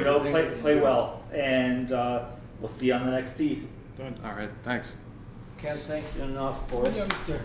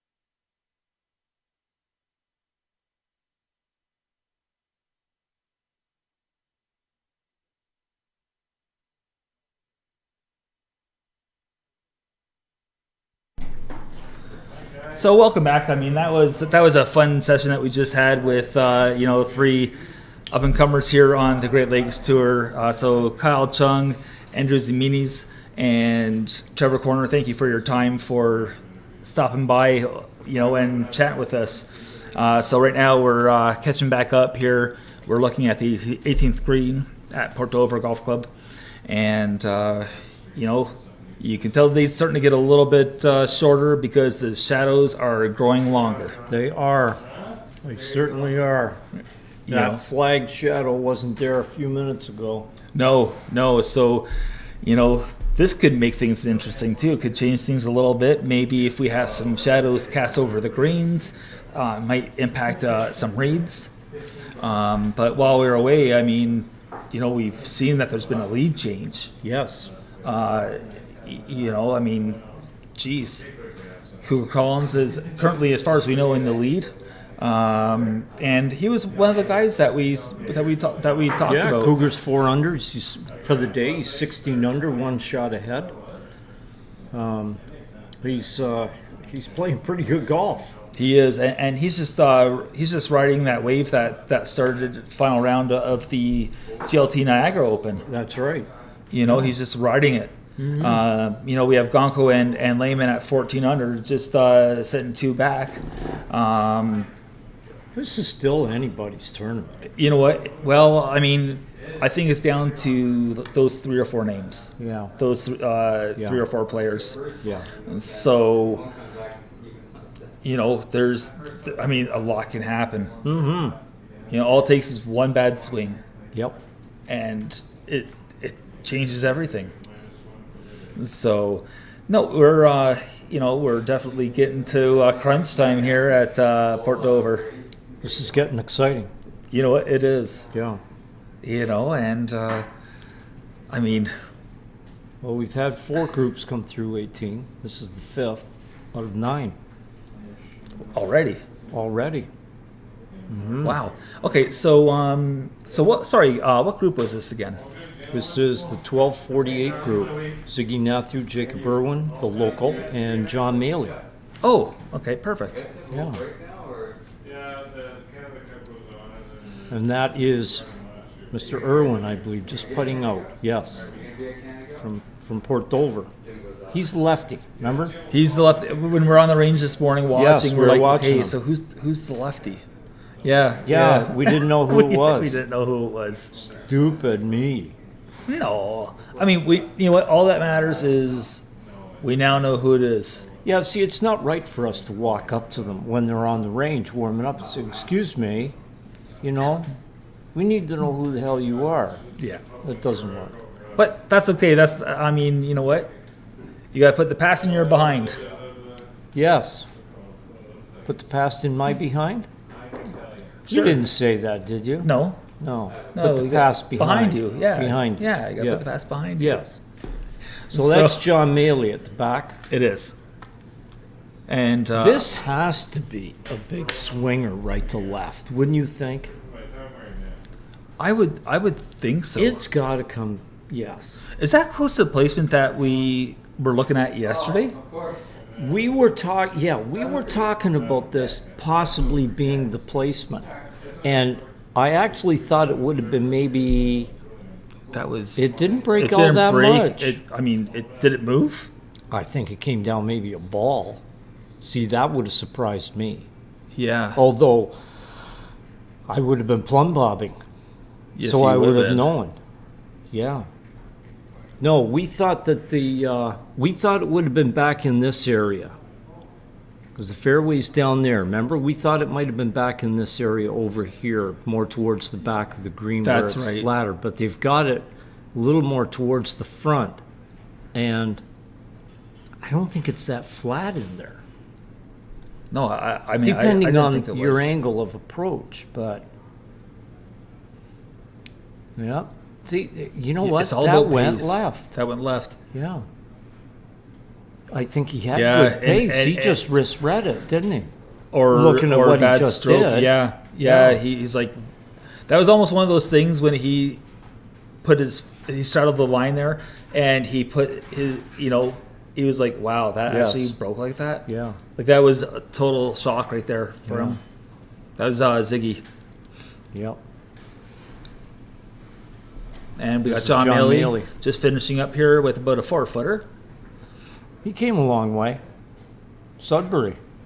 That's definitely not down the street. Do they have snow still up there? I think they do in Hornpain. In Hornpain. Why? You know what? I know that name. Why do I Well- know Hornpain? My ex-in-laws are from up there. They're living there now. Wonderful people. I still get along with them. They're great. But why Hornpain? You know? Oh, Yeah, why Thank Hornpain? you. I mean, I don't know. It's just too far away. You know, so People ask me, like, well, where's Horn Paint? You just keep going north till you can't go north any farther, and then turn left, and there it is. Right. You know? No, left. Well, did you notice who was on the bag today for Ziggy? Matthew? Not through. No. That was Trevor Yu. That was on the bag. He didn't make the cut. Oh, come on. Yeah. This You know, Joe- another Great Lakes Tour pro, Wow. which is, you know, that's cool to see it. Yeah. That happens. Yeah.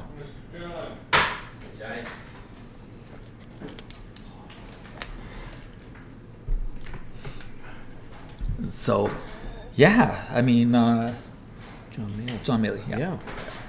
So we have another group just coming through here through the scoring area. We have Ziggy Matthew, we have John Maley, and last but not least, we have the local kid, Jacob Irwin.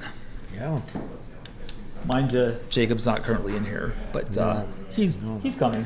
Yeah. So, I wonder if we could.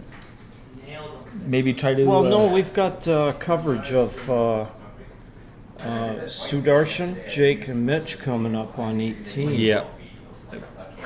So sorry, folks. We're just waiting for that feed to come up. We're looking at the scoreboard. Oh, Cougars Cougars is now. He's up two by ahead 2 now. Yeah. Well, you know what? This might be a situation where, you know, it might that could close the deal possibly. But he's on hole 14. He's got a long way to go. Got a long way to go. And there's obviously birdies out there that to be had, you know, Yeah. and some eagles too, Yes. you know. Yep.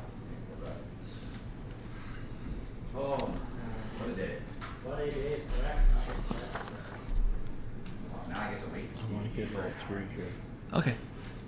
if we can. Yeah. Okay.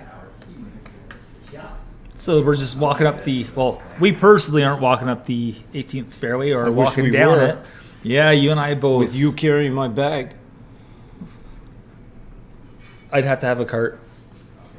Yeah, I'm frail, I know. you know. Me too. So in the fairway right now, you know, that's the group consisting of Jake Scott, right? Is that Yes. Jake Scott and Yella Marju And Mitch Sutton. and Mitch Sutton, who's I just hitting think his approach that's shot? Mitch, yes. Like legit in like a 2-ball at home, I could put it Ooh, boy, Oh, he that was almost a- hit the flag. Boy, oh boy, he almost, you know what, he came close to jarring that He one. did. It's just off the back. Yep, that's About a 6 inches off the back. Yeah, I mean, just apply the putter head to the back of it Yeah. Yep. and you know, roll it in. Yeah. So it looks like the other two are over to the right side of the fairway. Yep. So here's That's our lefty. Sudarshan, right? It is. Yep. So he's got an approach. There's just what you can't tell there really is that there's a ravine, or not a ravine, but there's a bit of a dip there in the fairway or a gully, Nice shot.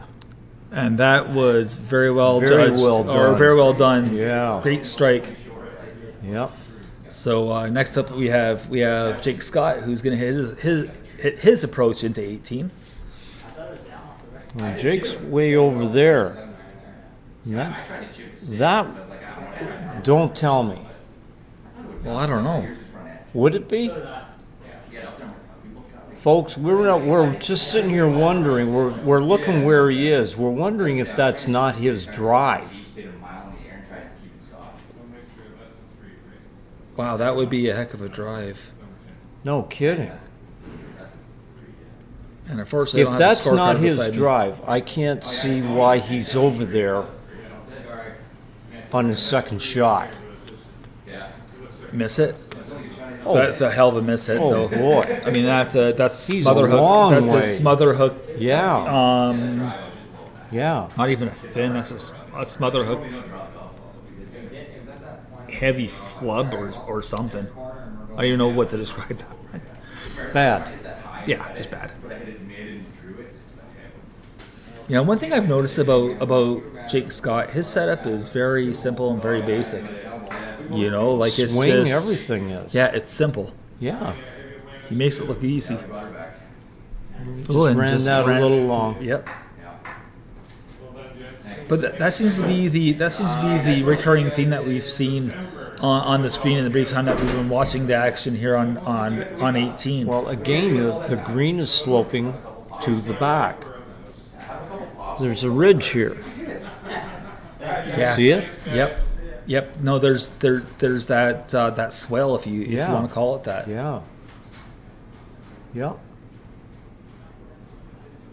So we'll have to see how these gentlemen handle this. This has got to be, well, it is uphill. Well, I mean, gotta it's be right to uphill. left. It's going to be a slight right to left. Yeah. I don't think there's going to be a lot of break there. Probably about a cup worth, Yeah. give or take. Maybe a touch more. And you know what? They're makeable. Oh, absolutely. Oh, and just missed. Jake Scott just missed his putt there, just on a little bit on the low side. He's going to just finish up here. Yeah. You know, he's probably not overly happy with his week here at Port Dover, but Probably expected a little more. yeah, I would think so, but not overly bad. Yeah. And we got Mitch Sutton. You know, what are we looking at here? We're looking maybe, 12 12 feet. 15. Yeah, I say 12 or 15 feet. I mean, that's Yeah. a 3-foot difference, but I mean, it's makeable. Just has 13. It's 13 feet, 4 inches. Nice putt. Nice putt. That was well stroked. He definitely, I would say that he went to school on Jake's putt. He certainly did. He went Yeah. to school, he saw it and knew that he needed just a little bit higher, a little bit above the cup. Yeah. And don't think that Sudarshan didn't Oh, watch those too. Absolutely. He's in the general vicinity, but he's closer. He's about 4 feet closer than they were.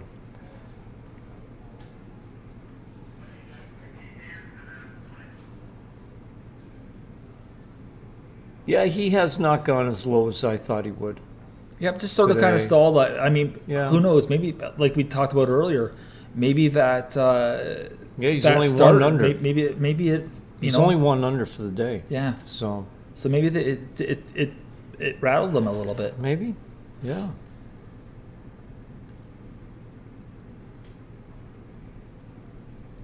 Now that said, for all we know, though, I mean. Oh no, you already saw it. Never mind. Forget it. Why? Forget. No, I was going to say, we don't know what what he's currently doing on the back nine here, but no, we definitely know We what do he's now. done. And that Nice was a putt. nice solid stroke to Good. finish things out. Yep. So I mean, sitting here, it's easy saying, we expected better of him and that, but I think if we were to talk to him afterwards, I think he would probably suggest the same thing too. That it just didn't have it today. Well, And again, that's golf. yeah, we might get the chance to have the three of them over. They may not be too happy with what they're doing. Well, Jake, he was 3 under till there. 1 under. And Mitch was what, 1 under for the day? Did I see that correctly? I think that's what I saw. It just got by me a little too fast. So Jake was 3 under, end up -7. Mitch is 2 under, 5 under. 1 under, and Yeah, Sudarshan so- was 1 under at 7 under. They Not were bad, they're but- red figures today, but again, they put themselves behind the 8 ball a little bit, and they were just a little bit out of reach of the pack, right? Yeah. Um, But again, we're not seeing 64 out here. Or No. 63. no, and you know what? It makes you wonder. Well, when we had Trevor Corner, Kyle and Andrew. Kyle Chung and Andrew through here. I mean, it was one of those things where they said it outright that the wind direction changed things up. It Yeah. changed up the strategy of their play today, Yeah.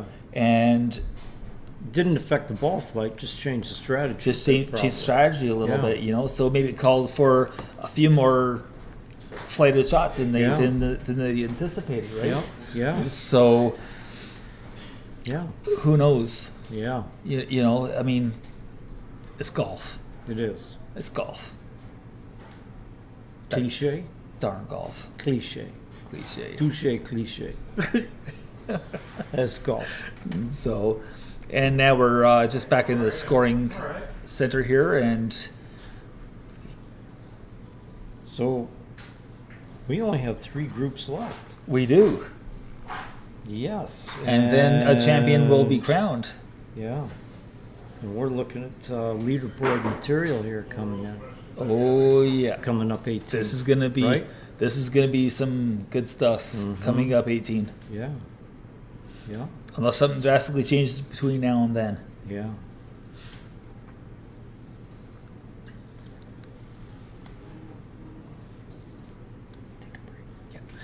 So we're gonna just jump off for a couple quick seconds here, take a break, and we'll be right back. So stay tuned for more from the Southern Ontario Open in Port Dover at Port Dover Golf Club.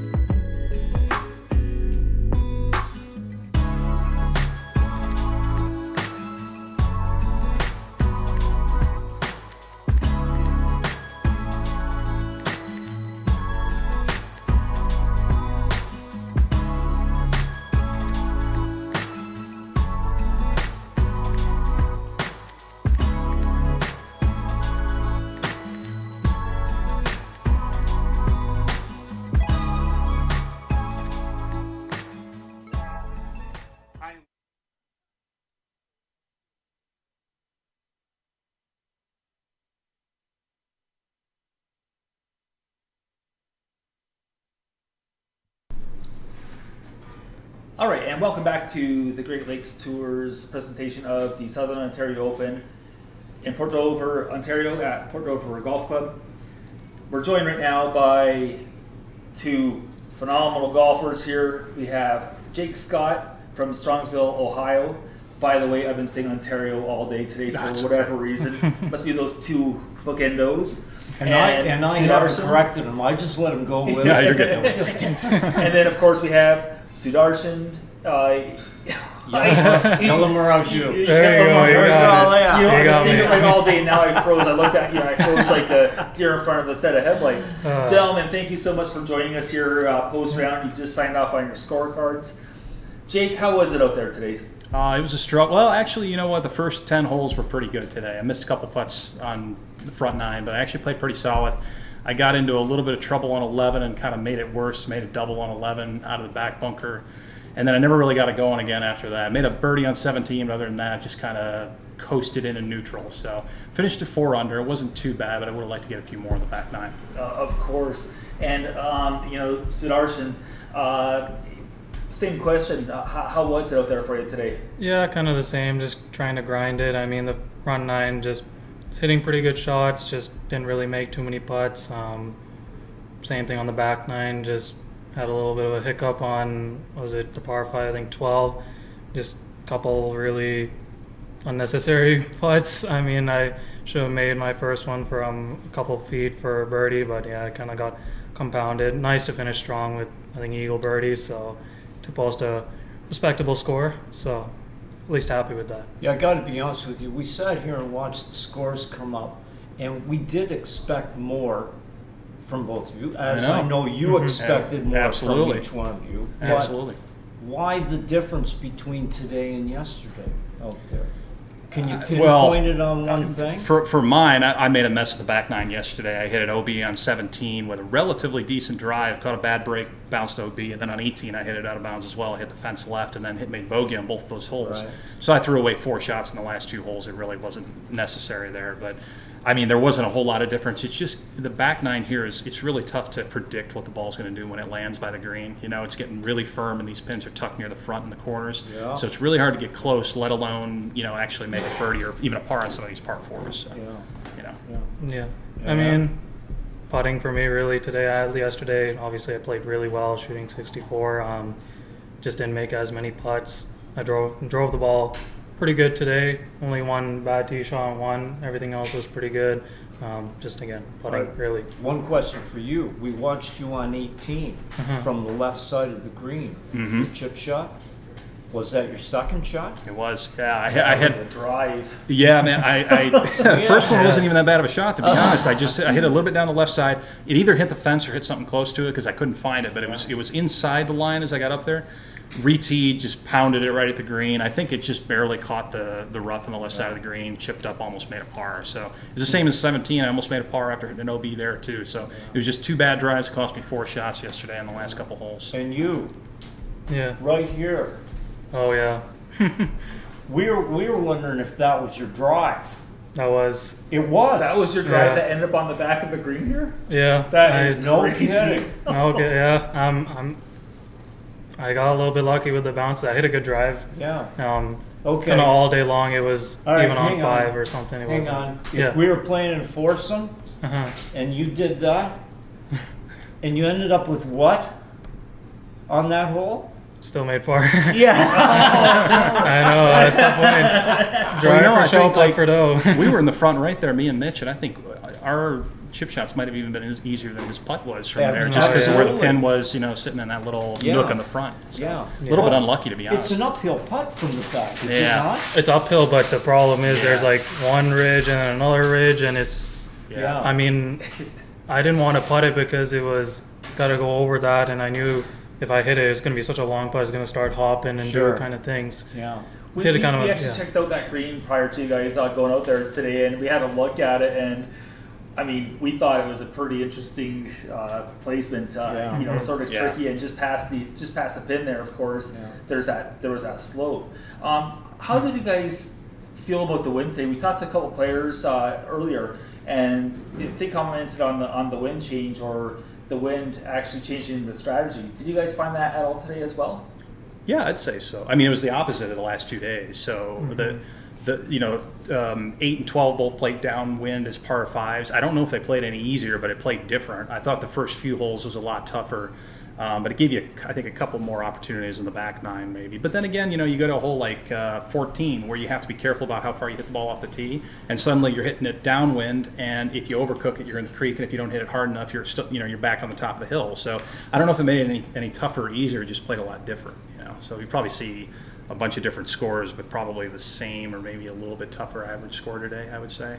Yeah, exactly. I mean, it was just exactly like you said, opposite wind, so a little different strategy. I mean, some of the par 4s on the front 9, we could easily reach them, and then the first 3 holes were into the wind.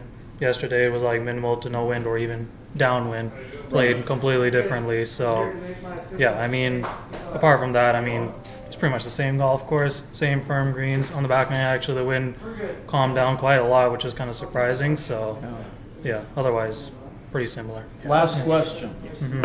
What's next on your agenda? I'm going to be at TPC Toronto this next week playing the PGA Tour Canada event. Are you going home first? Well, home for me is actually Mississauga. Yeah, it used to be Cleveland. but- So it's not I- strong. yeah, exactly. Yeah, so that's why I don't correct people when I see the Ontario. You know, I've been up here for quite a while, but I'm still a resident here. We don't so. want to talk to you then. No, I'm gonna be following PGA Tour Canada for the next 3 weeks until we play in Montreal, and then we got a break before the rest of the season. So Well, I'm gonna be trying to be there with him on next week. I'm gonna be Monday qualifying, trying to at least Yeah. for sure in the next few.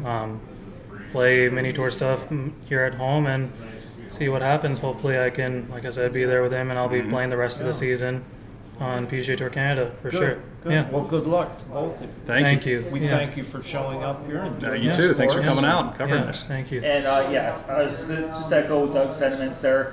Sudarshan, Jake, thank you so much for joining us bet. and taking the time. Yeah. Cool. Thanks, guys. Yeah.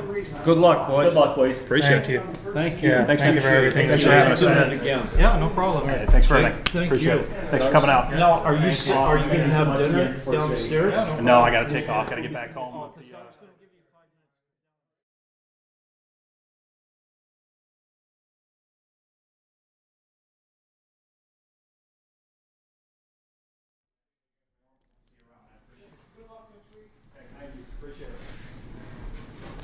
Well, that was interesting. That was really nice of them to stop by and do that for us. It sure was, and I mean, you know, Jake and Sudarshan. I mean, those are two, you know, again, very approachable guys here on the Great Lakes Tour. Yeah. Very well spoken. Oh, absolutely! Like, yeah. I mean, just that was a lot of fun. It's always fun. Yeah. So we only have one group left. One group left. One group left, coming up 18. Yeah, because I think we just So we have a seen- tie at the lead, right? 2. I'm sorry? 2. 2 tied. Sorry, 2 groups left. Oh, we have 2 groups left? I'm sorry, 2 groups left. the Jacob Lehman, Gillespie, and Brendan Says. Says. I thought maybe they would have Oh, been and done we by do now. have we have a tie atop the leaderboard at 16 under. Our Lehman, or not Lehman, sorry. Oh my goodness, Michael Blair and Cougar Collins. Yeah. The plot has definitely thickened. Now, if it gets there, do we know what the playoff holes are? Negative. I do not. So Maybe our friend Dennis does. Do you know what the playoff holes would be if there is a playoff? 18, if I could believe they said. Okay. 18. 18. I mean, it makes sense. Yep. So, I mean, it's now officially crunch time. Yes. You know, do we see a playoff? What's your gut telling you? The way it's looking right now, yes, but I'd have to say no. I think somebody's going to birdie 18 to win this. I have the same feeling. Yeah, I think It's not that someone's We'll going to play their way out of the victory. It's just going to be somebody's going to take it. someone's going to take it. Yeah, yeah. They're going to make off like a thief in the night. So, you know, we have another group coming through here. Some good scores were posted. Yeah. I think mean, the low in that group was Freddie. I think so. Yeah. Yes. I think. Yeah. So, I mean, as we scroll through, as we look back at the 18th green, the wind has died down. It has died down, just to make things a little different once again. But again, it's one of those things about the game of golf where it's never the same 2 times out. No. I mean, no. It's not the same right now versus what it was when it was 12 noon this afternoon. Correct. Never the same. No. Never. Never. Do you want to get them in? We can try. We can try. Folks, we're going to just take another abbreviated break here and see what we can do about lining up a couple more players. So stay tuned for more action from the sunny South Coast. Presented by Golf Zoogle.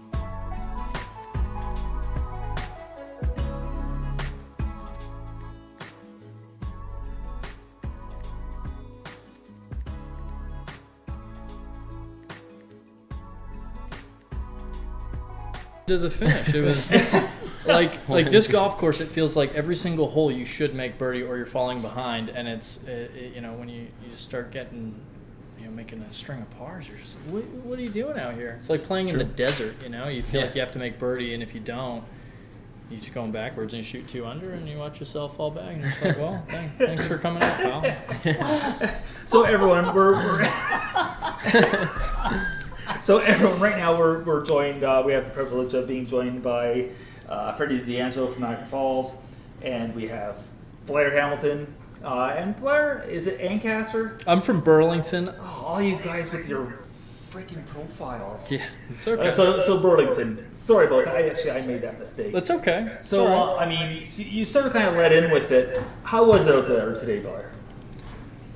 Frustrating. No, you know what? Like it was fine. The golf course is very scoreable, and it gives you lots of opportunities. But it's also firm, so it kind of feels like you've got to position yourself around, especially on the approaches. But you know, for me, it was just a day where I gave myself a lot of looks, and the ball would go near the hole, it'd go around the hole, it just wouldn't go in the hole. So.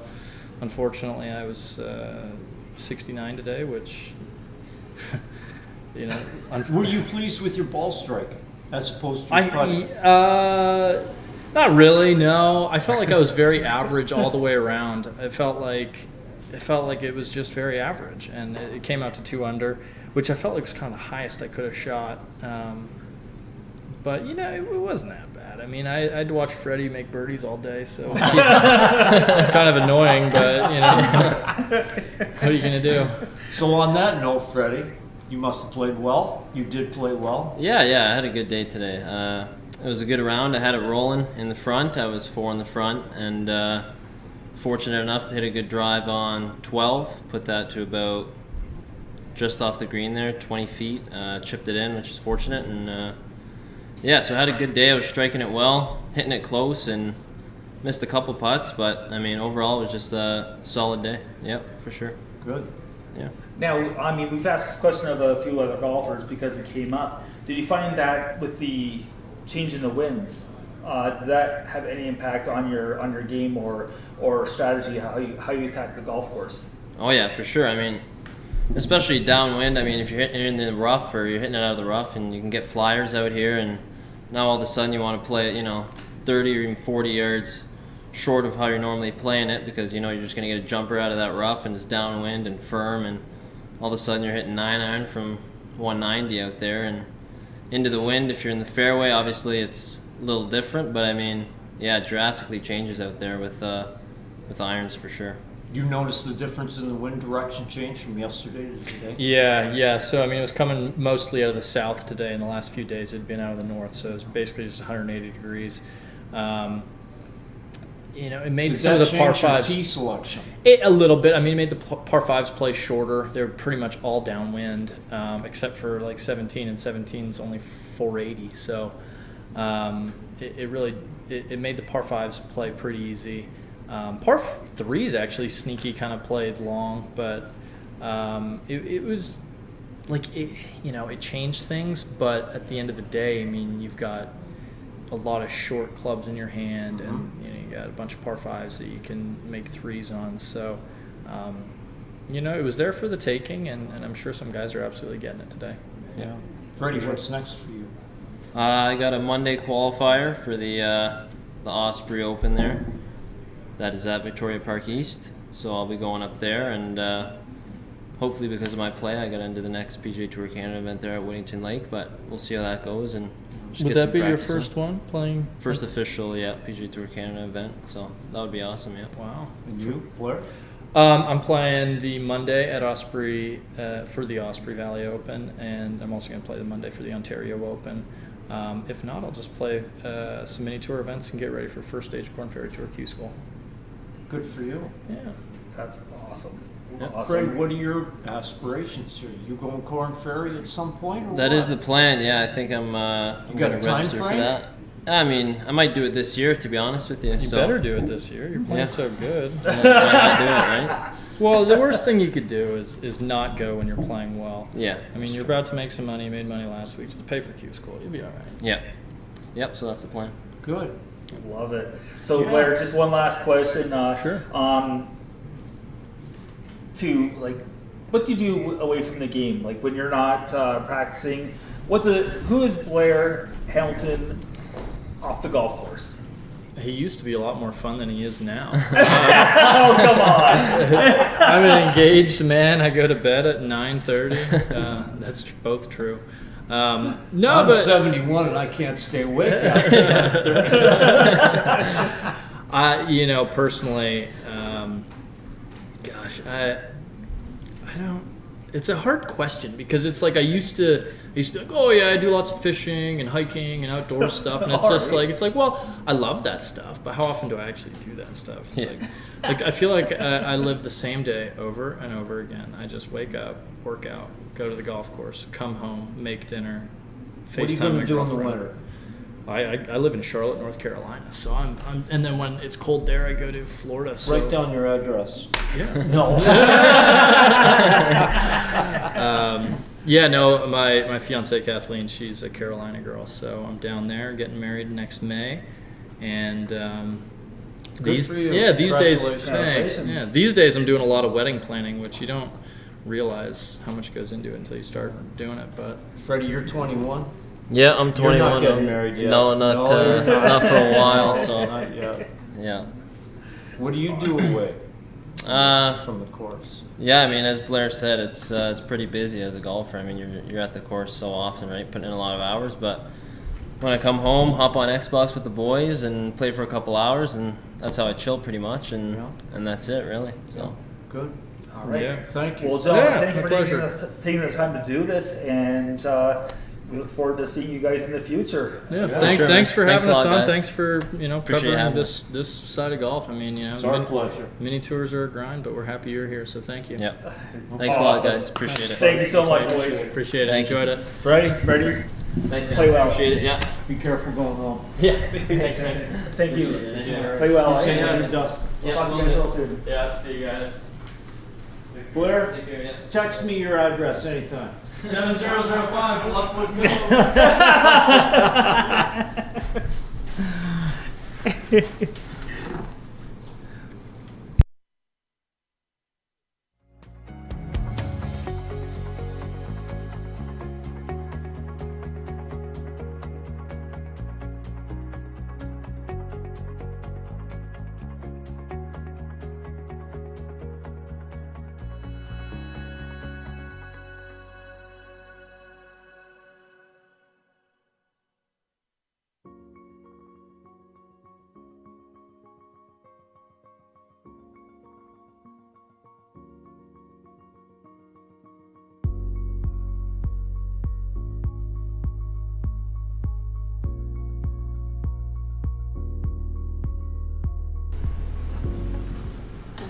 So here we are, we're on the 18th. Welcome back to Port Dover Golf Club in Port Dover, Ontario for the finishing hole of the 2022 Southern Ontario Open.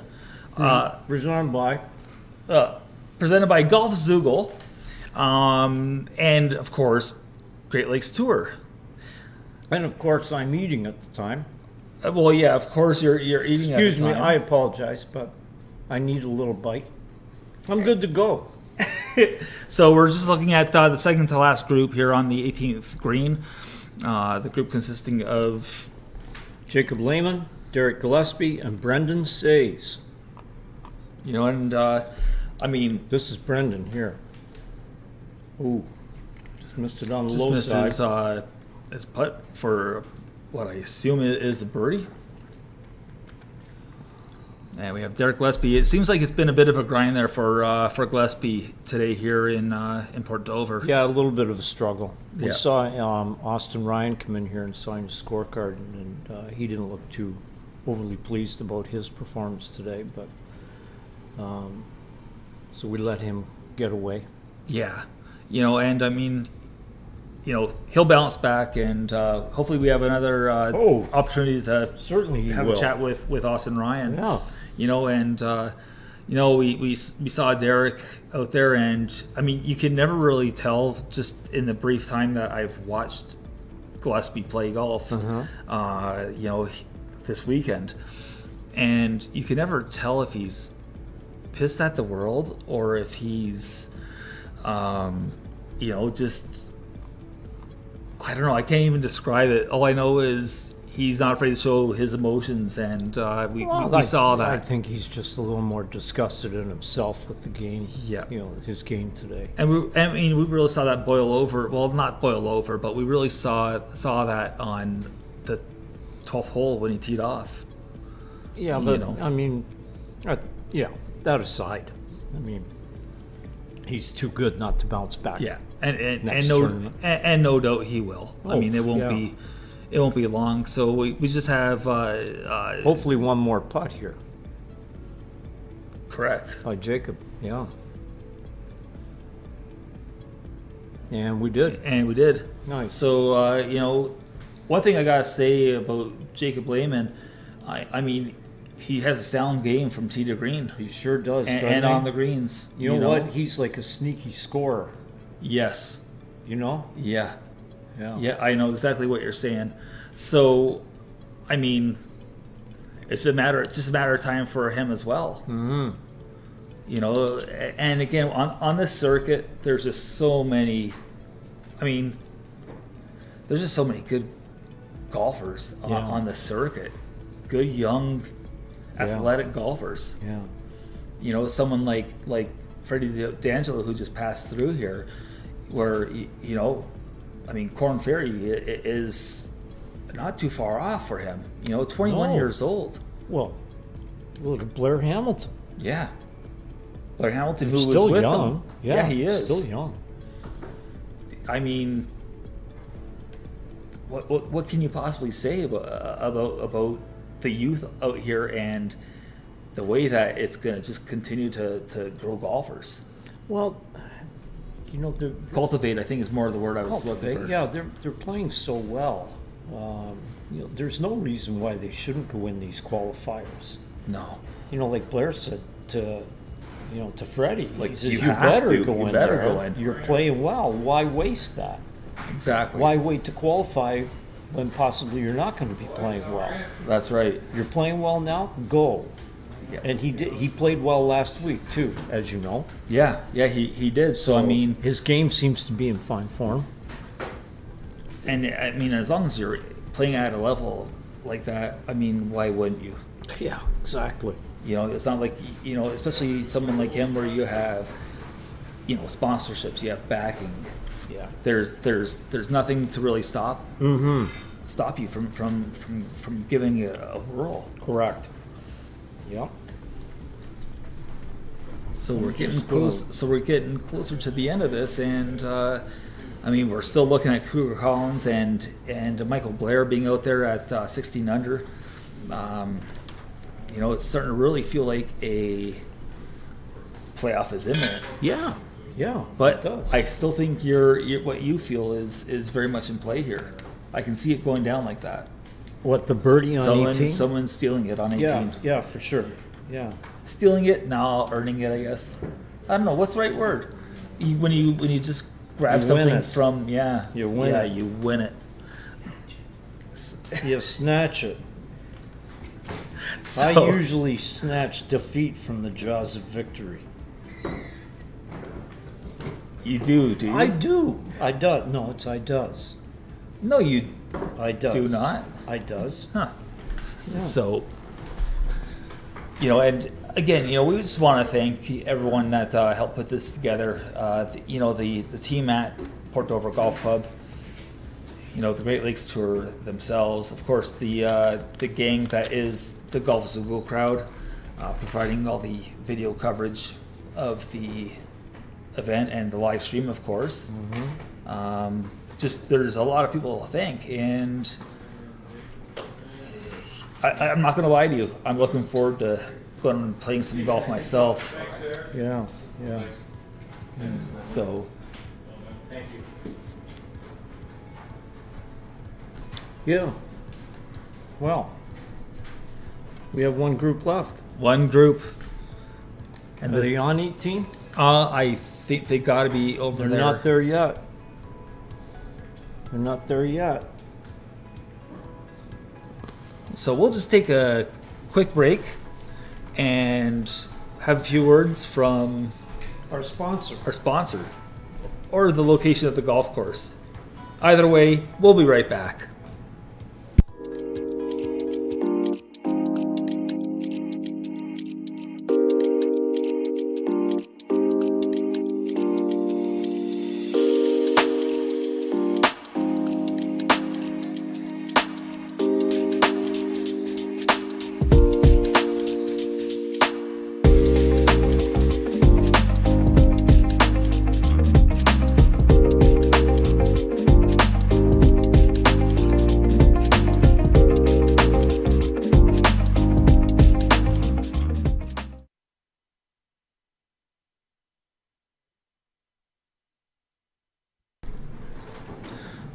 Well, this is exciting. We have the final group, and of course, we have two players currently mired in a tie atop the leaderboard with Michael Blair and Kruger Collins. I think it's safe to say that it's come down to one of those two golfers, not to state the obvious, for the umpteenth time this past weekend or this weekend. Hang on, did I see Jacob Lehman at 17 under? Come again?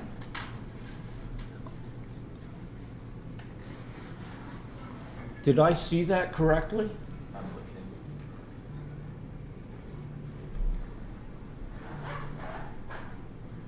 Well, that throws a That little just- wrench into it, doesn't it? Yep. Jacob Lehman is 17 under. Oh. And the plot I hope just he's not. totally thickened. I hope he's not leaving the golf course. Oh, I'm sure he's not. Holy smokes. Yeah, holy smokes is right. I mean, we knew that he was having a good day out there. Yes. But what did he end up shooting for Yeah, today? we got two 7 under. He was 7 under today. You know, there's what we were talking about at the very start. Is there a 64 out there? Yeah, we just saw it. And that could be the could be the the winning winning round, score, the winning yeah. score. Yeah. So right now your current clubhouse leader is Jacob Lehman. Jacob, of course, he hails from Guelph, Ontario. Yep. And it was sort of funny. It was only a couple holes ago where I said, Lehman is just, you just feel like it's a matter of time or like that What'd we say? he breaks through. Sneaky. And then all of a sudden, Sneaky score here. I mean, that was stealthy. And I mean, if you've been watching, I mean, he has that stealthy look. He's wearing that long sleeve white golf shirt, but then there's the black pants, the black visor. He's playing incognito. Incognito. Yes. He's got the golf ghillie suit on. The golf ghillie suit. Oh, what am I gonna do with you? My goodness. But I'm actually sitting here with my mouth open, agape. Like I'm actually floored. I wasn't expecting that. I'm not seeing anything close here on the green. Like, basically, what just happened? Okay, so now That Stephen was Stephen Gonko, Gonko. he just had a short walk to survey the green and Yes. see what he had to work with. Yeah. Was that his? Is that his We drive? don't know if that's his drive or not. Because if that's his drive, then holy smokes. But the question is, and I haven't seen it, where is Gonko sitting? Second. No. Yes. No. Maybe. 16 under. So he's I sitting. think it said 16 under. So, oh wow, okay. So this is even getting more exciting by the minute. He just hit a little pitch shot here from just in front of the green. And you know what? No, 13. He's only 13 Oh, under. okay, okay. Sorry. So we apologize, folks. It was 13. 13 under. But his pitch there, when it landed, Yes. it did the same thing that we've seen all day on this location, where it just sort of kind of slings to the right, slings to the right past the hole. toward the back of the green. Yeah. So We've seen that how many times on some of these greens? oh my goodness, countless times, Yeah, really. yeah. But know- again, you can see there's that upper plateau on this green towards the left side, right? Right. And then there's that swale down to the back level of the green. And this is, well, it's basically where we thought the pin placement might be for today. Yeah. Yeah. Which is you know, ironic. I know. Well, I when you told know, you know. We be smart. Yeah, we are. But no, I mean, is.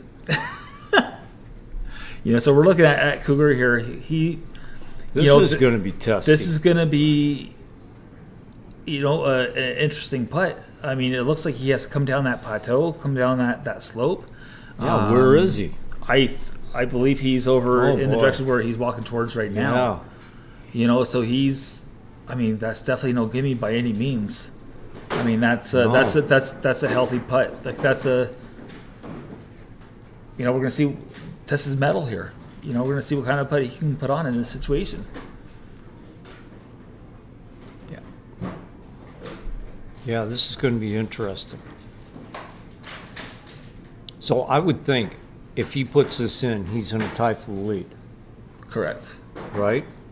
And if Michael Blair puts it in, he's going to tie for the lead. Correct. Okay. I wonder if these two gentlemen know that.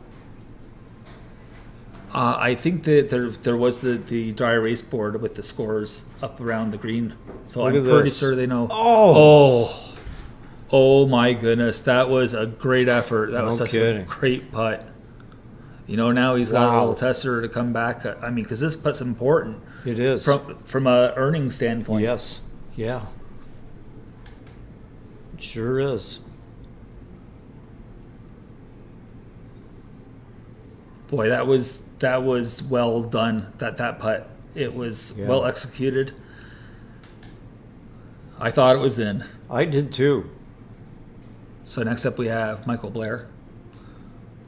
We're just looking for the location of where his spot is on the green.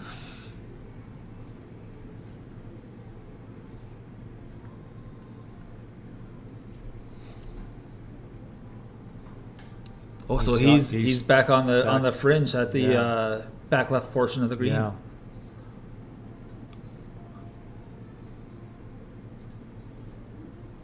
No. Well short. Well short. At least 4 feet.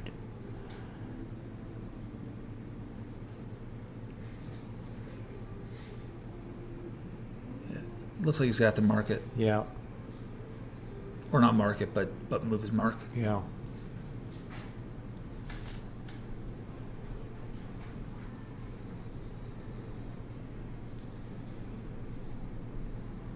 So you can actually see on their faces, their body language, they're really grinding it out right now. They are. They are. They're it's gut check time. I think they just ground it out. I don't think nobody's going to be able to touch Lehman now, are they? Well, I mean, are these par putts coming up? I would think that are they par putts? Yeah, but they're one shot behind. They're one shot behind. So Yeah. I mean, assuming that these are par putts, This is just for position it's yes. Low side for Gonko.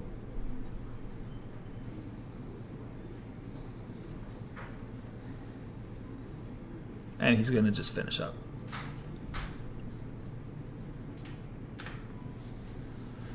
Next up, we have Cougar Collins, who's going to be cleaning up this putt. It's about 4 feet. We'll make that about 3 feet. Make that about 5. I'm going the wrong way. I'm You regressing. are going the wrong way. Well, folks, this is a lesson to yours truly. it tells me that I need to have the right glasses on, even for commentating, Yeah. Yeah. because Yeah. I'm blind as a bat. Apparently, my goodness, no depth perception with these glasses on, like none. Yesterday, I was spot on, and that was a Yeah. solid stroke. I mean, Yeah. and that's what we've seen out of Collins all, over the last 2 days, over the Yeah. weekend. Yeah. We've just seen a solid stroke, and I mean that's the game of a champion. Yeah. I mean he's proven it with his Ontario Amateur win. Yeah. So you only know that he's just beginning his trek. Yes. And next we have Michael Blair. That's a good 3.5 feet. That's more than a yardstick. Yeah, that's about the length of my putt right there. That was Yeah, a good solid, putt. confident stroke. Good putt. So now we're through a regulation, and we're just waiting for confirmation. As it sits right now, we think, but we're not 100% sure, that your winner of the 2022 Southern Ontario Open is Guelph, Ontario's Jacob Lehman. Congratulations And to him. congratulations to Jacob. 17 under. That's Yep. that's a heck of a score. Came And from behind. He came from behind. I mean, he was stuck a few strokes when the stay begun. Yeah. Did you see that coming? No. Hold on. Oh, no, we have an update here. We've got 3 at 17. We haven't had the update. We have 3 at 17. So it's official. We do have a playoff. So I retract what I just said about Jacob Lehman. We have a 3-way playoff coming up for Michael Blair, Cougar Collins, Jacob Lehman. and Jacob Lehman. As long as the scores are attested and everything's good They on will that be. end. And they I will have be. all the confidence in the world. Me too. Yeah. Me too. So while we're waiting for the playoff to begin, we're going to just take a quick break. We're going to Just stretch our legs. stretch our legs a little bit. We'll be back and shortly. Absolutely, we'll Here be at back. Port Dover Golf Course, just outside of Port Dover, Ontario. Southern Ontario Open, presented by Golf Zoogle. We'll be right back.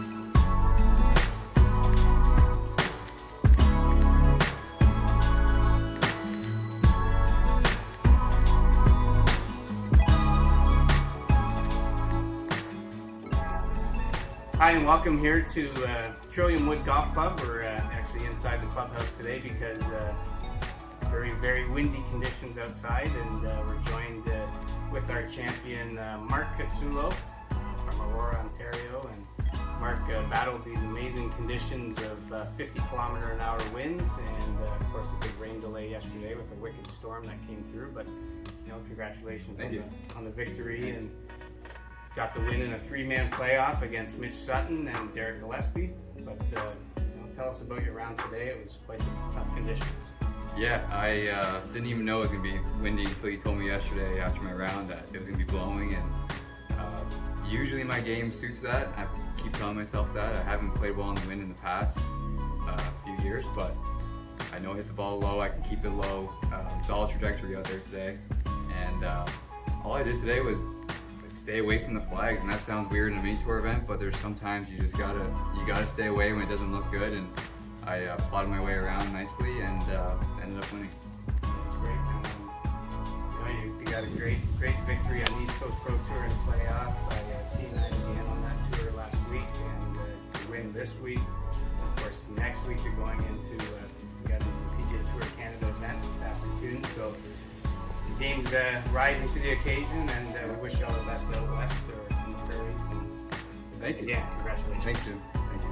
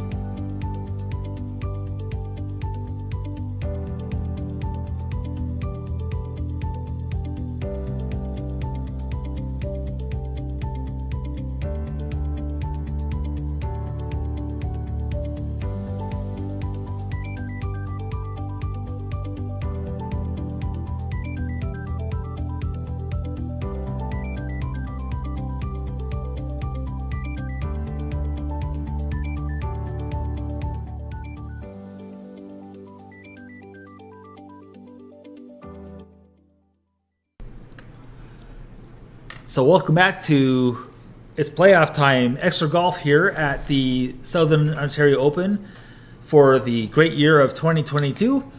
And we have a 3-man playoff involving Michael Blair, Cougar Collins, and Jacob Lehman. It appears that all three have opted to hit a driver up towards the green. And I believe that we're looking at some eagle attempts here. It does seem so. Because we saw nothing from the fairway, so No.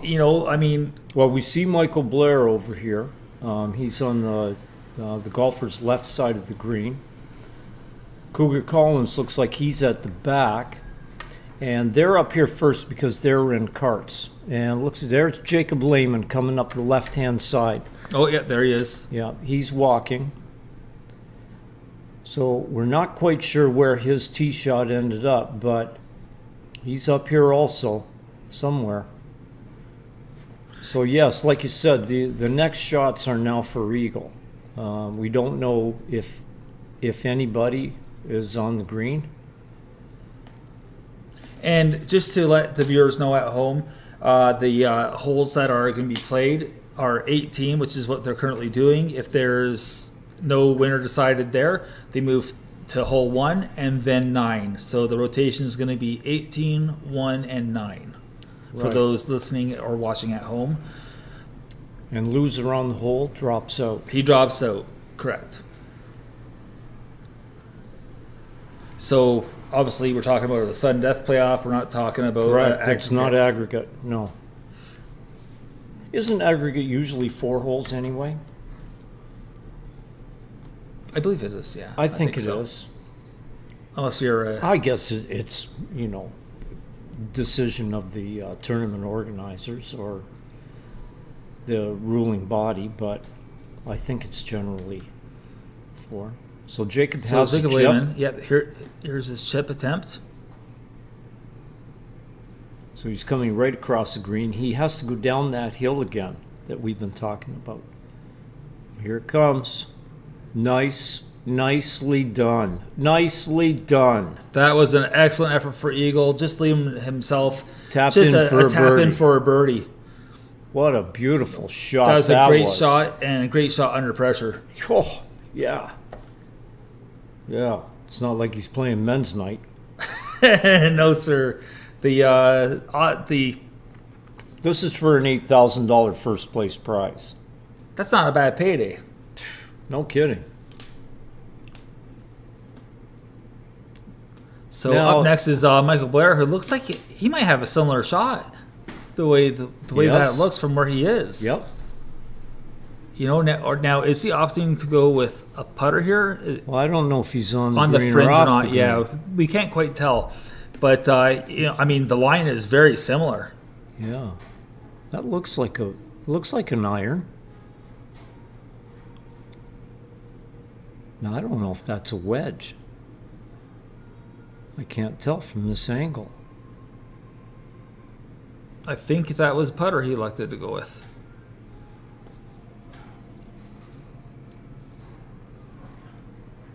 It's in.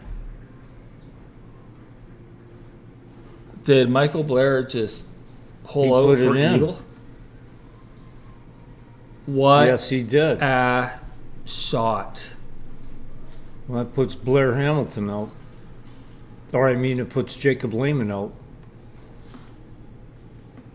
Sweet shot. That was unbelievable. No kidding. And again, did he go to school on Jacob's shot? You have to wonder. You No, have to I don't wonder if wonder. he- I don't wonder. You know. Yeah. You know that he went Sure to he school did. on that because Christ Almighty, that was a it was. Sorry, folks, that slipped out of my mouth. Jeepers creepers. But no, that was. Well, we still have one player left. Cougar Collins could put this in. And this looks makeable too. And go to 1.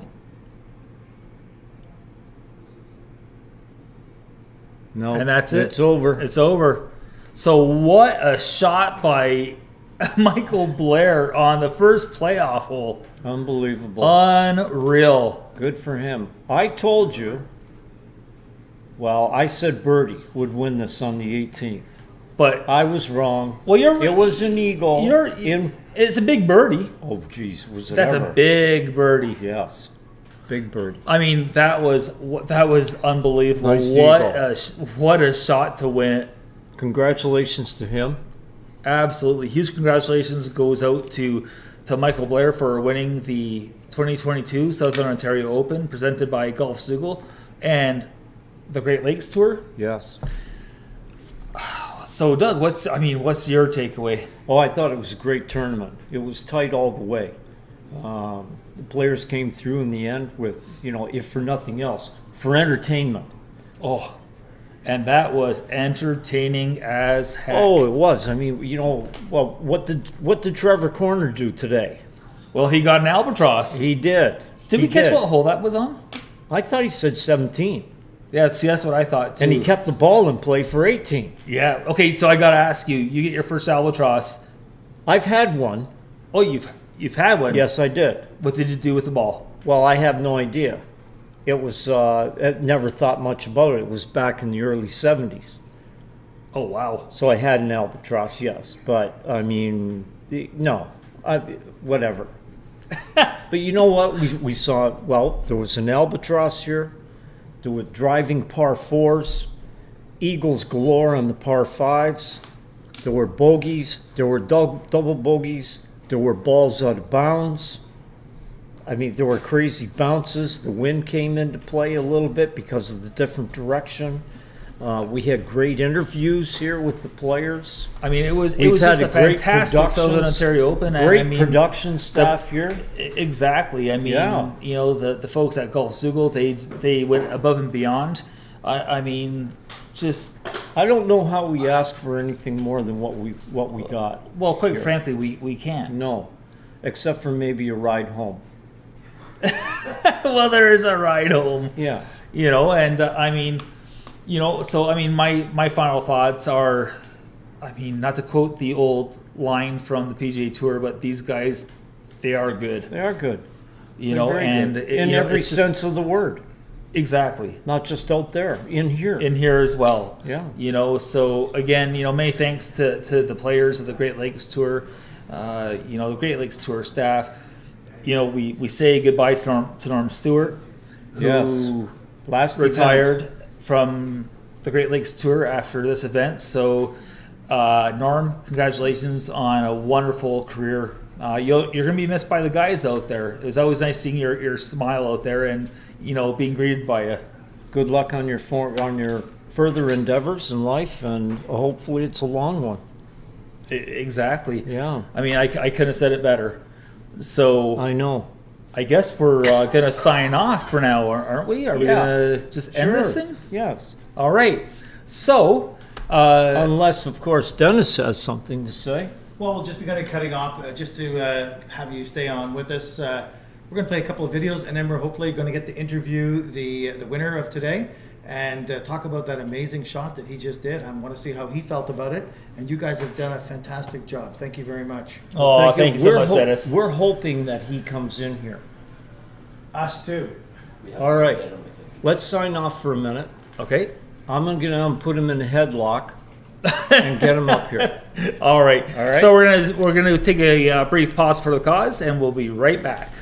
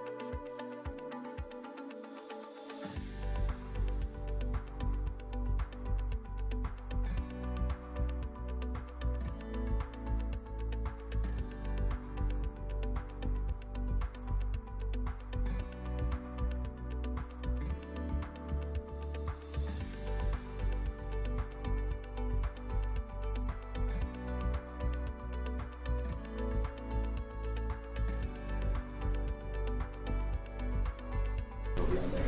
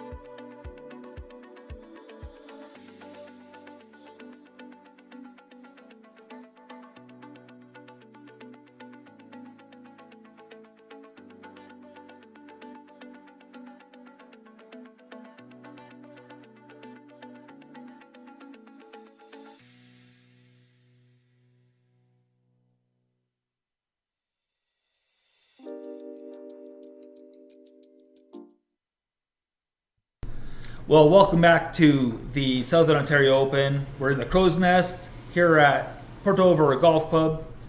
We're joined by the winner of the 2022 Southern Ontario Open, Michael Blair. Michael, congratulations. Thank you, thank you. I mean, we're going to get to it in a second, but what are you feeling right now at this moment in time?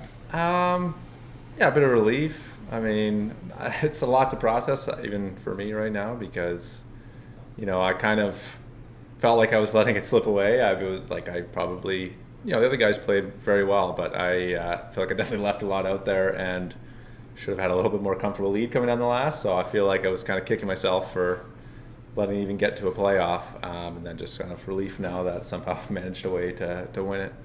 Okay. So how did you keep your concentration out there with, like you said, possibly slipping away?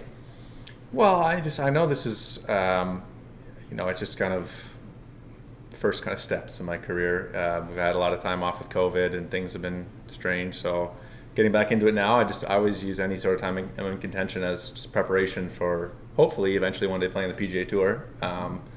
Just so if anytime you're in contention, it's just, you can't think about bad shots or, oh, I missed a putt here. You know, you got to use that as preparation for the future and just got to stay in the moment. And what do you think about between your shots? Is there anything in particular? Things come and go, but I don't really, you know, I just try to be in the moment as much as I can. Don't dwell on it. No, I mean, I try to. It's easy to want to dwell on it. You know, you want to dwell on it, but I tell myself, you know, that's in the past, and let's get focused on whatever is upcoming.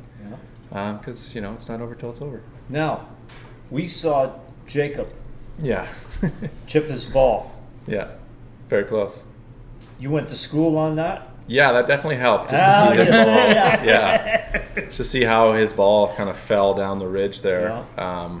Obviously, he had almost perfect speed, so I kind of just was trying to get it to a spot roughly similar to where his ball toppled over that ridge and just kind of get it falling over. And really was just trying to two-putt it, obviously, just get it somewhere inside of 3-4 feet. What club did you use from the fringe? I was a putter. I putted We it, couldn't really tell from there was like a shine on, you know, from the sun. But yeah, I putted it. Yeah. Oh, good. So, I mean, now talk us through that putt or chip or whatever, because you were just off the green, so technically it wasn't even a putt. Yeah. You know, so like talk us through that, your thought process there, and I mean, of course, as the ball found its way into the bottom of the cup, I mean, talk us through that. Yeah, well, you know, I'd hit iron off the tee the first 3 rounds, and now, but when you're in a playoff, it's kind of nothing to lose now. So everybody hit driver up there, and I hit it pretty good tee shot. It kind of didn't really cut. The wind kind of held it up, so I ended up in the fringe, just short left. But like, you know, I was a foot from the green. Yeah. But I think it was about 63 feet or so, and you know, and I didn't hit a great putt in regulation from the fringe, so that was kind of back in my mind, like, should I chip this? Like, it might be easier from that far away, like 63 feet, you know, to just maybe bump and run like a pitching wedge or something to get it rolling down there. But I said, you know, I'm so close to the green, I can trust myself that I can I can putt it as good or better than I can chip it. Like, Right. you got to get those negative thoughts out of your head and just go, you know what, I know I can hit this, close or make it with a putter, and that's the right play, and commit to it. And Did you tee send off it. last? I was last. So You're I- the last yeah. one. Okay, go to. so they hit driver. Yep. What if they had pulled out a driving iron? Would you still I, go for the I driver? had my driver before we Oh, you did? even picked up Already made the balls. It decision. didn't matter what, I was hitting driver for sure. Good. So I did. Well, there's commitment. You either win or you don't win. There's Absolutely. you can't make a 10 and finish No. 10th place now. Yeah, You're yeah. 1 or 2. There's no, there's nothing. So you got to try to win it. Yeah. And the way that pin was, it was, an iron shot from the fairway there wasn't that easy because you kind of had to land it short and get it to release over the hill. Like it's not that easy of a wedge shot coming in to get it close. So I figured a chip shot I have a much better chance, or a putt, much better chance of getting it close. We were watching the leaderboard, and the three of you in that last group were head to head. Yeah, it was tight for a lot of the day. Yeah. Very How much did so. that go out there? The other two guys were just steady, good fairways and greens, making some putts. I don't think anyone in the group made a bogey until like 15 or something like that. It was just me making bogeys. So I was kind of, I was leading, tied, losing, tied. Like it was kind of up and down throughout the day. So you're always paying attention to what they're doing. But at the end of the day, like if I just play as good as I can and just keep making as many birdies as I can, then that's all I can do. What's next for you? They got the Osprey Valley Open, the PGA Tour Canada event next week up at Deep Sea Toronto. Good. Yeah. Good for you. Yeah, hopefully we can carry this play because that course is the same. Like the scoring will be low again, so it's good that I just got into like that low scoring mentality this week, and so hopefully keep that forward because 20 or 25 under is going to win next week for 4 rounds. So got to be in that mode of making a lot of birdies and taking it low. So this is great for that. So long term, what are your aspirations? I know you mentioned off camera before we started the recording that you're thinking Corn Ferry kind of a thing. Yeah, so I'm on the PGA Tour Canada right now, so we're kind of midway through the season with that. We've got 6 events in the next 7 weeks coming up. So obviously that's the main priority. Play well on that, and then depending on where you finish in the points list, you can get promotions either to the Corn Ferry Tour or through some of the stages, because there's 3 stages of Corn Ferry Q School. So obviously that's the goal, is play well on that tour and try to advance up to the Corn Ferry Tour, and then keep going up from there, and then you never know, right? Hopefully be on the PGA Tour one day. That's right, and you know what? I have no doubt in my mind that we're probably going to be seeing you out there. I hope so. Like you put together a great 3 rounds here at Port Dover, and it was I got to tell you, it was fun to watch. It certainly was. It was really entertaining. I appreciate it. Thanks. It was fun doing it. Well, thanks for joining us. Yeah, no problem. Good luck Thanks in for the having me. future. Thank you. I would love to see the replay. Yeah, let's see that. Can we bring that up? So, maybe even talk us through, even a little bit more. I was really curious when it got to that little swell there. Yeah, I'd been leaving it short all day, so I tried to give it a little extra just to make sure I got it down the ridge here. The ridge is right about there. And they're give it a little extra. Starting to go towards oh my God. When did you know it was in? I wish the camera angle was a little different so you could get me in the background, because I think I started walking it in. I can't remember. Did you start walking it in? I think I did start walking it in. Don't tell me you had the putter going on. Well, there's no proof now, so nobody will ever know because you didn't get that angle. So the answer is yes, I did. I think probably was closer to the hole than it felt like, but like 3-4 feet out, it looked like it couldn't miss. Yeah. And then I was thinking, it might miss low, because it really started to die left at the end. But luckily caught the bottom left edge there and went in. So good. Yeah, just happy it went in. And great. What else can I say? What a way to close out the Southern Ontario Open. What a shot! It was really fun to be here and to watch it happen, watch it unfold. That was exciting as heck. I had a couple other words, but gotta keep the G-rated here, right? So, but no, thank you so much for joining us, and My I pleasure. mean, all the best in the future. We look forward to seeing you on PGA Tour. Thank you. Thanks for Careful having me. going Appreciate home. it. Yeah, Congratulations. yeah. I think I'm gonna get a milkshake on the way home. All right, Probably one nice. day. Yeah, All right. because you were talking about that Yesterday I did. I earned it yesterday. I think I earned it today as well. You earned one today. Yeah. Hell, I'd buy it for you. $7 if you got any change. I think I got a 10. Perfect. All right, folks. So that's it, I guess, for this year's edition of the Southern Ontario Open. So thank you all for watching the live stream here on YouTube. Thank you to the Great Lakes Tour and, of course, Golf Zoogle. And take care, stay safe. Yeah, and I just want to say we'll one see more you next thing. week. Sure. The golf course was fantastic this week. Terry, the greenskeeper, and all his crew did a great job. And John, the owner and general manager here, like I've been here for a couple of years because my coach Mark Evershed coached out of here, so I've spent some time here and there and like really seeing the progression of this place and from what it started as to now. It's fantastic. So I just want to say thank you to all them. And yeah, the course was playing fantastic. Greens were amazing. As you see from the last putt, how smooth the greens are there. Yeah. So I think it was definitely a treat, and the conditions were perfect for us for a good competition this week. Awesome. Well said. And I mean, that's just straight up class.